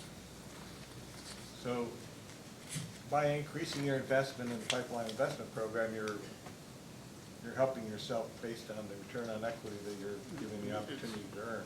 I think that was a question that the AG offered to ask, and you said it depended on which way the direction was going, and I think basically you're building your asset base, and on your asset base, if you're giving an opportunity to return on equity, it's going to go up, is it not? Well, so he was asking me about the opportunity to earn our allowed return. That was the discussion. And so, you know, the opportunity to earn our allowed return is a slightly different subject than, you know, how much return that is in dollar terms. So as we invest more money, our amount of operating income would go up. But that's because, again, we have an allowed return, and if you apply a allowed rate of return to more investment, then mathematically the operating income would increase. That's correct. But it's because we're investing in the state of Kentucky and we're replacing pipe that needs to be replaced. Pipeline replacement program is a little bit different than normal operations, though. You're given that rate of return opportunity, or a return on equity opportunity, and that is basically, that program's costs are associated, given that opportunity to return that rate of return on equity, as opposed to normal operations where you can exceed or be below what that rate of return or return on equity is. Is that not correct? So are you pointing out that because the PRP is filed annually, that there's less variability in that? So because the PRP is filed annually, that return generally should be closer to our allowed rate of return, because we do file it annually. For the stuff that we don't recover annually, the investment and changes in operating expenses that we don't recover annually, then you're right, there can be more variability in that, and those investments are by definition subject to more regulatory lag, and you know that's the reasons, one of the reasons that we are proposing the ARM, because we believe the current environment, due primarily to regulatory lag, is a large hurdle in us being able to earn our allowed rate of return. Looks like you're doing pretty well as far as what your return on equity is. I think it was shown in earlier testimony that 10.5% in 2016 versus. Right, and so I appreciate that. I appreciate you giving me the opportunity to readdress that, because I did want to clarify that. The numbers that we've looked at so far on page 1 here are Kentucky-specific numbers. When you get down to these company-wide numbers that were asked about earlier, starting, for example, on line 99, common equity, those are historical, that's historical financial data for Atmos Energy as a whole. So that 10.5%, 10% that you're seeing there in 2016, 2015, that's Atmos Energy as a whole. That's not Kentucky specific. And so while we may be earning that overall, you know, we haven't necessarily earned that in Kentucky. So just a couple more questions. You mentioned again that the 12% is consistent with the capital plan as far as the pipeline replacement program, and I hate to keep beating on this, but I don't understand. So are you saying with your capital plan in general, everything is just increased 12%? So, okay, so here's how we do our financial planning, or our capital investment plan, our 5-year financial plan. And I hope this can, like I said, can clarify this, because there's nobody for me to kick it to at this point. So I will do my best. We build our 5-year plan, and we allocate capital. You know, again, we're a corporation that operates in 8 states, and so there's a capital allocation process that has to occur to determine how much we're going to invest in each of our 8 states. And so that capital allocation process most recently has resulted in Kentucky, the capital investment in Kentucky, growing at a rate of 12%, and that's our target for investment in Kentucky as a whole, 12%. So we're not talking about PRP versus non-PRP. We're talking about total investment in Kentucky is growing at a rate of 12%. Once that's determined, then on a particular year, when we get into a particular year, as we said before, now we've got to go design specific projects. What can fit within those dollars? So, as somebody said earlier, we've always got more work to do than we have dollars available. It's always true. If it was up to the engineers, they would replace all of this aged infrastructure tomorrow. We all know that's not practical. There's operational constraints. There's how many crews do we have available? What will our towns, our communities allow us to do as far as creating disruption? So we've taken a path of accelerating capital investment at a reasonable rate, and we set that for the state as a whole. Then when we get into an annual cycle where we're putting our annual specific budget together, and now we have to look at, well, what do we need from a standpoint of PRP versus non-PRP? The PRP program, they will suggest, well, we want to be in this particular towns, or we have some constraints here or there for whatever reasons that may cause that number to be slightly bigger or lower than the previous year. On the other side, on the non-PRP, we may have a big road move that we know is going to happen. They're building a new interchange on I-65 in Bowling Green, for example. So we know we have to do that. So we have to put that money there. Maybe that means a little less in PRP that particular year. Those are the kinds of decisions as we're putting together our annual budget that allows us to schedule that amount of money within our 5-year plan down to specific projects. So, you have a 12% annual growth rate in your capital project budget, and you're saying that the PRP is consistent with that. My only comment is you have a basis for your PRP program that you can push out for at least 5 years, and you're not doing that. And I don't understand why an exhibit was presented with a 12% growth in it. It really has no basis for 12%. Other than that, the corporate capital project is 12% growth per year. Right. And I'll say that I can't sit here and say what's behind all of those numbers, but as we were talking about it earlier, and I was sitting in the audience, I was noting that on that list of from 2018 down through 2025, just kind of eyeballing it, but it was not a straight 12%. You'll see some variability in there, particularly there's a couple of years. One year, we're using 12%, but I realize there's slight fluctuations in it. In like 2020 and 21, I think it was like virtually flat for 2 years in a row. So again, I don't know the details behind that. Mr. Smith probably does. But there's probably something going on in there that required them to say, well, we're going to do a little less this year for, again, whatever reason.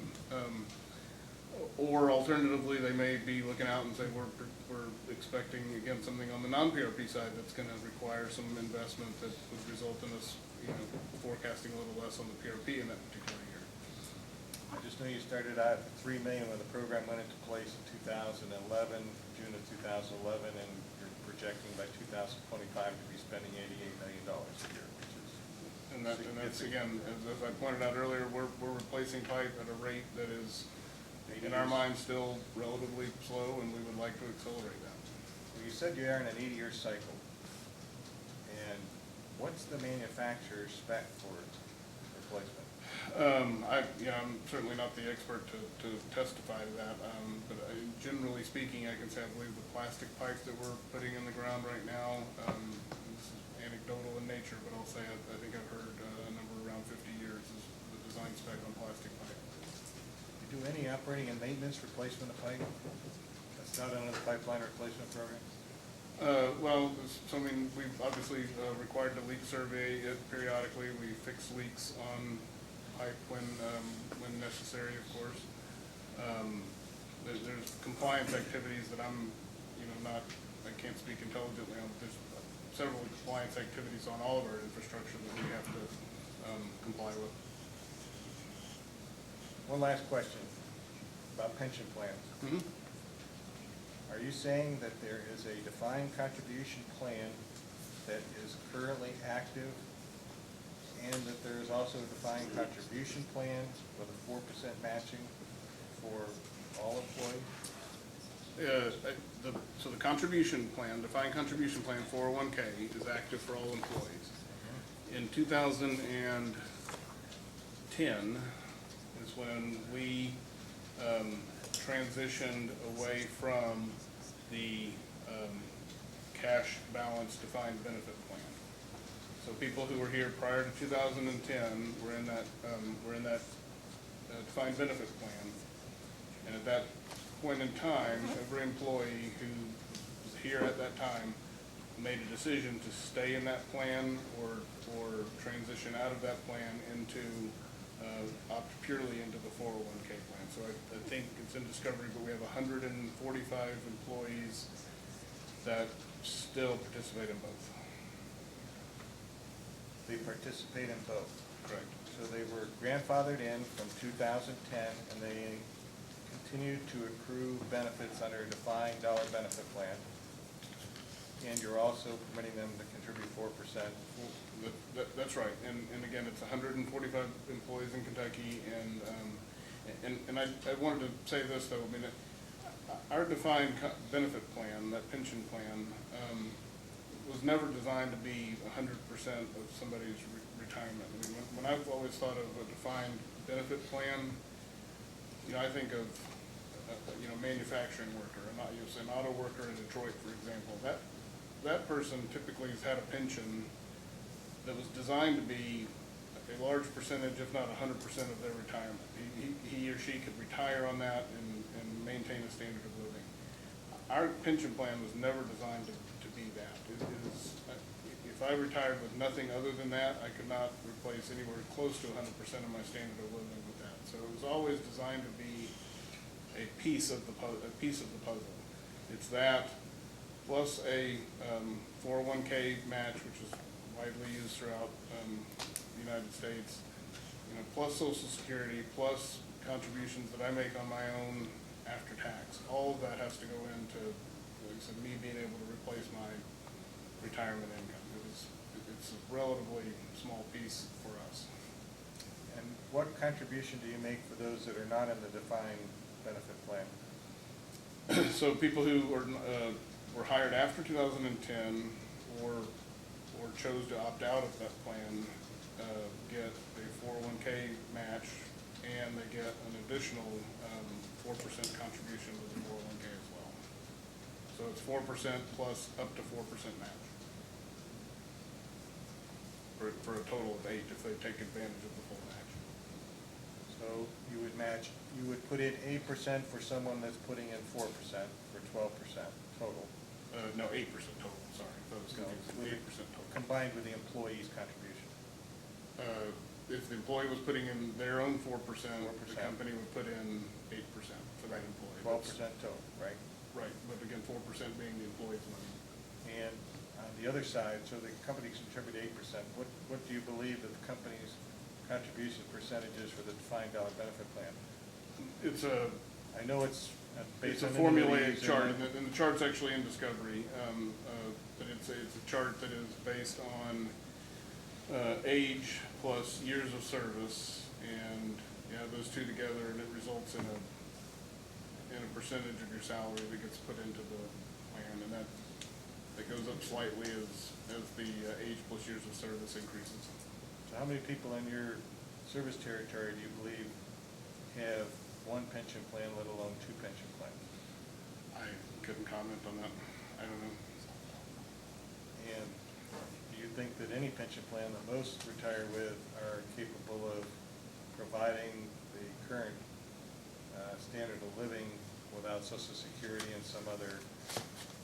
Yeah, I mean, I didn't mean to insinuate that. I was just saying when a lot of people think of a pension, a full-blown pension, and I think of manufacturing employees traditionally that way. A lot of companies have phased it out, of course, but those were envisioned, I think, to be a much bigger piece of their total retirement than our plans is envisioned to be.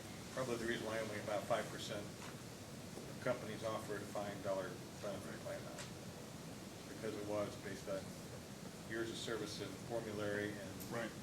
It was too expensive to fund, so they did away with it, which is why, if you know anything about what the commission has done in the past. Well, and I wasn't privy to the decision here that we made in 2010, but I can point out that again that we transitioned away from it as well. I have no other questions. Mr. Matthews? I have none. I have none. I have a couple.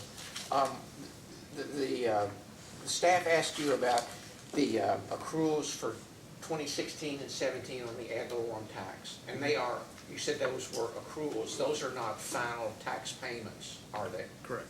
Okay. What was the last, it's 2015 that's shown on that exhibit to 24, whatever the exhibit you was talking It was about. the earliest date that was on that exhibit for. 2015, is that the last known ad valorem tax payment? Right, and again, that was not on that exhibit, that exhibit was expense accruals, but in that same data request, I believe, there was an Okay. attachment that illustrated the total cash payment, and it was 15's the most recent one that's been finalized. Is the ad valorem tax based upon rate base? It's based on net plant. Net plant, So right, roughly rate plant base. and service? Yes. Yeah. And Atmos's plant has been increasing over the last several years, Yes. correct? Yes. So, assuming a flat tax, or no change in the tax rate, just by the fact that the company's plant and service has increased, wouldn't you expect the ad valorem tax to increase? Yes. That's all I have. Do have a couple questions, Mr. Chairman. Mr. Waller, I believe you should have in front of you a copy of AG Exhibit 2. Yes. Okay, and do you see in the upper right corner, it's filing requirement 16-8K, and you are one of the sponsoring witnesses there? Correct. Okay. Would you accept, subject to check, that this is required by Kentucky 807 KAR 5:001, Section 16, paren 8, paren K? That sounds right. All right. So my question to you, under subpart K of this regulation, it's comparative financial data and earnings measures for the 10 most recent calendar years, the base period, and the forecast period. So my question is, why can't this data be provided on the basis of Kentucky-specific information only? Well, so I mean, I'll just point out a couple of examples. Starting, as I said before, it is Kentucky-specific data. Let's see, at least down to about line 55, it looks like. Starting with line 56, that is all cost of capital, stock and bond ratings, common stock data. All of that, by definition, is going to be Atmos-wide, company-wide stuff. None of that exists for Kentucky only. As far as the rate of return measures, as I think we pointed out, we don't do those calculations for a particular jurisdiction unless it's in the context of a case. So, again, consistent with the data that's above and below it, it's all company-wide data. And then I say below it, starting with line 103, let's see, down to the bottom, that picks back up to since that's volume data, that's company-specific data, I believe, or excuse me, Kentucky-specific data. Why did you not do it for this case? Well, we did, so, and I apologize, but this was one of the follow-ups, I believe, but the forecasted in the base period return on equity is obviously in our revenue requirement model. If you look in the attachment to my rebuttal testimony, those numbers are on there. It may have been just oversight that we didn't copy it over to this page, or frankly, it might have been, caused some confusion because the historic data here is company-wide, and had I included these for forecast and base period, we'd have a little bit of apples and oranges on the page. Okay. Could you then provide all of the ROEs in all the jurisdictions, including the Kentucky specific? Well, like I said, we don't calculate that. Let me change that, just to Kentucky specific, I'm sorry. And again, I think we answered a data request explaining this as well, but we don't calculate an earned ROE for rate making at a state level unless we're in a rate case. And it's because the calculations that are required to do a rate quality ROE are, very complicated, as you can see from all the data we've been talking about here today. To do all the rate making adjustments and all that is very involved, and so we do it in the context of a case. We don't have annual financial data like we do for the company as a whole.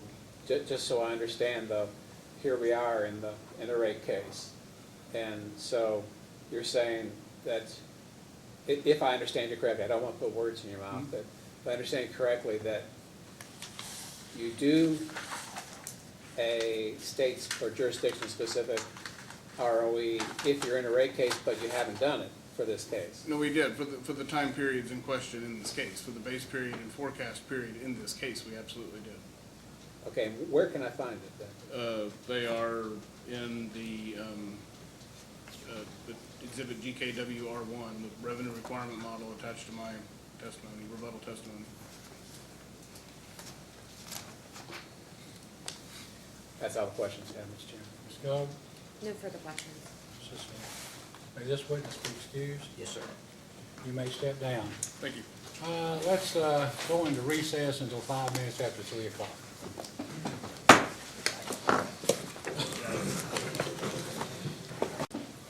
We are now back on the record. Mr. Hughes, do you have another witness to call? Jennifer Story? Ms. Story, would you please raise your right hand? You solemnly swear or affirm under penalty of perjury that the testimony you're about to give will be the truth, the whole truth, and nothing but the truth? I do. Be seated. You may ask, Mr. Hughes. Would you state your name and your position with Atmos? My name is Jennifer Story, and my position is Director of Income Tax. And what is your business address? 5430 LBJ Freeway, Suite 700, Dallas 75240. And have you filed testimony and rebuttal testimony in this case? I filed rebuttal testimony. Do you have any corrections or changes or additions to that testimony today? I do have one addition to my testimony. In my rebuttal testimony on page 27, I have provided an example demonstrating that the statutory tax rate includes the benefit for the NOLC. And I've prepared an example similar to this in similar format, but using actual numbers that are on the record.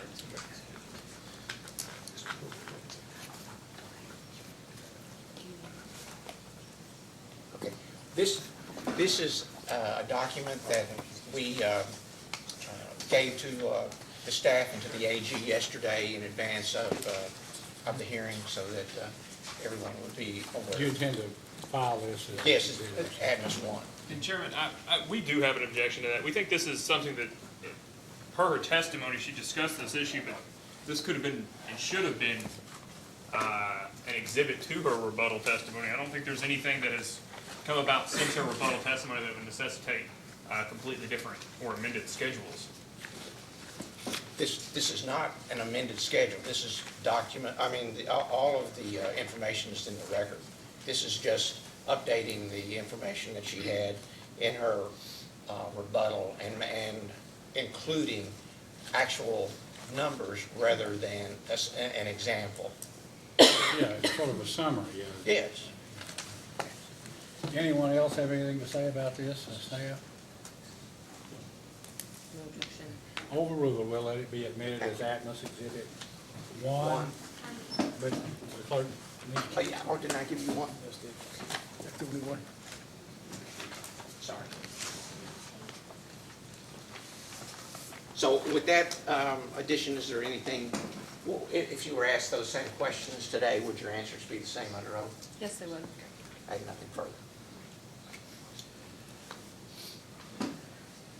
If your witness needs some time, or you need a little time to prepare after this for cross, we'll plan to break and give you 5-10 minutes or something to meet your witness. Well, go ahead, Mr. Hughes. Oh, you're finished? I'm finished, right. Oh, okay. She's tenured at this point. I don't know why I always think that attorney on direct is going to go through. I can't get over the fact that most of the testimony's already been done on direct before we ever get here to hear it. I will, I'll tell you what we could do, we could reserve your right if you'd like, I'd give you some time, maybe through the next testimony, even after your witness is presented, if you'd like to wait and cross. I think I would be fine with crossing, Your Honor, if we've actually talked about this ahead of time, since the company's direct on the tax changes is present in the rebuttal, and Mr. Collins not had a chance to comment on those. We had discussed earlier that Mr. Collins may have an opportunity on direct, as we did in the Duke case, to discuss that. If I have an opportunity to maybe refer to this on direct, I think that would alleviate our concerns. That would be fine. If that's fine. Thank you.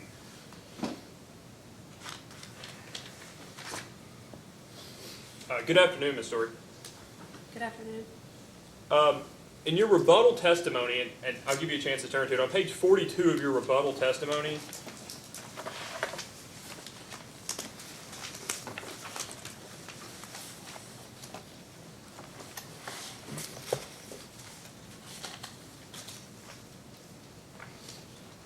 do you mind to read, let me know when you're there, I apologize. I'm there. Do you mind to read lines 2 through 4, that one sentence into the record, please? Starting with the company. Yes, ma'am. The company will be required to refund this regulatory liability back to customers in a manner that conforms with the Internal Revenue Code and the regulators in each jurisdiction. And that's, when you talk about the regulatory liability, that's the excess accumulated deferred income taxes, That's right? correct. And that sentence where you note the Internal Revenue Code, the IRC, and regulators in each jurisdiction, that's a recognition of the difference in protected versus unprotected ADIT, correct? It is in the context of ARAM, or plant versus non-plant, in the context of reverse South Georgia. And it's your understanding that the protected excess ADIT must be returned, and I think you had just alluded to this, one of either two ways, either by the ARAM, which is the average rate assumption method, or the reverse South Georgia method, correct? That's correct. And the regulator, which in this case is, in Atmos' case is the commission, determines the length of time that unprotected excess ADITs are returned to customers, correct? That's correct. And for tax normalization reasons, the Atmos has to return protected ADITs pursuant to, in this case, the reverse South Georgia method. That's correct. We don't have the records available to use the ARAM method. And that's the vintage data, correct? Right. We have vintage level property cost records, but we do not track accumulated depreciation in that manner. Now, you state that on page 45 of your rebuttal that, quote, all property-related excess deferred income taxes must be amortized using reverse South Georgia, or RSG. Is that correct? That's correct. But that's, property is not necessarily correct, right? It's protected, right? The definition under reverse South Georgia actually refers to all utility-related property. So all property-related excess deferred taxes are returned via reverse South Georgia. So it's your position that it's not just differences resulting from section 167 and 168 of the IRC, that it could be other sections as well, property-related.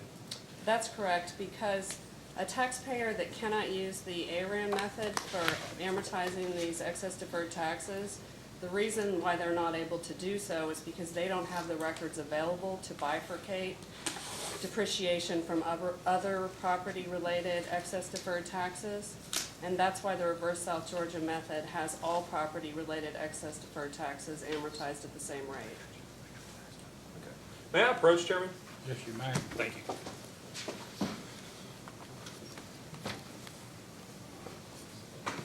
You know what number one?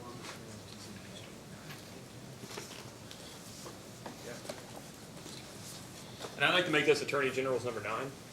This is a copy of the Tax Cuts and Jobs Act, or short title, Tax Cuts and Jobs Act. Is it 9?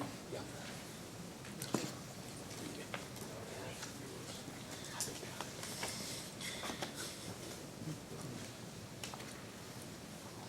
This is accused you have any objection? No, sir. Let it be marked and filed as AG Exhibit 9.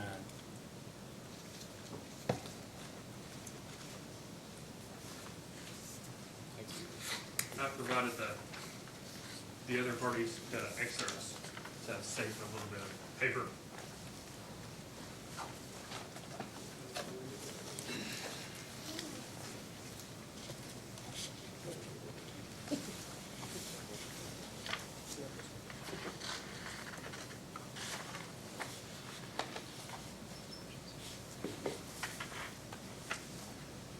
Have you looked at the Tax Cuts and Jobs Act? Yes, I have. And do you mind to turn to page? I've tabbed it for you, but HR 1-43. Okay, I'm there. And is it your understanding that the Tax Cuts and Jobs Act explicitly states that it specifically gives citations to what normalization method of accounting should be used for certain plant? Yes. And would you agree that starting on page, it's noted here is HR 143 through HR 145, that those sections would apply generally to utilities such as Atmos and Atmos specifically?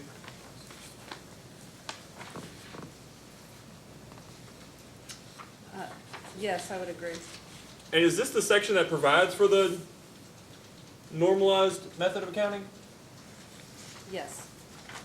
HR 146 specifically, I believe. 146. Yes. And where does it provide for that?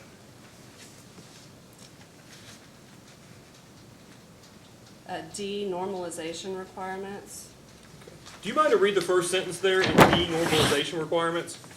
1, in general, a normalization method of accounting shall not be treated as being used with respect to any public utility property for purposes of Section 167 or 168 of the Internal Revenue Code of 1986 if the taxpayer, in computing its cost of service for rate-making purposes and reflecting operating results in its regulated books of accounts, reduces the excess tax reserve more rapidly or to a greater extent than such reserve would be reduced under the average rate assumption method. And so it cites two specific sections of the IRC, correct? Yes, And what are those two sections? 167 and 168, And what do those two sections deal exclusively with? depreciation. Depreciation. So not necessarily property related, but exclusively depreciation. Those sections deal exclusively with depreciation. And so do you see anywhere, were there any other sections of the IRC mentioned here for this normalization method of accounting? In the entirety or in the paragraph I just read? Anywhere under denormalization requirements?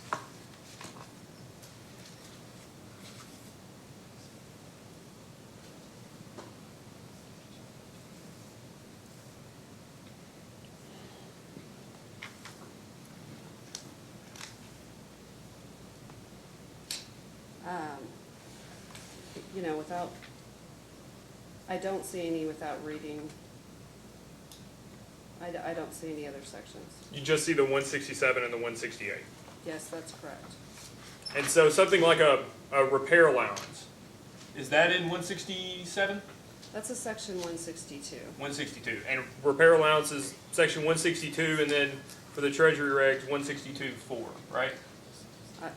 Subject to check. Sorry. If I didn't have this, I wouldn't have known myself. And that's property related, right? It is. But that's not depreciation related, since it's under section 162, correct? That's correct. You state on page 47 of your rebuttal testimony, line 1, that you calculated the excess ADITs at about $35 million. Is that correct? On line 14? Line 1, page 47. Maybe I'm wrong. But I do see that on line 14. The estimated Line 14? excess deferred liability is 35.3 million. Okay. And that is total excess ADITs, correct? That's correct. And that's not, you didn't break that out into unprotected versus protected? That's correct. That's the total. Is there anywhere in the record where the unprotected and protected values were provided? I do not believe so. They may have been provided in a DR response or in the tax docket, but I don't believe so. So could you provide that in a post-hearing data request? Absolutely. And it's your understanding that, again, the unprotected is up to the commission to return at a certain, over whatever amortization period they choose, but the protected is subject to normalization method of accounting. That's correct. And it's also my understanding that a taxpayer that uses the reverse South Georgia method, all property-related excess deferred taxes are considered protected. That's your position? That it is clearly documented in many places, and it's not just my position, it is the law. That's the law. So we're talking about the Tax Cuts and Jobs Act, right? Right? And so we just looked at the section that applies to normalization method of accounting, correct? That's correct. And it provided for sections 167 and 168 only, correct? No, those were the two sections that were specifically referenced in that paragraph. Okay. So, and that's the paragraph on normalization requirements, correct? That's correct. Okay.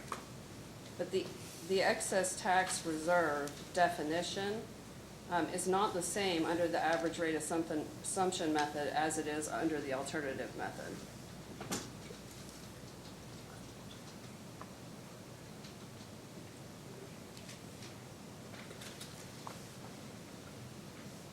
On the post-hearing data request, I asked you to break it out between protected and unprotected.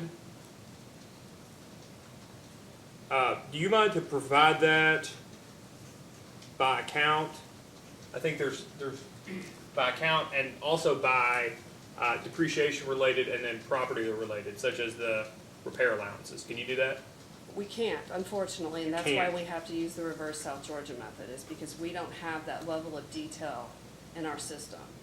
That's the very reason why we can't use the average rate assumption method. So you don't know what your timing difference, you're saying you don't know what your timing differences are between depreciation related timing difference and timing differences caused by section 162, for instance? We have embedded within our depreciation ADIT amount basis differences as well, because it's total book depreciation versus total tax depreciation. But in that comparison, there are also cost basis adjustments that affect the depreciation difference. So if you can provide that to me in the as detailed as you have it. Absolutely. Even, okay. And it's your position and it's your testimony that you believe it's reasonable to return those unprotected excess ADITs over a 24-year amortization period, correct? Yes, that's my testimony. I do believe that the amount that is unprotected, which I don't know off the top of my head, is a very small amount, the amount that's non-plant related. I think the company would probably be open to returning those more quickly if we were asked, if it was the desire of the commission. But that was our original proposal. So you know which ones aren't plant related, but you don't know which ones are not property related. I'm confused. No, I know which ones are not property related. So we have ADIT for things like benefits, pension and other benefit related ADIT amounts. What we have trouble doing is bifurcating within the property account between those cost basis differences and the depreciation differences. Okay. And so what is your position on the shorter period of time to return those that you deem unprotected? Is it still 24 years? Is that what you think is reasonable? I do think it's reasonable. I think it's also, and subject to check, I'd have to take a look at it and I can provide it with the response. But I think the non-plant amounts may be a regulatory asset, since they are primarily related to benefit related ADIT. which is why But- we propose them to return them over a longer time period as well. But you will provide that as well. Yes.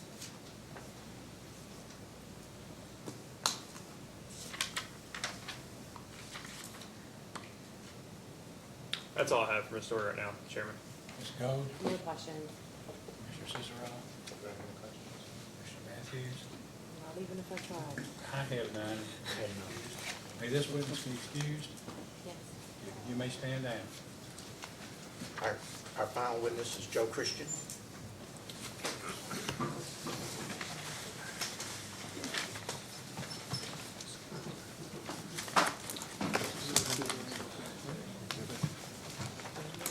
Yes, he's already admitted.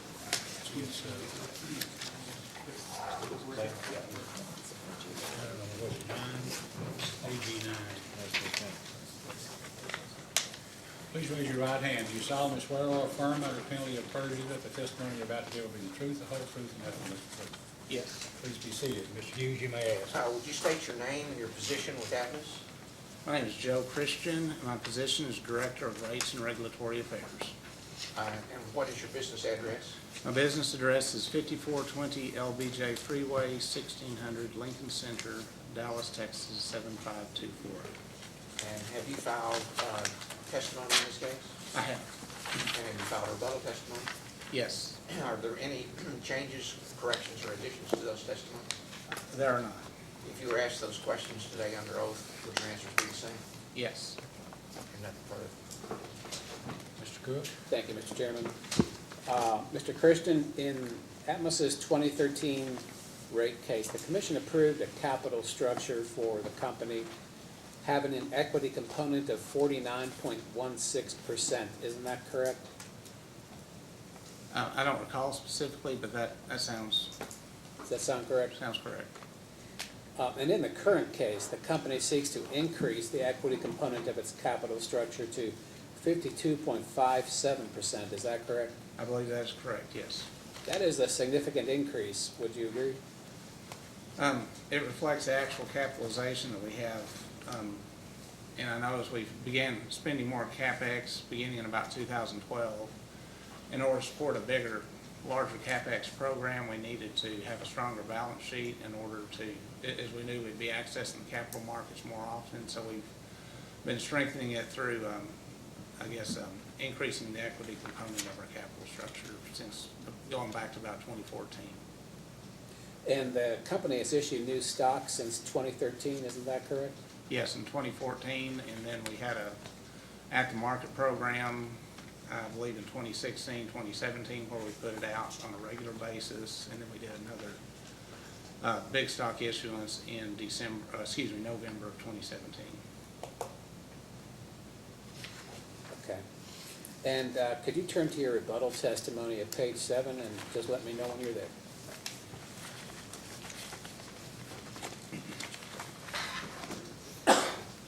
I'm there. All right. And starting at line 3, do you see where you say that if the commission does not approve the company's proposed arm, an adjustment to the equity component is justified? Is that correct? Yes. Could you explain why the 52.57% equity level is reasonable compared to the prior 49.16% level?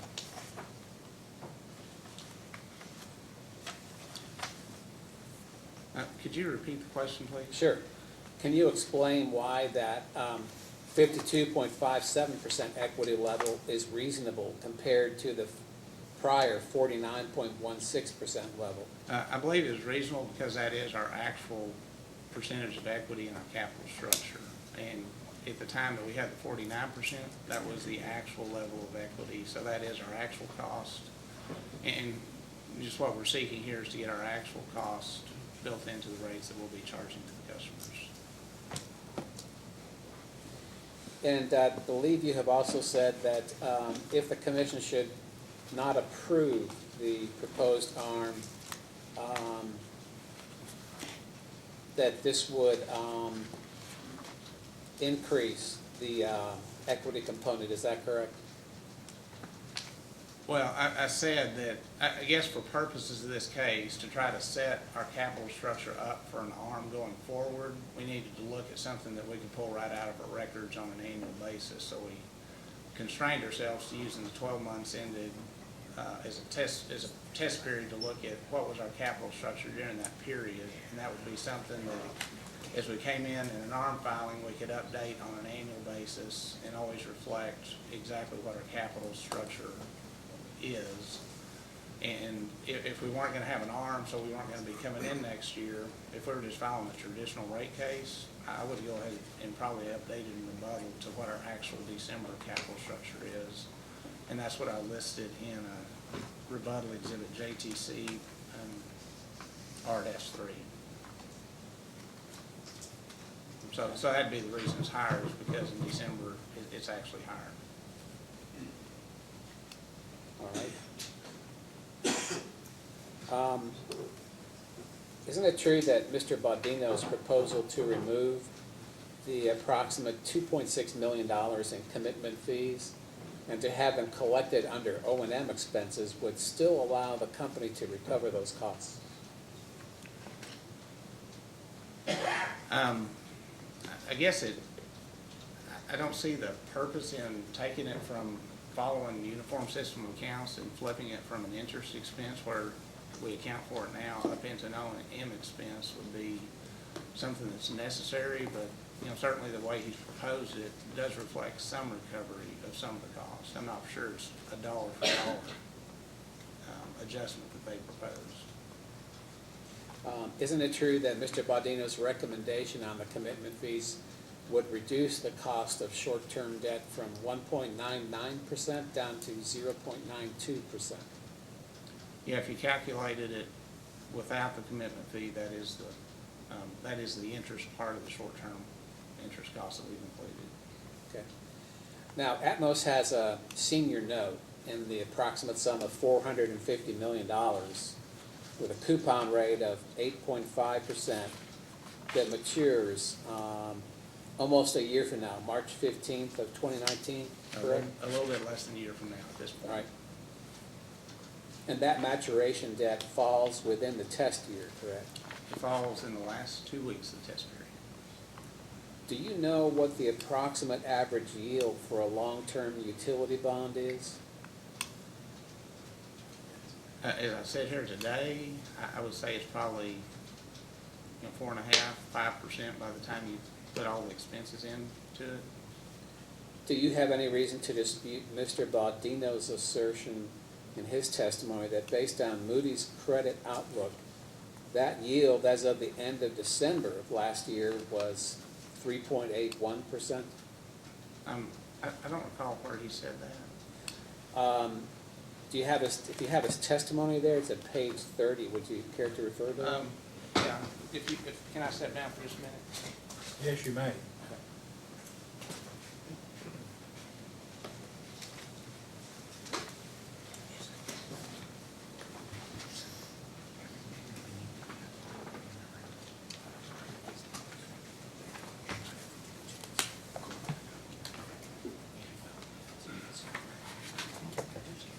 Okay, on page 30. All right, and do you see the heading there, cost of long-term debt? Yes. And a few lines down, he says, for example, according to Moody's credit outlook. Yes, I do see that now. And I was thinking a couple lines down where he just said for purposes of this case, he assumed to refinance it at 4%. So I had not recalled the 3.81. Okay. Atmos will in fact be refinancing that senior debt issue, correct? I believe we will. In talking with our corporate treasury department, we've been evaluating it and anticipate that, absent big changes in the credit markets, it would be, late winter when we would be, working on a specific timing of when to do it, but it would probably be close to the actual date that the debt is due. And isn't it true that Atmos did not annualize the reduction in the cost of debt from the soon-to-expire 8.5% rate down to the 4% percent rate that is prevalent today? Well, I blended in the last couple of weeks so that in our rebuttal case and in the rebuttal exhibit that Mr. Waller talked about when he was up here, it does reflect now our actual long-term embedded costs that we'll experience during the test period. So it brought it down slightly to reflect a hypothetical refinancing at 4%. So if my understanding is correct, then the company included less than a half month of the savings in the calculation of the cost of debt. Is that correct? A half month, yeah. Okay.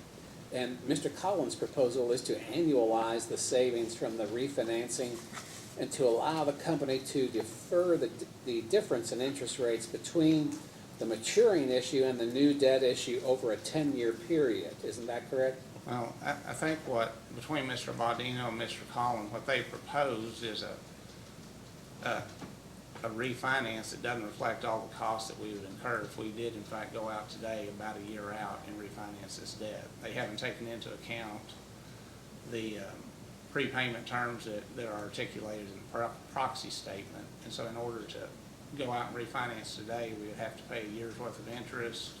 We'd have a 50 basis point penalty to add on top of that. And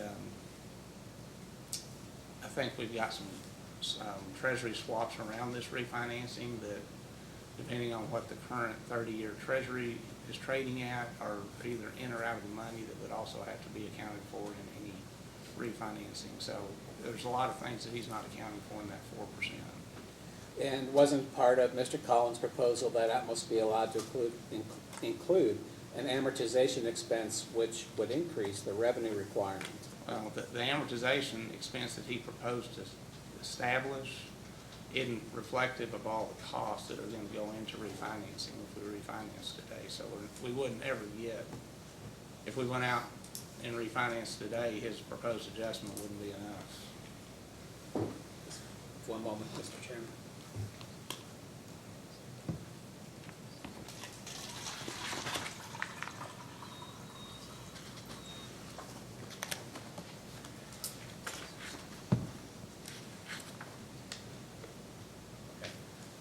So, Mr. Collins' proposal is not to refinance today, but instead to capture the costs. Isn't that correct? I guess his proposal today is to not allow us the opportunity to earn the long-term, to not include in our actual outcome the expenses associated that we're going to incur in the next 12 months. And if we were doing annual rate making, perhaps there's a way we could rehabilitate his adjustment, but you get to the end of the test period and we're not going to have built into our rates, we're going to have lost the value of all that money over the next 12 months.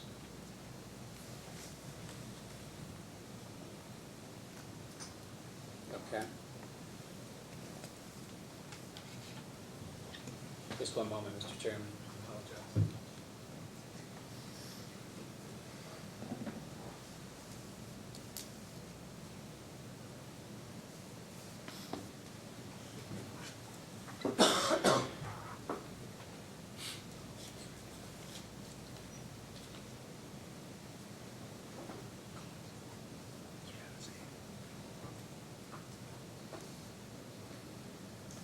So, are you saying that,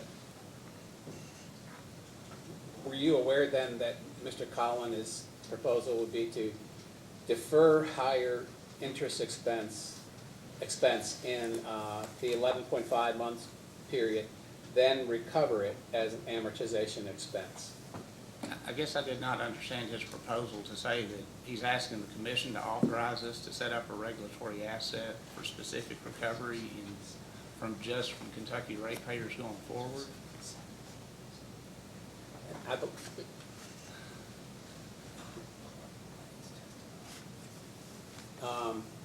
believe he specifically said that in his testimony. I want to pull it up here and have you refer to that just so we get the record straight here before I let you go.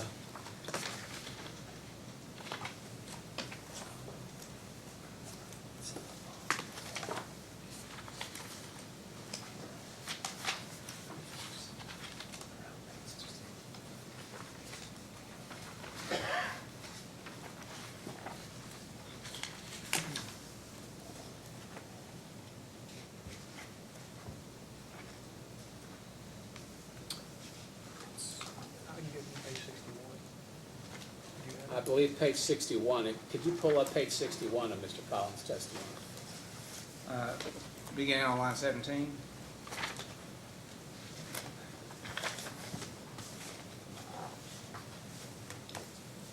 Yes, line 17.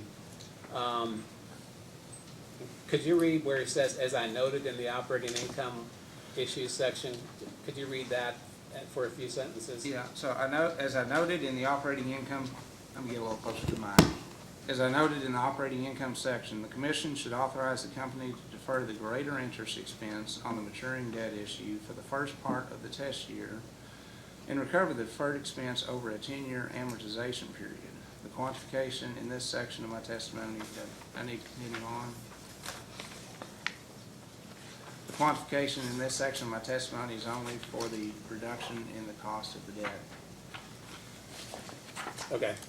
Do you believe that clarifies the record? Does that help your understanding then? Well, and if that were the case, I think, the annualization of his interest expense, corporate-wide comes out to $136 million.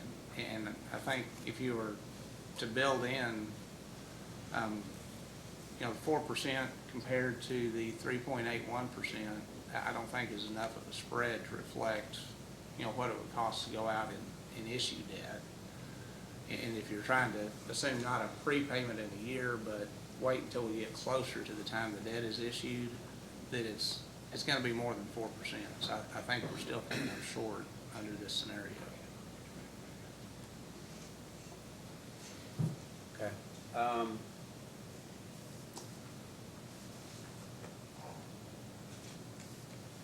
Just one moment, Mr. Chairman, I apologize. I believe that's all the questions we have at this time. Thank you. Ms. Gold? We have a few questions. Good afternoon, Mr. Christian. Good afternoon. Mr. Martin deferred a question to you regarding dividends earlier. Were you present to hear the question? I was here to, yes. All right. Can you provide the amount of dividends paid for fiscal year 2017, fiscal year 2018 to date, the base period as well as the test period?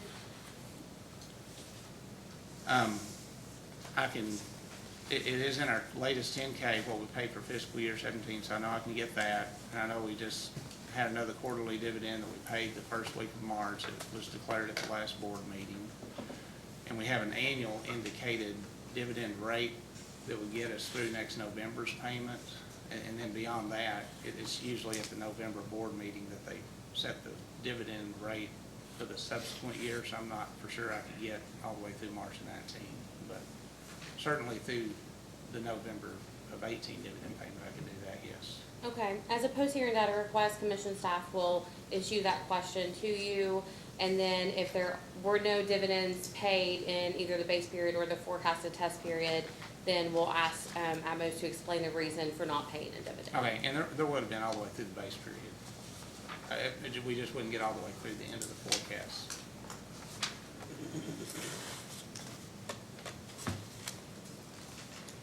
Can you please refer to your rebuttal testimony, page 5, lines 7 through 13?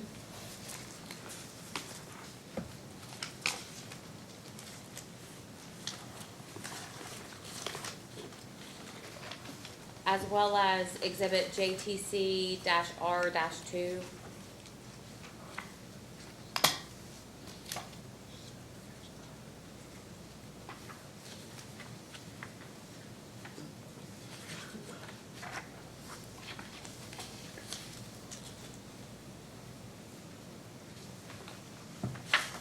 Okay.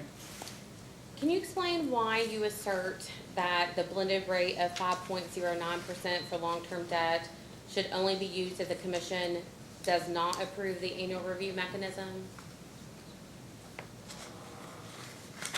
Could you tell me the lines again that you're referring Yes, to? page 5, lines 7 through 13.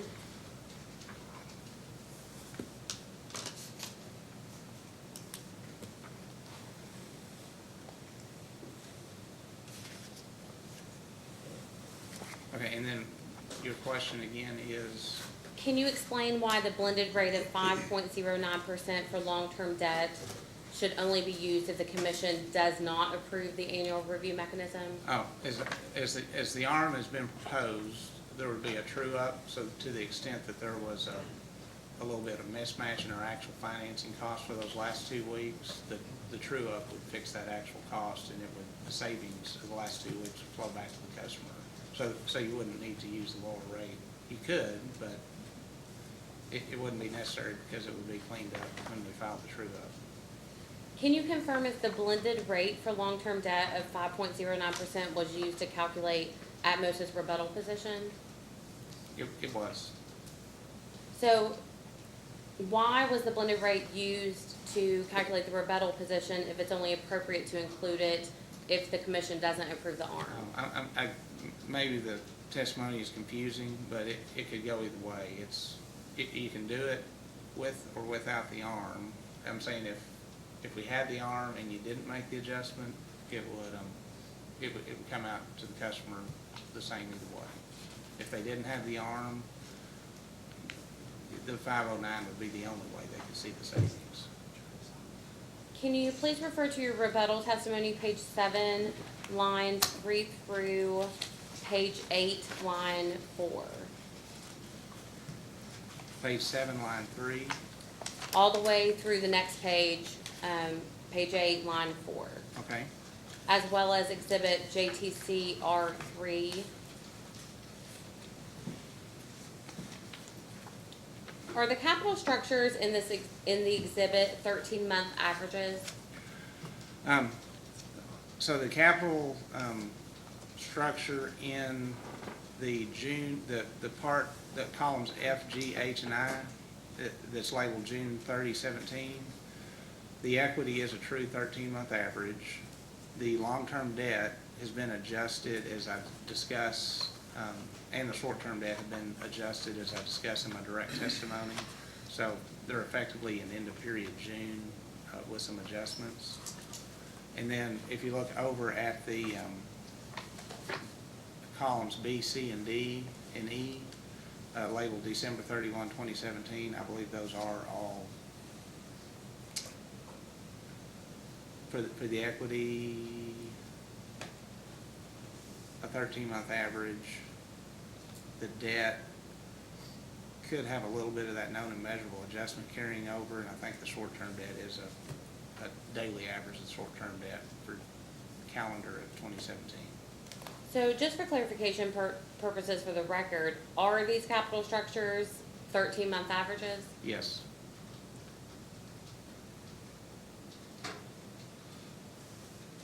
And can you confirm that the capital structure identified as June 30th, 2017 forecasted test period is the capital structure that Atmos used in this case? Yes, that is what's in the rebuttal case. And is it your recommendation that the capital structure as of December 31st, 2017 be used if the commission does not approve the annual review mechanism? Yes, that is my recommendation. Can you explain why?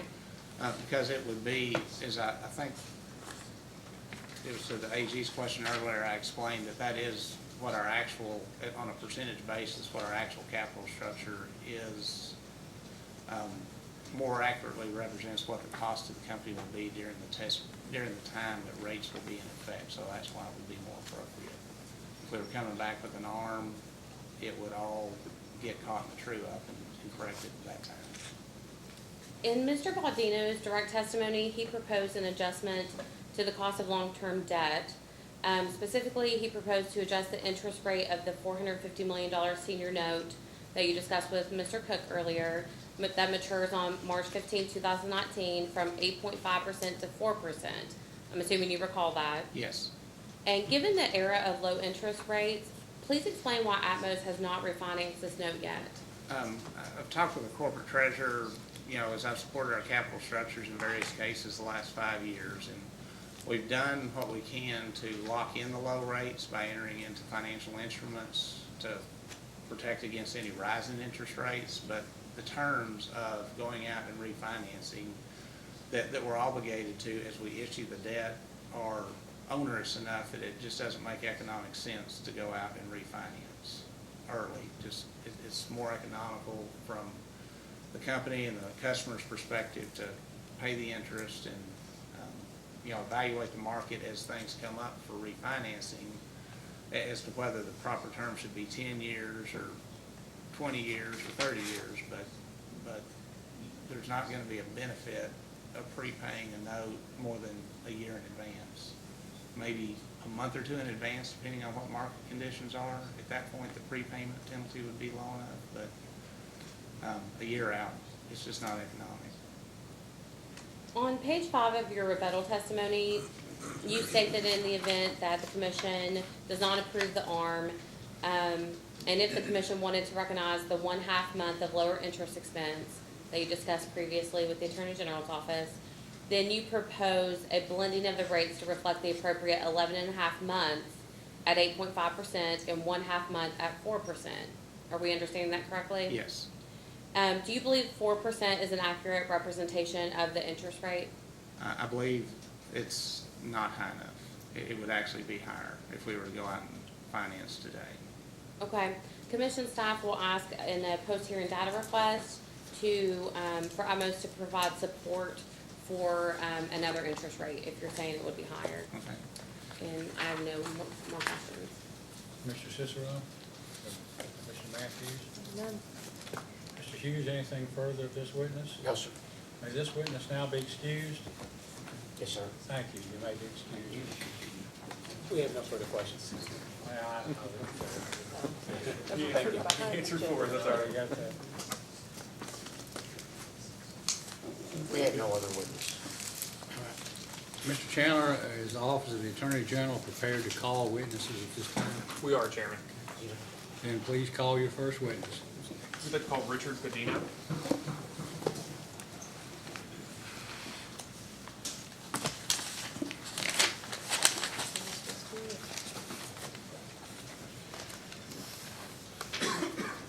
Now, please raise your right hand.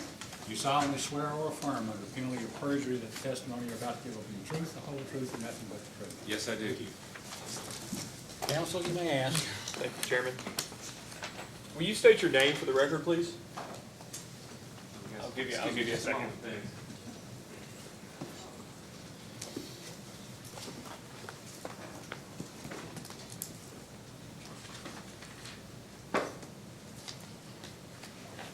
Yeah, thank you. My name's Richard Baudino. And Mr. Bardino, how are you employed? I'm employed as a consultant with J. Kennedy and Associates, Inc. And what is your business address? It's 570 Colonial Park Drive, Suite 305, Roswell, Georgia. And did you cause to be filed in the record direct testimony and data request responses? Yes, I did. And do you have any changes to those answers or questions? I do not. And if I asked you those same questions today, would your answers be the same? Yes. Mr. Bardino is prepared for cross-examination. Cross-examination for Atmos? No questions. Staff? We have a few questions, thank you. Good afternoon, Mr. Maldino. Good afternoon. I want to talk to you about, do you have your direct testimony there? I do. If you refer to it on page 30,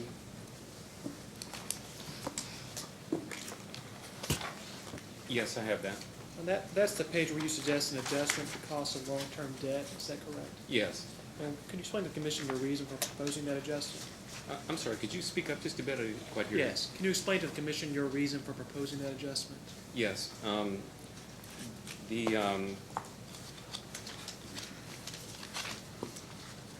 As I stated here, beginning on line 9, Atmos has a $450 million senior note that matures on March 15th, 2019, with a coupon rate of 8.5%, which is substantially above the current measurable cost of average utility debt or A-rated debt. That expires, or I should say matures, within the future test period.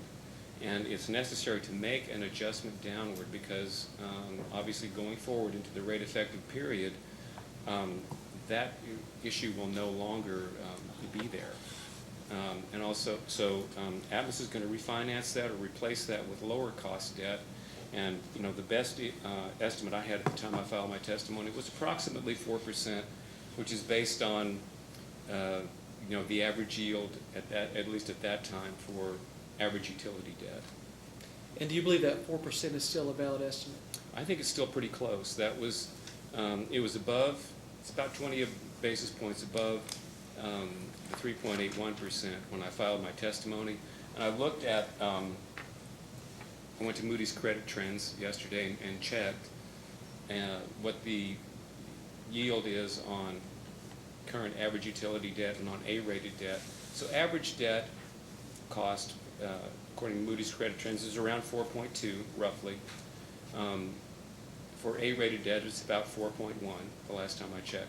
So I think that 4% is still pretty close. And by the way, that does include this recent run-up in interest rates we've had since late January, February. Just so I'm understanding, you testified that you checked yesterday and the A-rated debt was 4.1%. Yes. But your estimate for the 11 months in the future is slightly lower at 4.0%. It's slightly lower. And do you believe that the interest rates will go lower over time? I beg your pardon? Do you believe the interest rates will go lower over that time period? I don't believe they'll go lower. I think this is within, it's a good ballpark estimate, and it's certainly reasonably close to current interest rates or current cost of debt today, based on what I've looked at today. And it's certainly more reasonable than the 8.5%.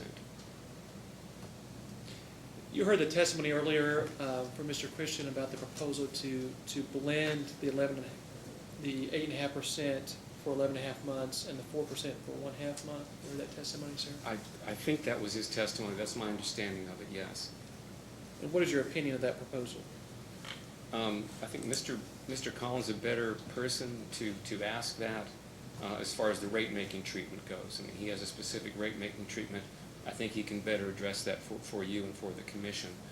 It was my responsibility to really look at that cost of that debt that we know is going to expire within a future test year, and to recommend really a substitute interest rate based on current rates going forward. And we'll ask a post-hearing data request for support for the interest rates you've testified to today. We'll send those out afterward to your counsel. Okay, sure. Let me ask you some general questions here. Do you agree that an investor looks at other opportunities and evaluates risk and opportunity costs as they're investing?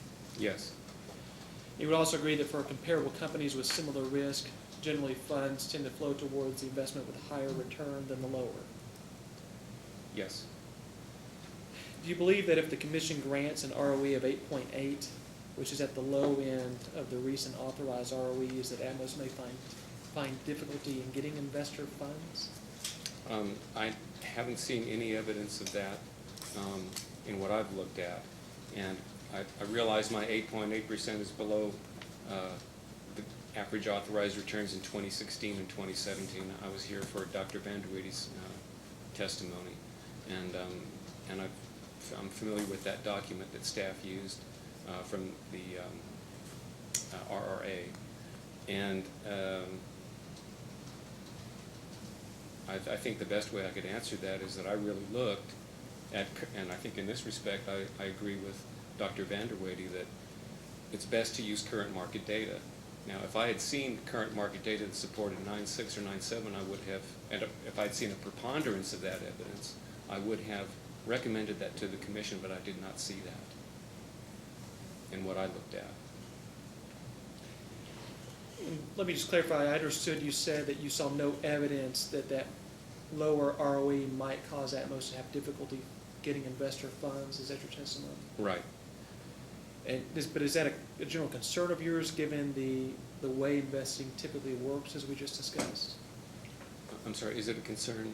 Would it be a concern of yours that they might find that difficulty in getting investor funds if the commission approved that 8.8 ROE? It's always a concern as an ROE witness making recommendations to the commission on what the allowed return should be on equity for a regulated utility company. So that is definitely one of the things as an analyst I would be concerned about. Again, I looked at the market evidence through stock prices and current interest rates, and based on everything I looked at, 8.8 is what investors are requiring for a low-risk utility like Atmos.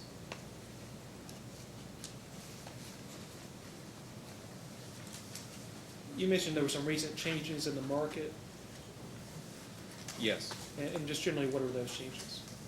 I think investors have become a little more concerned about higher interest rates, and that sort of came, that was a bit of a change we saw in February and has carried through to this point in March.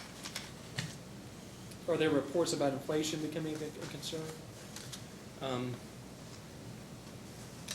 I don't think, based on what I've looked at, there may be a bit more concern about inflation from higher wages because we're at a very low point for unemployment right now.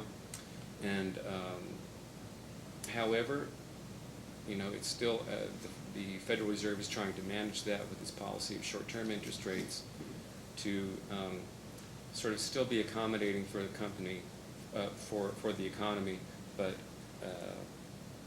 also wanting to manage interest rates such that the economy doesn't become overheated. I don't think inflation above 2%, as far as what I've seen, is a large concern. But I think that the Federal Reserve is looking at that as trying to manage that. So.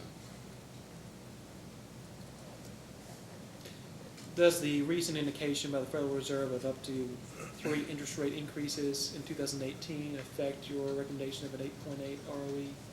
It does not affect that because I think that was baked into the data that I'd already looked at. I think investors were expecting further increases from the Federal Reserve or possible increases in short-term interest rate from the Federal Reserve even last year. Of course, now it's more clear. It's a little more clear with the new Federal Reserve Chairman who's sort of laid out, I believe, 2 more interest rate increases for this year and possibly more next year. Interestingly enough, I think we did have the increase yesterday, and Fed Chairman Powell discussed that. So there was another increase to 1.75% to the federal funds rate, but really long-term interest rates in terms of treasuries and also long-term utilities were really not affected by that. That information was already in long-term interest rates. What about increased government spending and tariffs, which both increase GDP? Is there any effect those may have on your opinion of the ROE? I'm sorry, could you please speak up? I'll do my best. Just My a bit, I'm apologies. sorry. No, it's no worries. What about increased government spending and tariffs, which both increase the GDP? Do those have any effect on your opinion of the ROE of 8.8?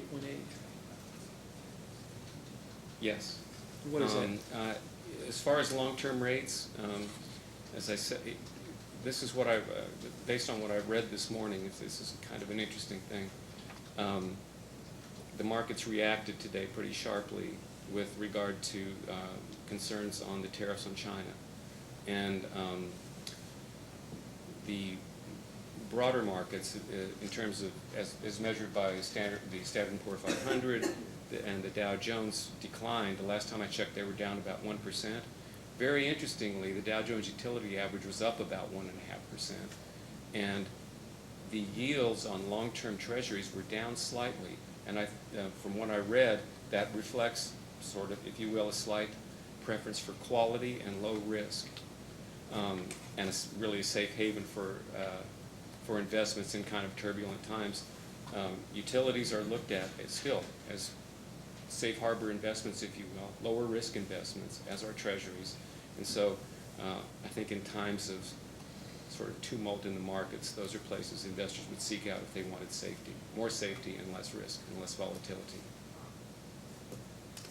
I think we've talked about each of these individually, but let me ask kind of a cumulative question. You mentioned the unemployment rates, potential effect on inflation, the Fed Reserve changes, and the rate hikes that are anticipated and announced, as well as the increased government spending and the tariffs.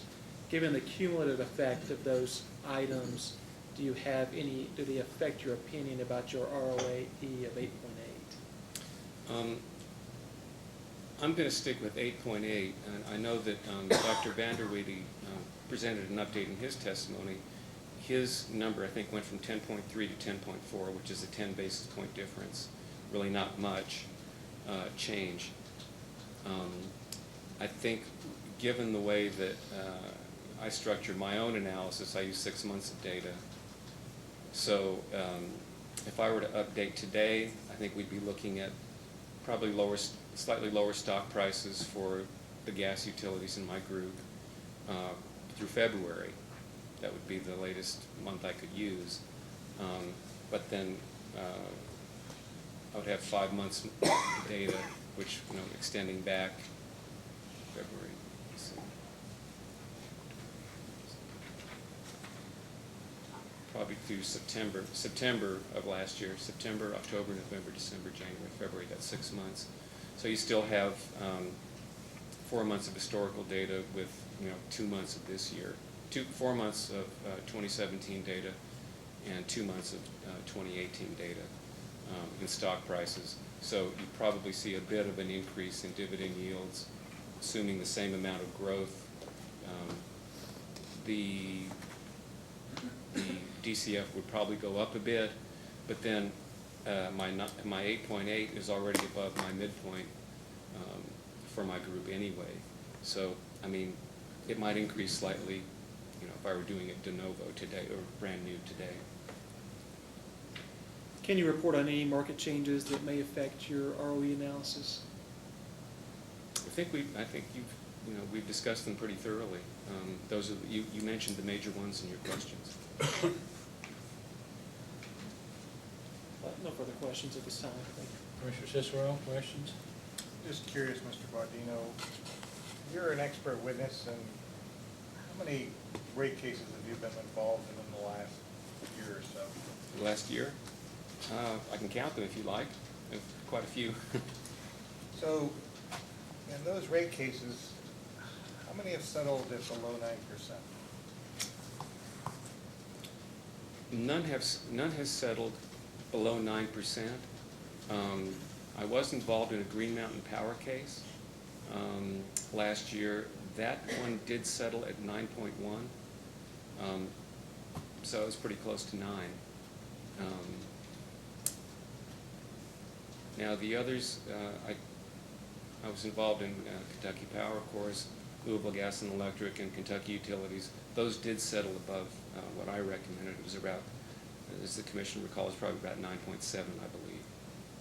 If anything, right now, there's pressure for the rate to go up. Well, all things being equal, yes. You have higher interest rates now, yes, sir. Commissioner Matthews? I have none. I have none. Mr. Hughes, anyone else? Any further questions? Some redirect, Chair.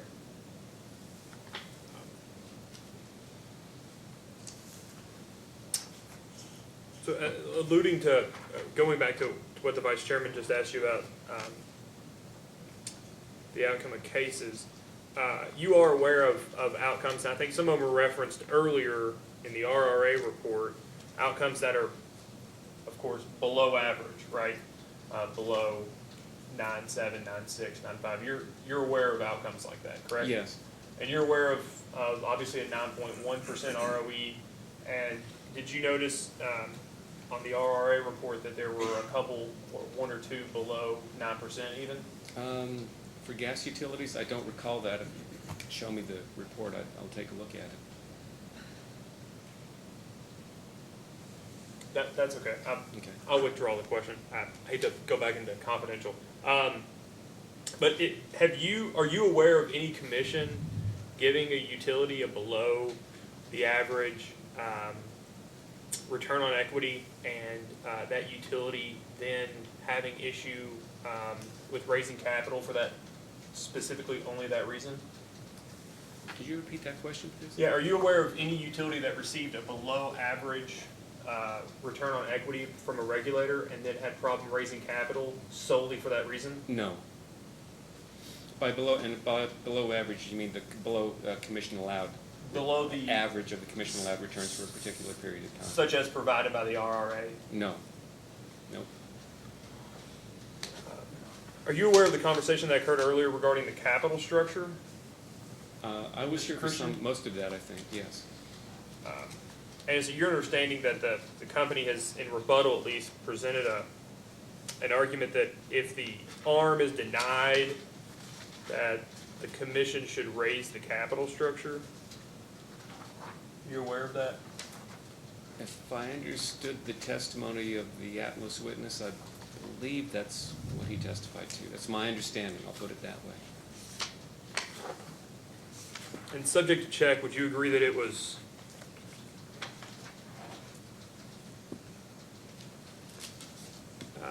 that the equity component of the capital structure on June 30 was 52.57 versus the December 31 equity component of 57.28? Yes. And do you think that that's proper to update the capital structure in the middle of the case? No. I mean, I agreed with the company's equity ratio of 52.6%. That was reasonable based on really the group analysis, the proxy group analysis that I did. And I would have opposed a 57% increase. I'm sorry, 57% equity ratio. So no, I don't think it is proper to update that significant an update in the middle of a case to the equity ratio. That's a huge increase. So no, I don't think that's reasonable. So if the 57% would have been the equity component at the time of the application, including the application, you would not have adopted that equity, that capitalization, would you? I think I would have looked at that and seen what, based on what I've seen today, no, I would not have. I would have looked at what the historical equity ratios had been. I would have, in fact, what I did do was look at the evidence that Atmos presented in its direct case and agreed with the 52.6% equity ratio as being reasonable.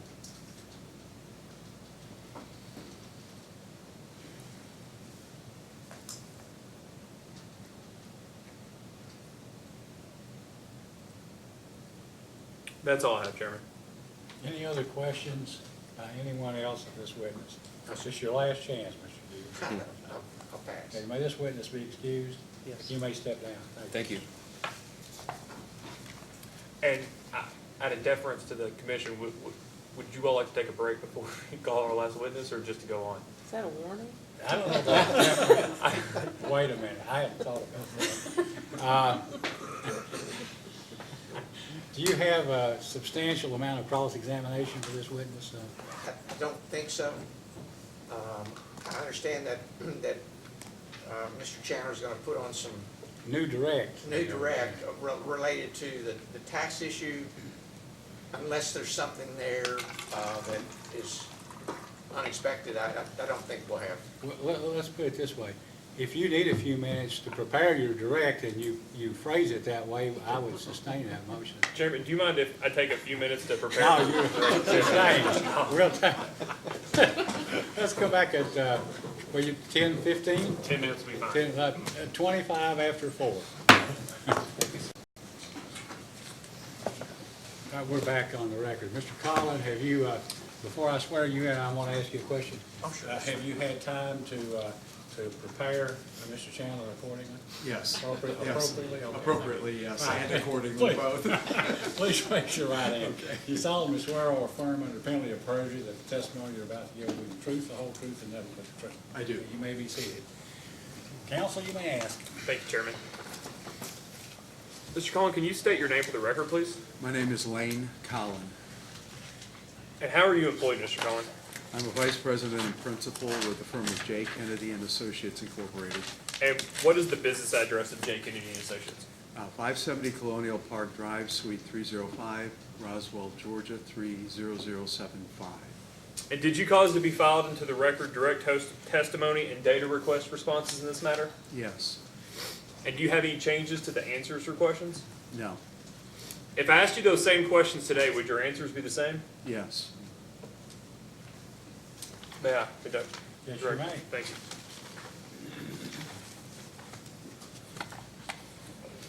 Mr. Collin, were you provided the 4-page document introduced by Atmos, introduced as Atmos Exhibit Number 1? Yes. Do you have a copy of that in front of you? I do.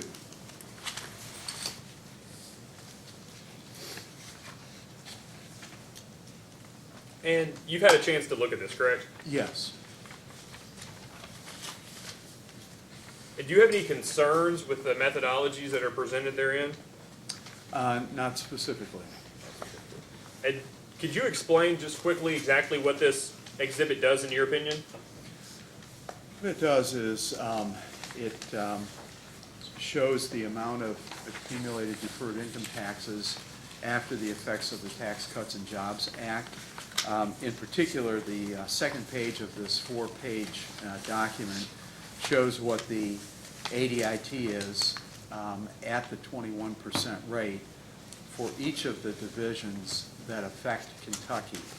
Division 9, the second page, is Kentucky.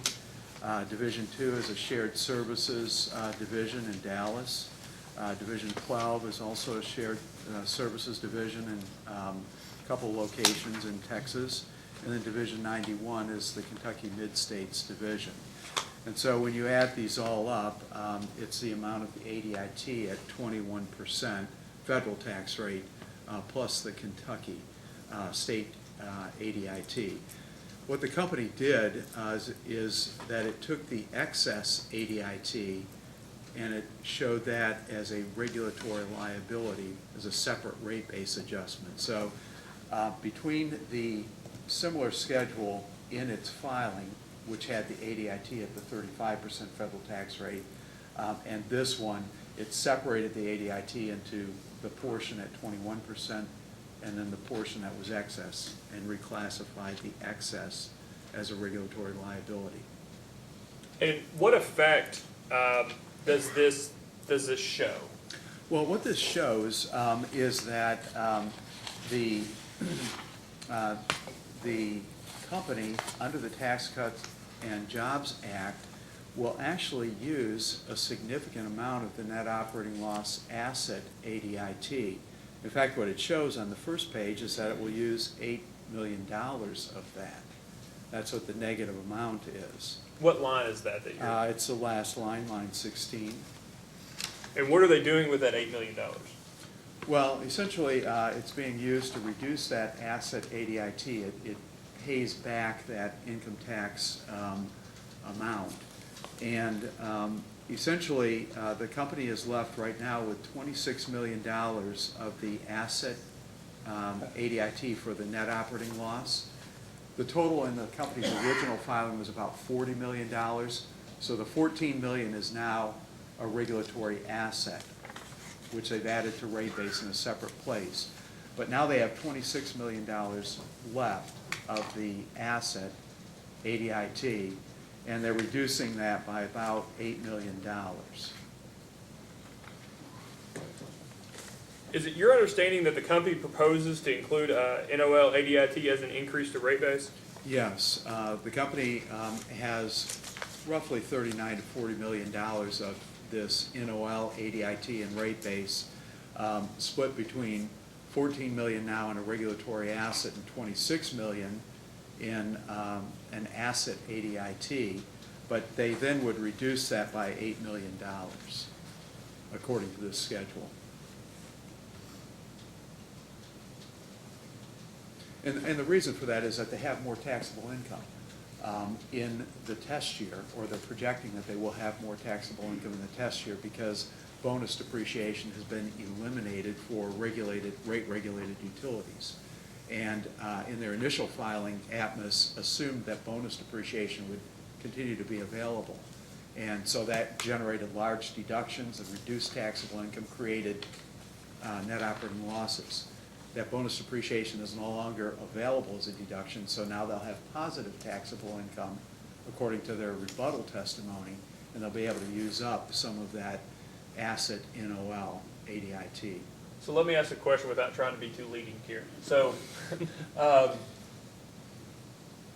it's your understanding that, well, you've been in the room, it's your understanding that there's been testimony previously in front of this commission about there are certain negative side effects, unintended consequences of the Tax Cuts and Jobs Act on utilities, correct? Yes. And one of those is the loss of bonus depreciation. Right. And so are you saying that the effect of the loss of bonus depreciation is that it increases current income tax expense? That's correct, and therefore reduces the amount of the NOL asset ADIT because they can start using some of that. because they have positive taxable income. So there's something to take away now, right? Yeah, there's something beneficial. There's something to deduct from, yeah. Correct. Right. And that wouldn't have been there before with bonus depreciation because it's. That's bonus. right. Yeah. That's right. It wouldn't have been a current taxable. And I would agree with the company's assessment on this. Is the NOL ADIT temporary? It is, particularly now that we don't have bonus depreciation anymore, the company will have positive taxable income, not only in the test year, but going forward.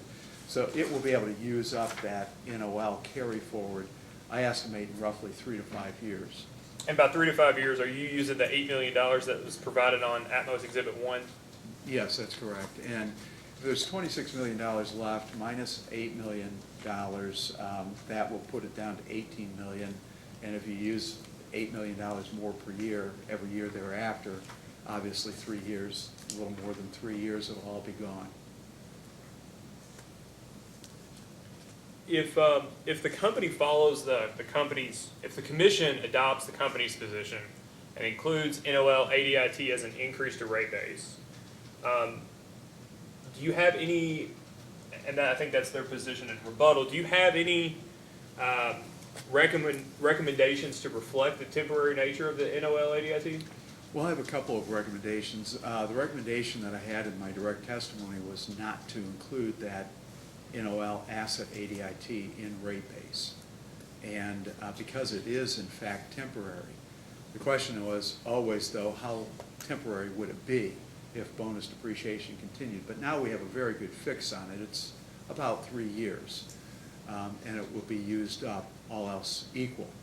And so if the commission doesn't want to choose an either or position, either put it in or take, as the company proposes, or take it out entirely like I propose, I think one alternative, someplace in the middle, would be just to devise a tracker where as the NOL ADIT is used up, there's a CERC credit rider that reduces rates as it is used up, so that it doesn't stay in rates permanently, because we're virtually certain that it's going to decline over the next, to zero, over the next 3 to 5 years.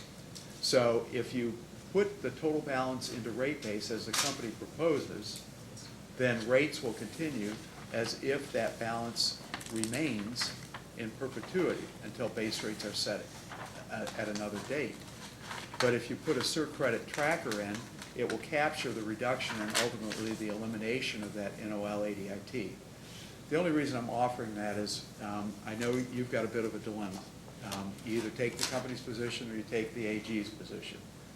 This is something that I think gives the company what it believes it needs, but also protects customers going forward.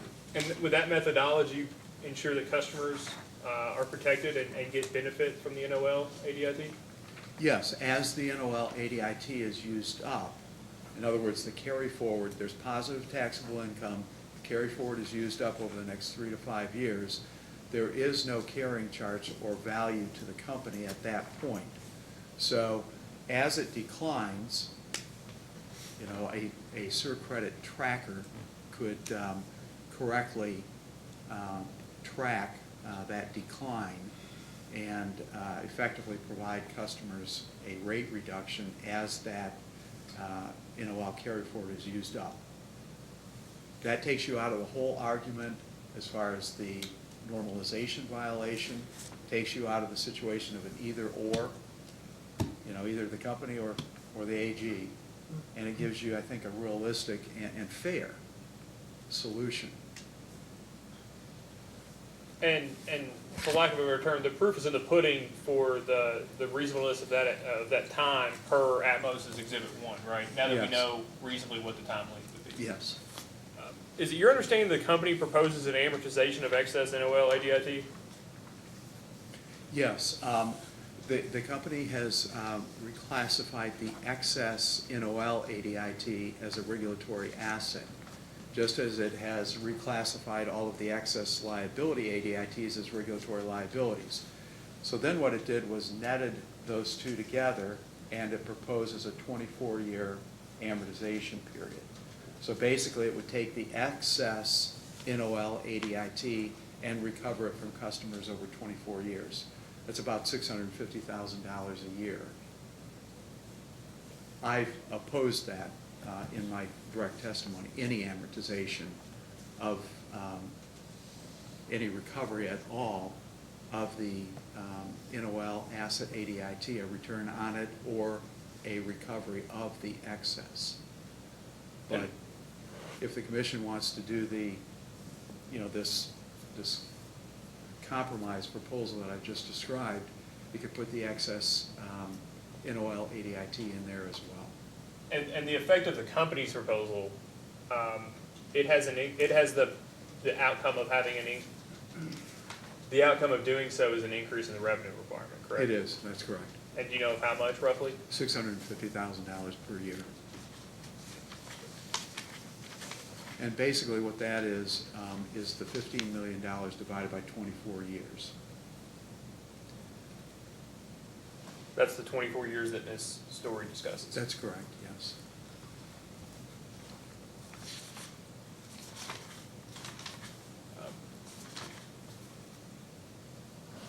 Have you reviewed the settlement testimony of Mr. Christian and the settlement exhibits and order in the tax cuts, tax investigation case?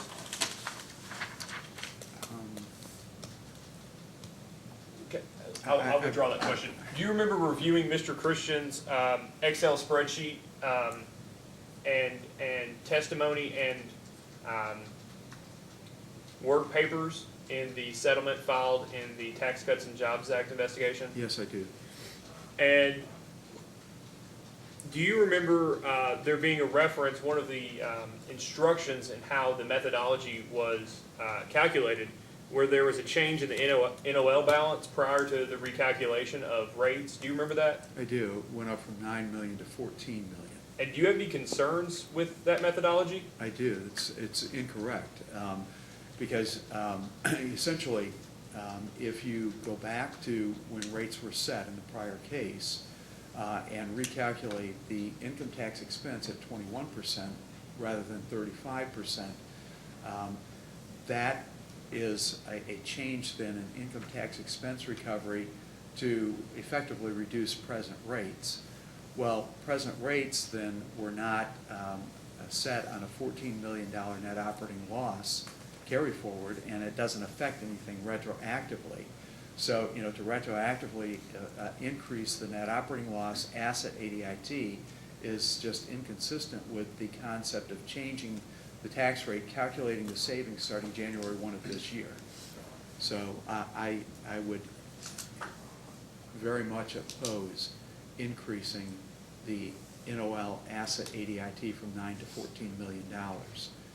And that then would affect the amount of the regulatory liability under the Commission's tax-related order in the tax investigation proceeding that covered Atmos. And it would, if the company's increase in the NOL asset ADIT is excluded, then the savings would be greater. And the savings would be greater because the rate base would be lower, correct? Right. The rate base would remain unchanged. Unchanged, right, instead of being increased. Right. Do you have a proposal regarding the amortization of protected and unprotected excess ADITs? The company's proposal is to take all of the excess ADIT, which includes a netting of the regulatory assets or the asset side with the liability side. And we don't have a breakdown of the portion that is protected and unprotected at this time. That's why Mr. Chandler asked for a post-hearing data request. And but if the liability, the unprotected excess deferred taxes are indeed a liability, then something that would be returned to customers, I would recommend a shorter time period for that, perhaps 5 years. If it turns out that it's a regulatory asset, then I don't think we oppose a 24-year period for the unprotected. excess ADIT. And your understanding of the 24-year period is that it's the underlying remaining life of the assets? Yes. And were you in the room earlier when I cross-examined Ms. Story regarding protected versus unprotected ADITs? Yes. And is it your understanding that the normalization method of accounting pursuant to the Tax Cuts and Jobs Act only refers to sections 167 and 168 of the Internal Revenue Code? Yes. And is it your understanding that the section 167 and 168 deal exclusively with depreciation? That's correct, it does.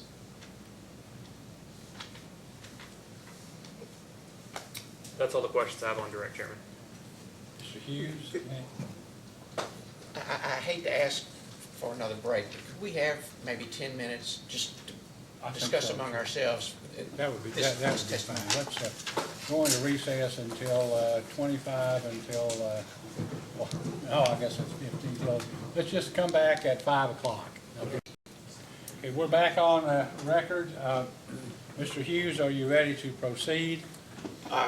Your Honor, if Atmos has no cross-exam of Mr. Collin, we would ask to, in lieu of cross, to be allowed to call Ms. Story back to address the narrow issue that Mr. Collin just discussed. Okay, and for the record, we had a discussion off the record and spoke with Mr. Chandler, who represents the Attorney General's office, and we worked out a mechanism to do that.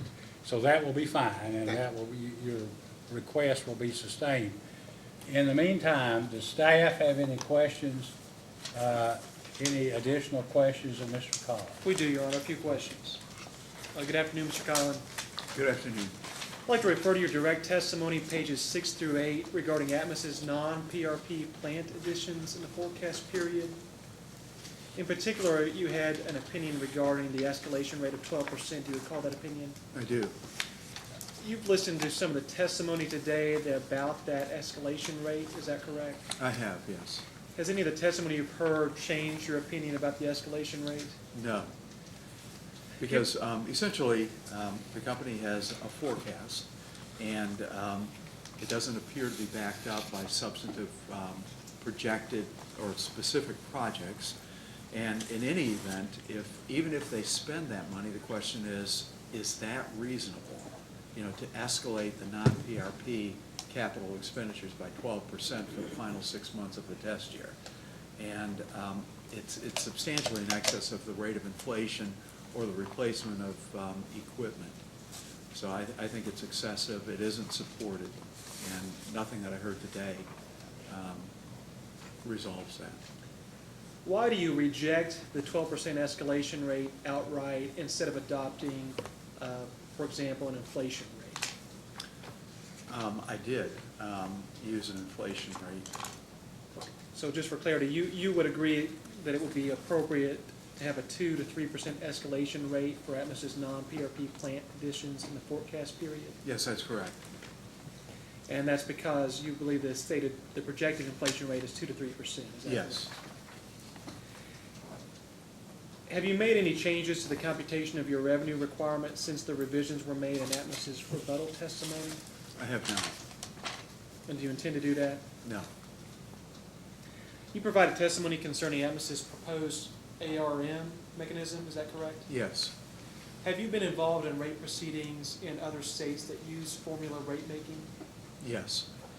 And if you would, please describe your experience with utilities that have used such mechanisms. One state which uses formula rate mechanisms extensively is Louisiana.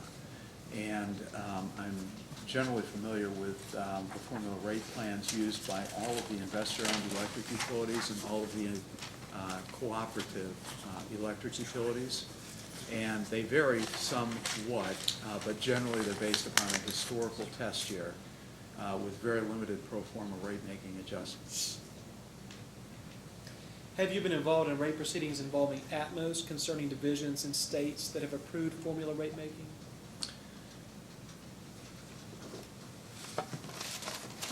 Not to my knowledge. I represented the Georgia Commission staff in a number of Atmos proceedings, maybe 7 to 10 years ago. But at that time, Atmos did not have a formula rate plan. That came in and was adopted after the last time that I provided assistance to the Georgia Commission staff. And that was before Atmos sold its Georgia properties. In your opinion, is there any kind of formula rate making that provides sufficient benefits and protections to customers and to the regulatory process? I don't think so. Certainly not compared to a comprehensive base rate proceeding.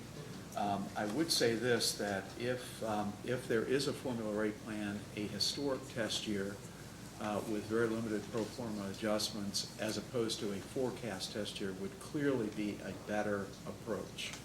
And the reason for that is that it maintains some of the behavioral incentives of historic rate making as opposed to forecast and then true up. Because the problem with the forecast test year and a formula rate type of process is that it's essentially self-fulfilling. You project what you're going to spend, and then you of course spend it, and then you argue, well, let's see, we were within 0.1% of what we projected. Well, there's a lot of judgment that is involved in projecting expenses and projecting capital expenditures. And I don't think it's a good public policy or a good approach for rate making to use forecast riders that then self-true. I mean, that's different than the statutory framework that you have here for base rate making, where you can use a forecast test year. There's no true up, it doesn't have to be self-fulfilling, and the commission has an opportunity to assess the reasonableness of the costs in the forecast test year before they're even spent. And then there's no true up. So, for example, the 12% escalation on the non-PRP capital expenditures for the last 6 months of the test year. I don't think that's reasonable, and I recommended that the commission not adopt that. But in the in the ARM, if the company put in a 12% escalator on their capital expenditures, and that was approved, then they would just spend it. There'd be no behavioral incentive not to do so. Let me refer you to Mr. Waller's testimony at pages 12 and 13. I don't have a copy of it. Yeah. Just a minute, come on. His director of rebuttal. It's rebuttal testimony. Mine's small, so it's not, that mine's a little bit bigger. Yeah, Vice Chairman. Good night.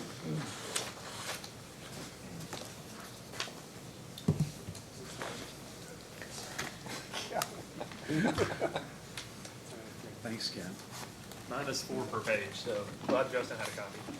You said pages 12 to 13? Yes, that's correct. Okay. I have page 12 and 13.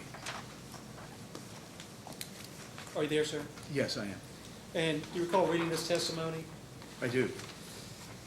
He makes some recommendations in there to alleviate your concerns, and just generally, what are the recommendations he puts in his testimony there? Well, the first one is to align the forward-looking test year with the company's fiscal year.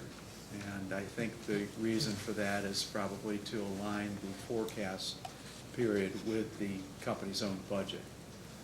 And then he says to develop, he proposes developing a proposed procedural schedule that would give the AG and other interveners discovery rights and the opportunity to provide testimony, similar to a rate case. And do those satisfy the Attorney General's concerns in this case? No, not at all, because we have a fundamental opposition to the ARM for the reasons in my direct testimony.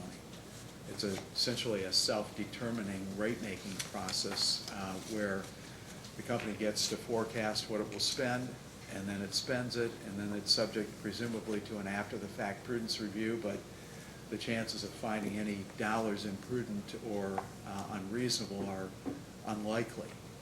It's a very, I think, not appropriate rate-making methodology.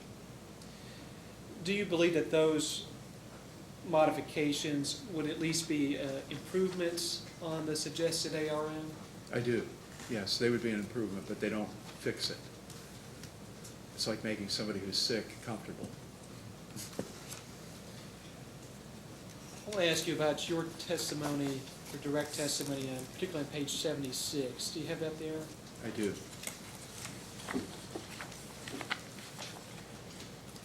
Okay. This is concerning the R&D rider, and being on line 6, you say the company has failed to justify the GTI funding with any direct benefit to Kentucky customers. You see that there, sir? I do, yes. You've also listened to testimony today about the R&D rider. Is that correct? I don't believe that I did. I was not here for most of Mr. Martin's testimony. Did you read the rebuttal testimony at that point? I have read Mr. Martin's rebuttal testimony, yes. And did the rebuttal testimony satisfy your concerns about the R&D rider? No. Why is that? Still, it's discretionary. There are no quantifiable benefits to the Kentucky customers. And the AG did ask Discovery, asking the company to provide quantifiable, tangible benefits from this investment in research and development. And it did not, it was not able to quantify any tangible benefits. Are you against R&D riders in principle? I think in the context of rate making, when it's discretionary, yes. Improving the efficiencies of gas appliances, those types of things. My assessment would be that those are more appropriately costs borne by appliance manufacturers, not gas customers. I think the market would address the research and development requirements in those areas. Will you agree that there are at least some benefits to Atmos' customers from the R&D rider? Some benefits? I don't know. I know that there were general descriptions of benefits that Mr. Martin provided. And I think in some respects I would agree with some of the generalized benefits. But I think in order for this cost to be recovered from customers, there should be something tangible, quantifiable benefits to customers here, not just kind of a generalized, oh, it makes things better type of generalized benefit. Are you aware of a way to try to quantify those benefits? I think that, yes. I think that if the company was interested in doing so, maybe if there was some new technique for construction or something like that, or some new methodology for installations that saved time or improved the seals on plastic pipe, for example, that they could see some tangible savings from a reduction in maintenance expense. That would be just an example. But the benefits that were described in the testimony, are you aware of a way to quantify those benefits? General benefits as to safety and reliability, no. I think you would have to look at specific programs that were developed through the GTI and then implemented by Atmos, if you wanted to actually trace through some tangible, quantifiable benefits. I think I understood your testimony earlier that you believe the market will account for research, for example, for appliance safety improvements. Is that right? Or efficiency improvements, yes. And are you aware of a way that the market accounts for safety and efficiency for pipeline improvements? Presumably, purchasers of the materials or purchasers of services would reflect that in the products themselves, improvements in the structural integrity of the pipe, or improvements in installation, improvements in leak repairs, those types of things. the market then would presumably develop those, because that's then what the utilities would buy. So in your opinion, the Atmos, for example, would still pay for those improvements, just in a different form? Well, they'll pay for them anyway. Pay for it either through research and development, or they'll pay through it for, through the cost of the pipe, or the services to install the pipe, or whatever the case may be. I don't know that you can necessarily separate that out. Are you aware of any regulating entity that has rejected an R&D rider request? Well, there are a couple of jurisdictions where the company, Atmos Energy, has local gas utilities that their state commissions have not authorized them recovery of research and development costs through a rider or in any other capacity. I think Colorado is one of those jurisdictions. There was a response to maybe staff discovery, I think it was staff discovery in this case, that showed by jurisdiction what was paid by the customers in those jurisdictions over the last 10 years or so. And the high states were Mississippi and Louisiana. The low states were Colorado and one other state at zero, nothing.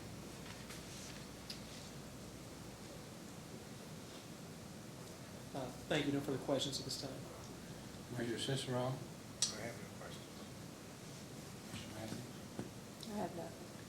I have nothing. Mr. Collin, have you ever been to GTI's place of business north of Chicago? I have not.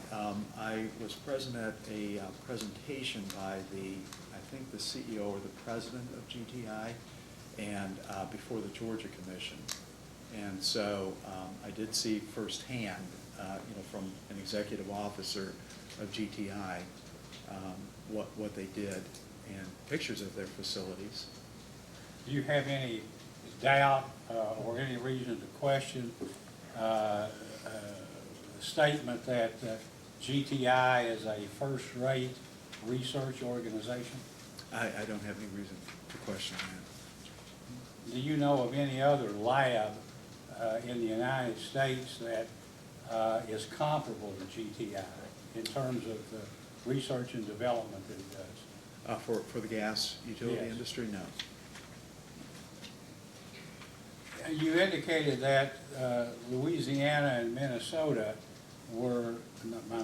Louisiana and Mississippi were two states that had the perhaps the most in terms of, I guess, in terms of what, the money devoted to research and development riders? Right, collected through riders or through, in another form, either through riders or through base rates. Louisiana and Mississippi were the highest dollar collections on the Atmos energy system. But isn't it true that Mississippi and Louisiana produce a great deal of oil and gas? Well, they do. They're on the Gulf Coast, yes, that's true. But Atmos, I'm not aware that they do exploration and production. I think they're limited to... Well, gas is produced in Mississippi and Louisiana has to be transported. It's transported by pipeline. Transported by pipeline, that's correct. No further questions. Anything further? Just a couple, Mr. Chairman. The chairman was just asking about R&D recovery costs in Mississippi and Louisiana. Do you know if either of those states have formula rates? Yeah, both states do. And do you think that there's a correlation between the amount of R&D that those two states recover and their fact that they have formula rates? There may be. Were you in the room earlier when Mr. Christian was discussing your proposal of the amortization of long-term debt? Yes. And did you feel like Mr. Christian's characterization of your proposal was accurate? I don't think he actually understood what my recommendation was. We have a two-part recommendation. The first recommendation is to use the lower cost debt from when the high cost issue of debt, the 8.5% debt, matures later in the test year, to replace that with 4% and assume that that is in effect the entirety of the test year. And then that will be reflected in rates going forward. But there's also the reality that that 11.5% or that 8.5% debt issue is in effect for 11.5 months out of the test year. So what my proposal is to defer that differential, the higher interest for the 11.5 months, and then allow the company to recover it as a regulatory asset.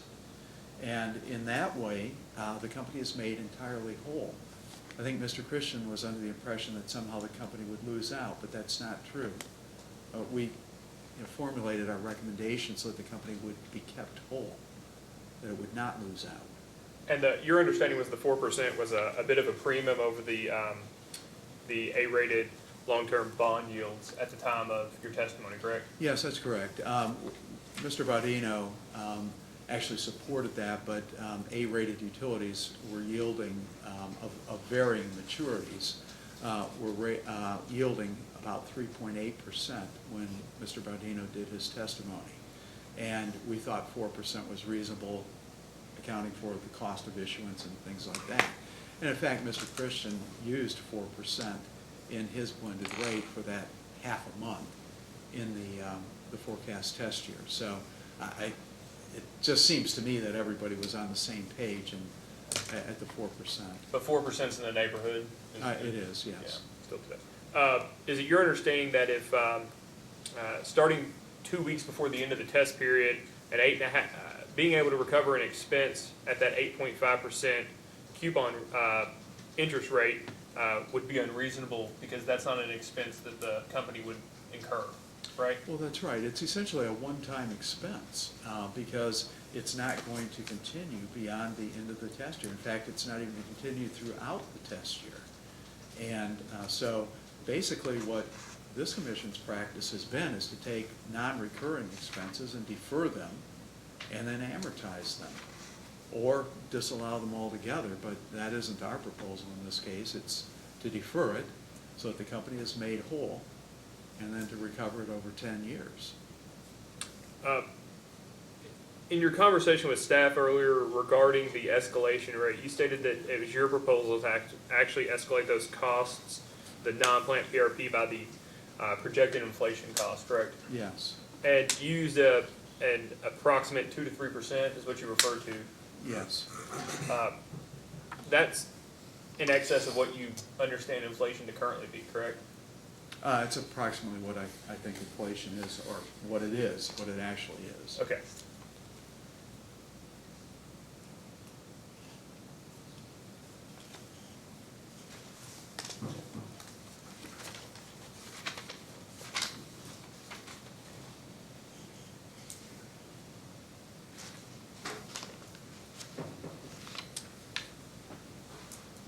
That's all I have, Chairman. Any further questions by anyone else of this witness? If not, may Mr. Collins be excused? At least temporarily. At least temporarily. You're excused. We've got 4 questions from Ms. Story, and we'll see if you need to be called back. You may step down, Mr. Collins. Thank you. Mr. Hughes?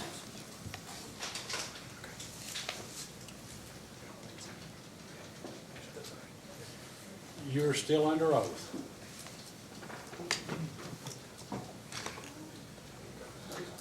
You heard Mr. Collins' discussion of a tracker proposal. Would that create a normalization violation for Atmos? It would. There's actually a consistency rule within the normalization requirements that requires that ADIT, tax expense, and depreciation expense must all be, they must all be included in rates for the same time period.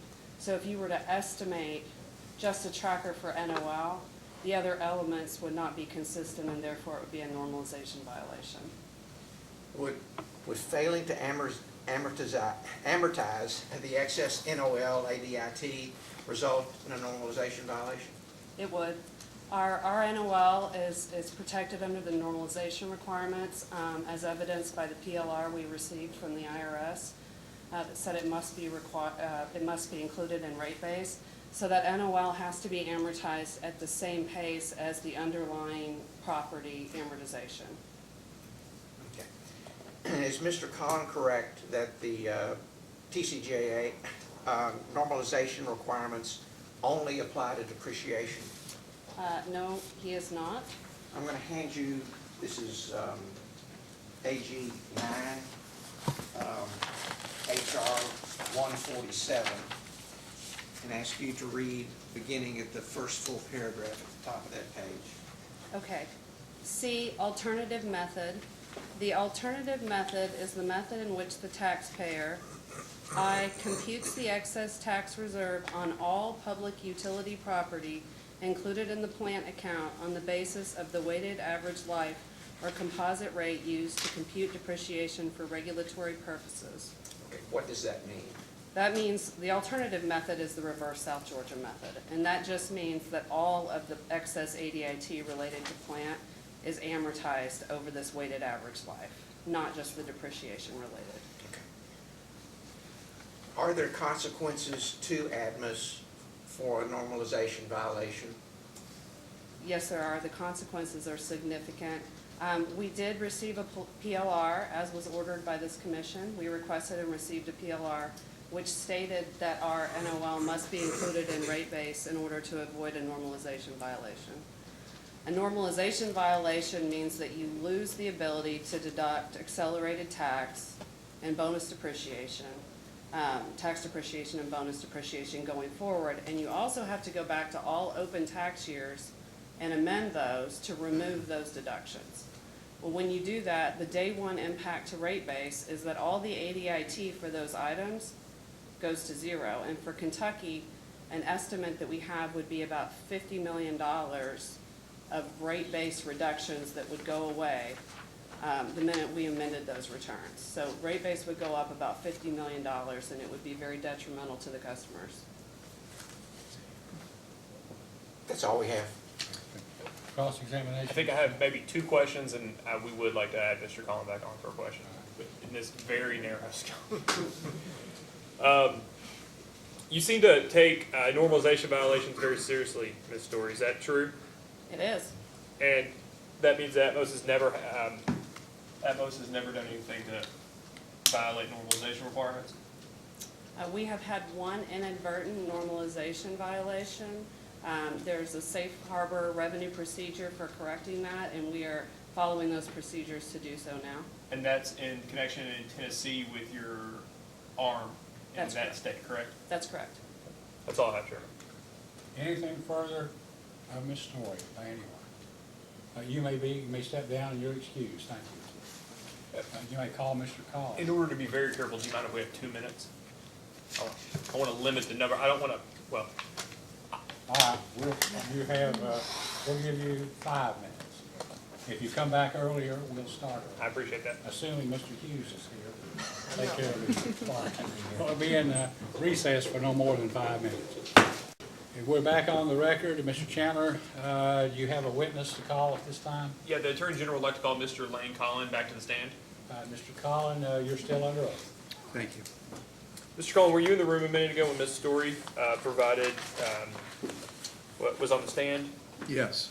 And do you remember her mentioning the consistency rule? Yes, I do. What is the consistency rule? The consistency rule is actually a U.S. Treasury regulation, also referred to as an IRS regulation. And it addresses, I'm very familiar with this consistency rule, it addresses normalization violations and the need to have consistency among the income tax expense and the treatment of the reserves or the ADIT related to the tax in the book depreciation. And it has specified rules for if you have a historic test year, if you have a forecast test year, and if you have a blended test year. And I can, in a post-hearing data request, I could, for example, provide a copy of the consistency rule. And under the proposal that you mentioned earlier, do you believe that it would cause a normalization violation due to the consistency rule? I do not.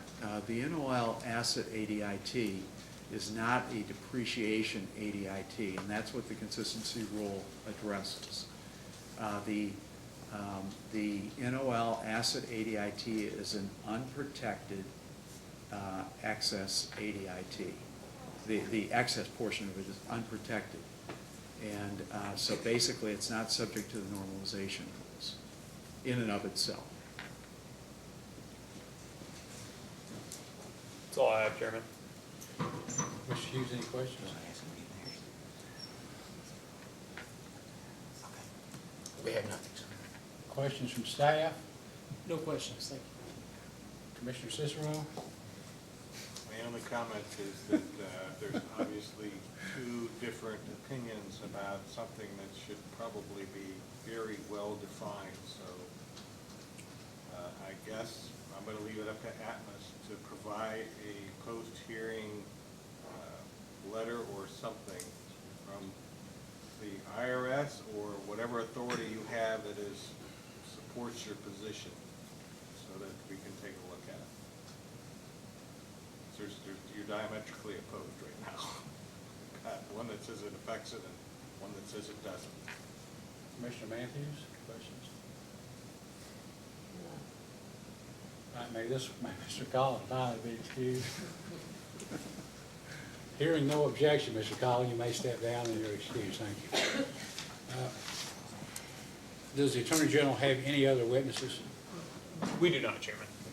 All right, before we adjourn, we've had, I guess there are going to be a number of post-hearing data requests, and so those will all have to be submitted in writing. So if, I guess post-hearing data requests will be submitted by staff and the AG's office. I don't think you had any. We had Did you? none. Is there any problem, council have any problem having the post-hearing data request submitted and filed in the record by next Wednesday, March 28th? That's Gives you fine, about yes, a sir. week. That'd be And fine, then sir. that, if, could Atmos have its responses filed by Friday, April the 6th? That's about a 10-day or so business day turnaround. Yes. Is that a problem? Okay.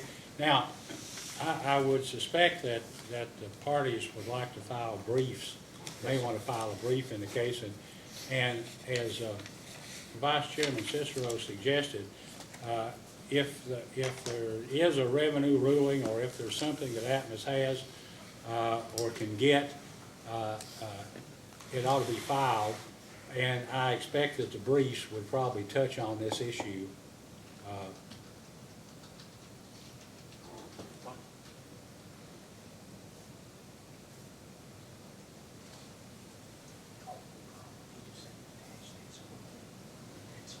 Okay. Yeah, you feel free to brief the issue if you'd like. Sure. I mean, with any relevant authority. So briefs could be filed or will be filed simultaneously or all on the same day by the end of the day, April 17th. That would give you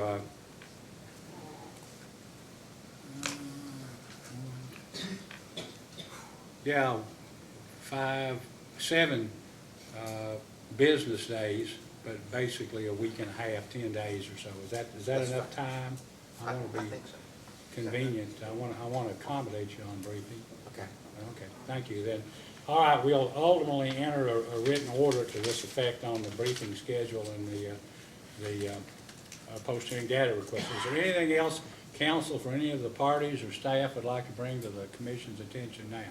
Yes, sir. Just to clarify too, I think the AG could provide a copy of the consistency rule that Mr. Collin mentioned. If we could just attach it to our brief, that's. That would be about it. fine, that would be fine. Chairman, just to confirm, all interveners and Atmos has returned the regulatory focus handout from earlier, correct? Is that the case? They have? I believe so. I just want to make sure Yes. there were none left over. All right, thank you. If there's nothing further, then this hearing is now adjourned.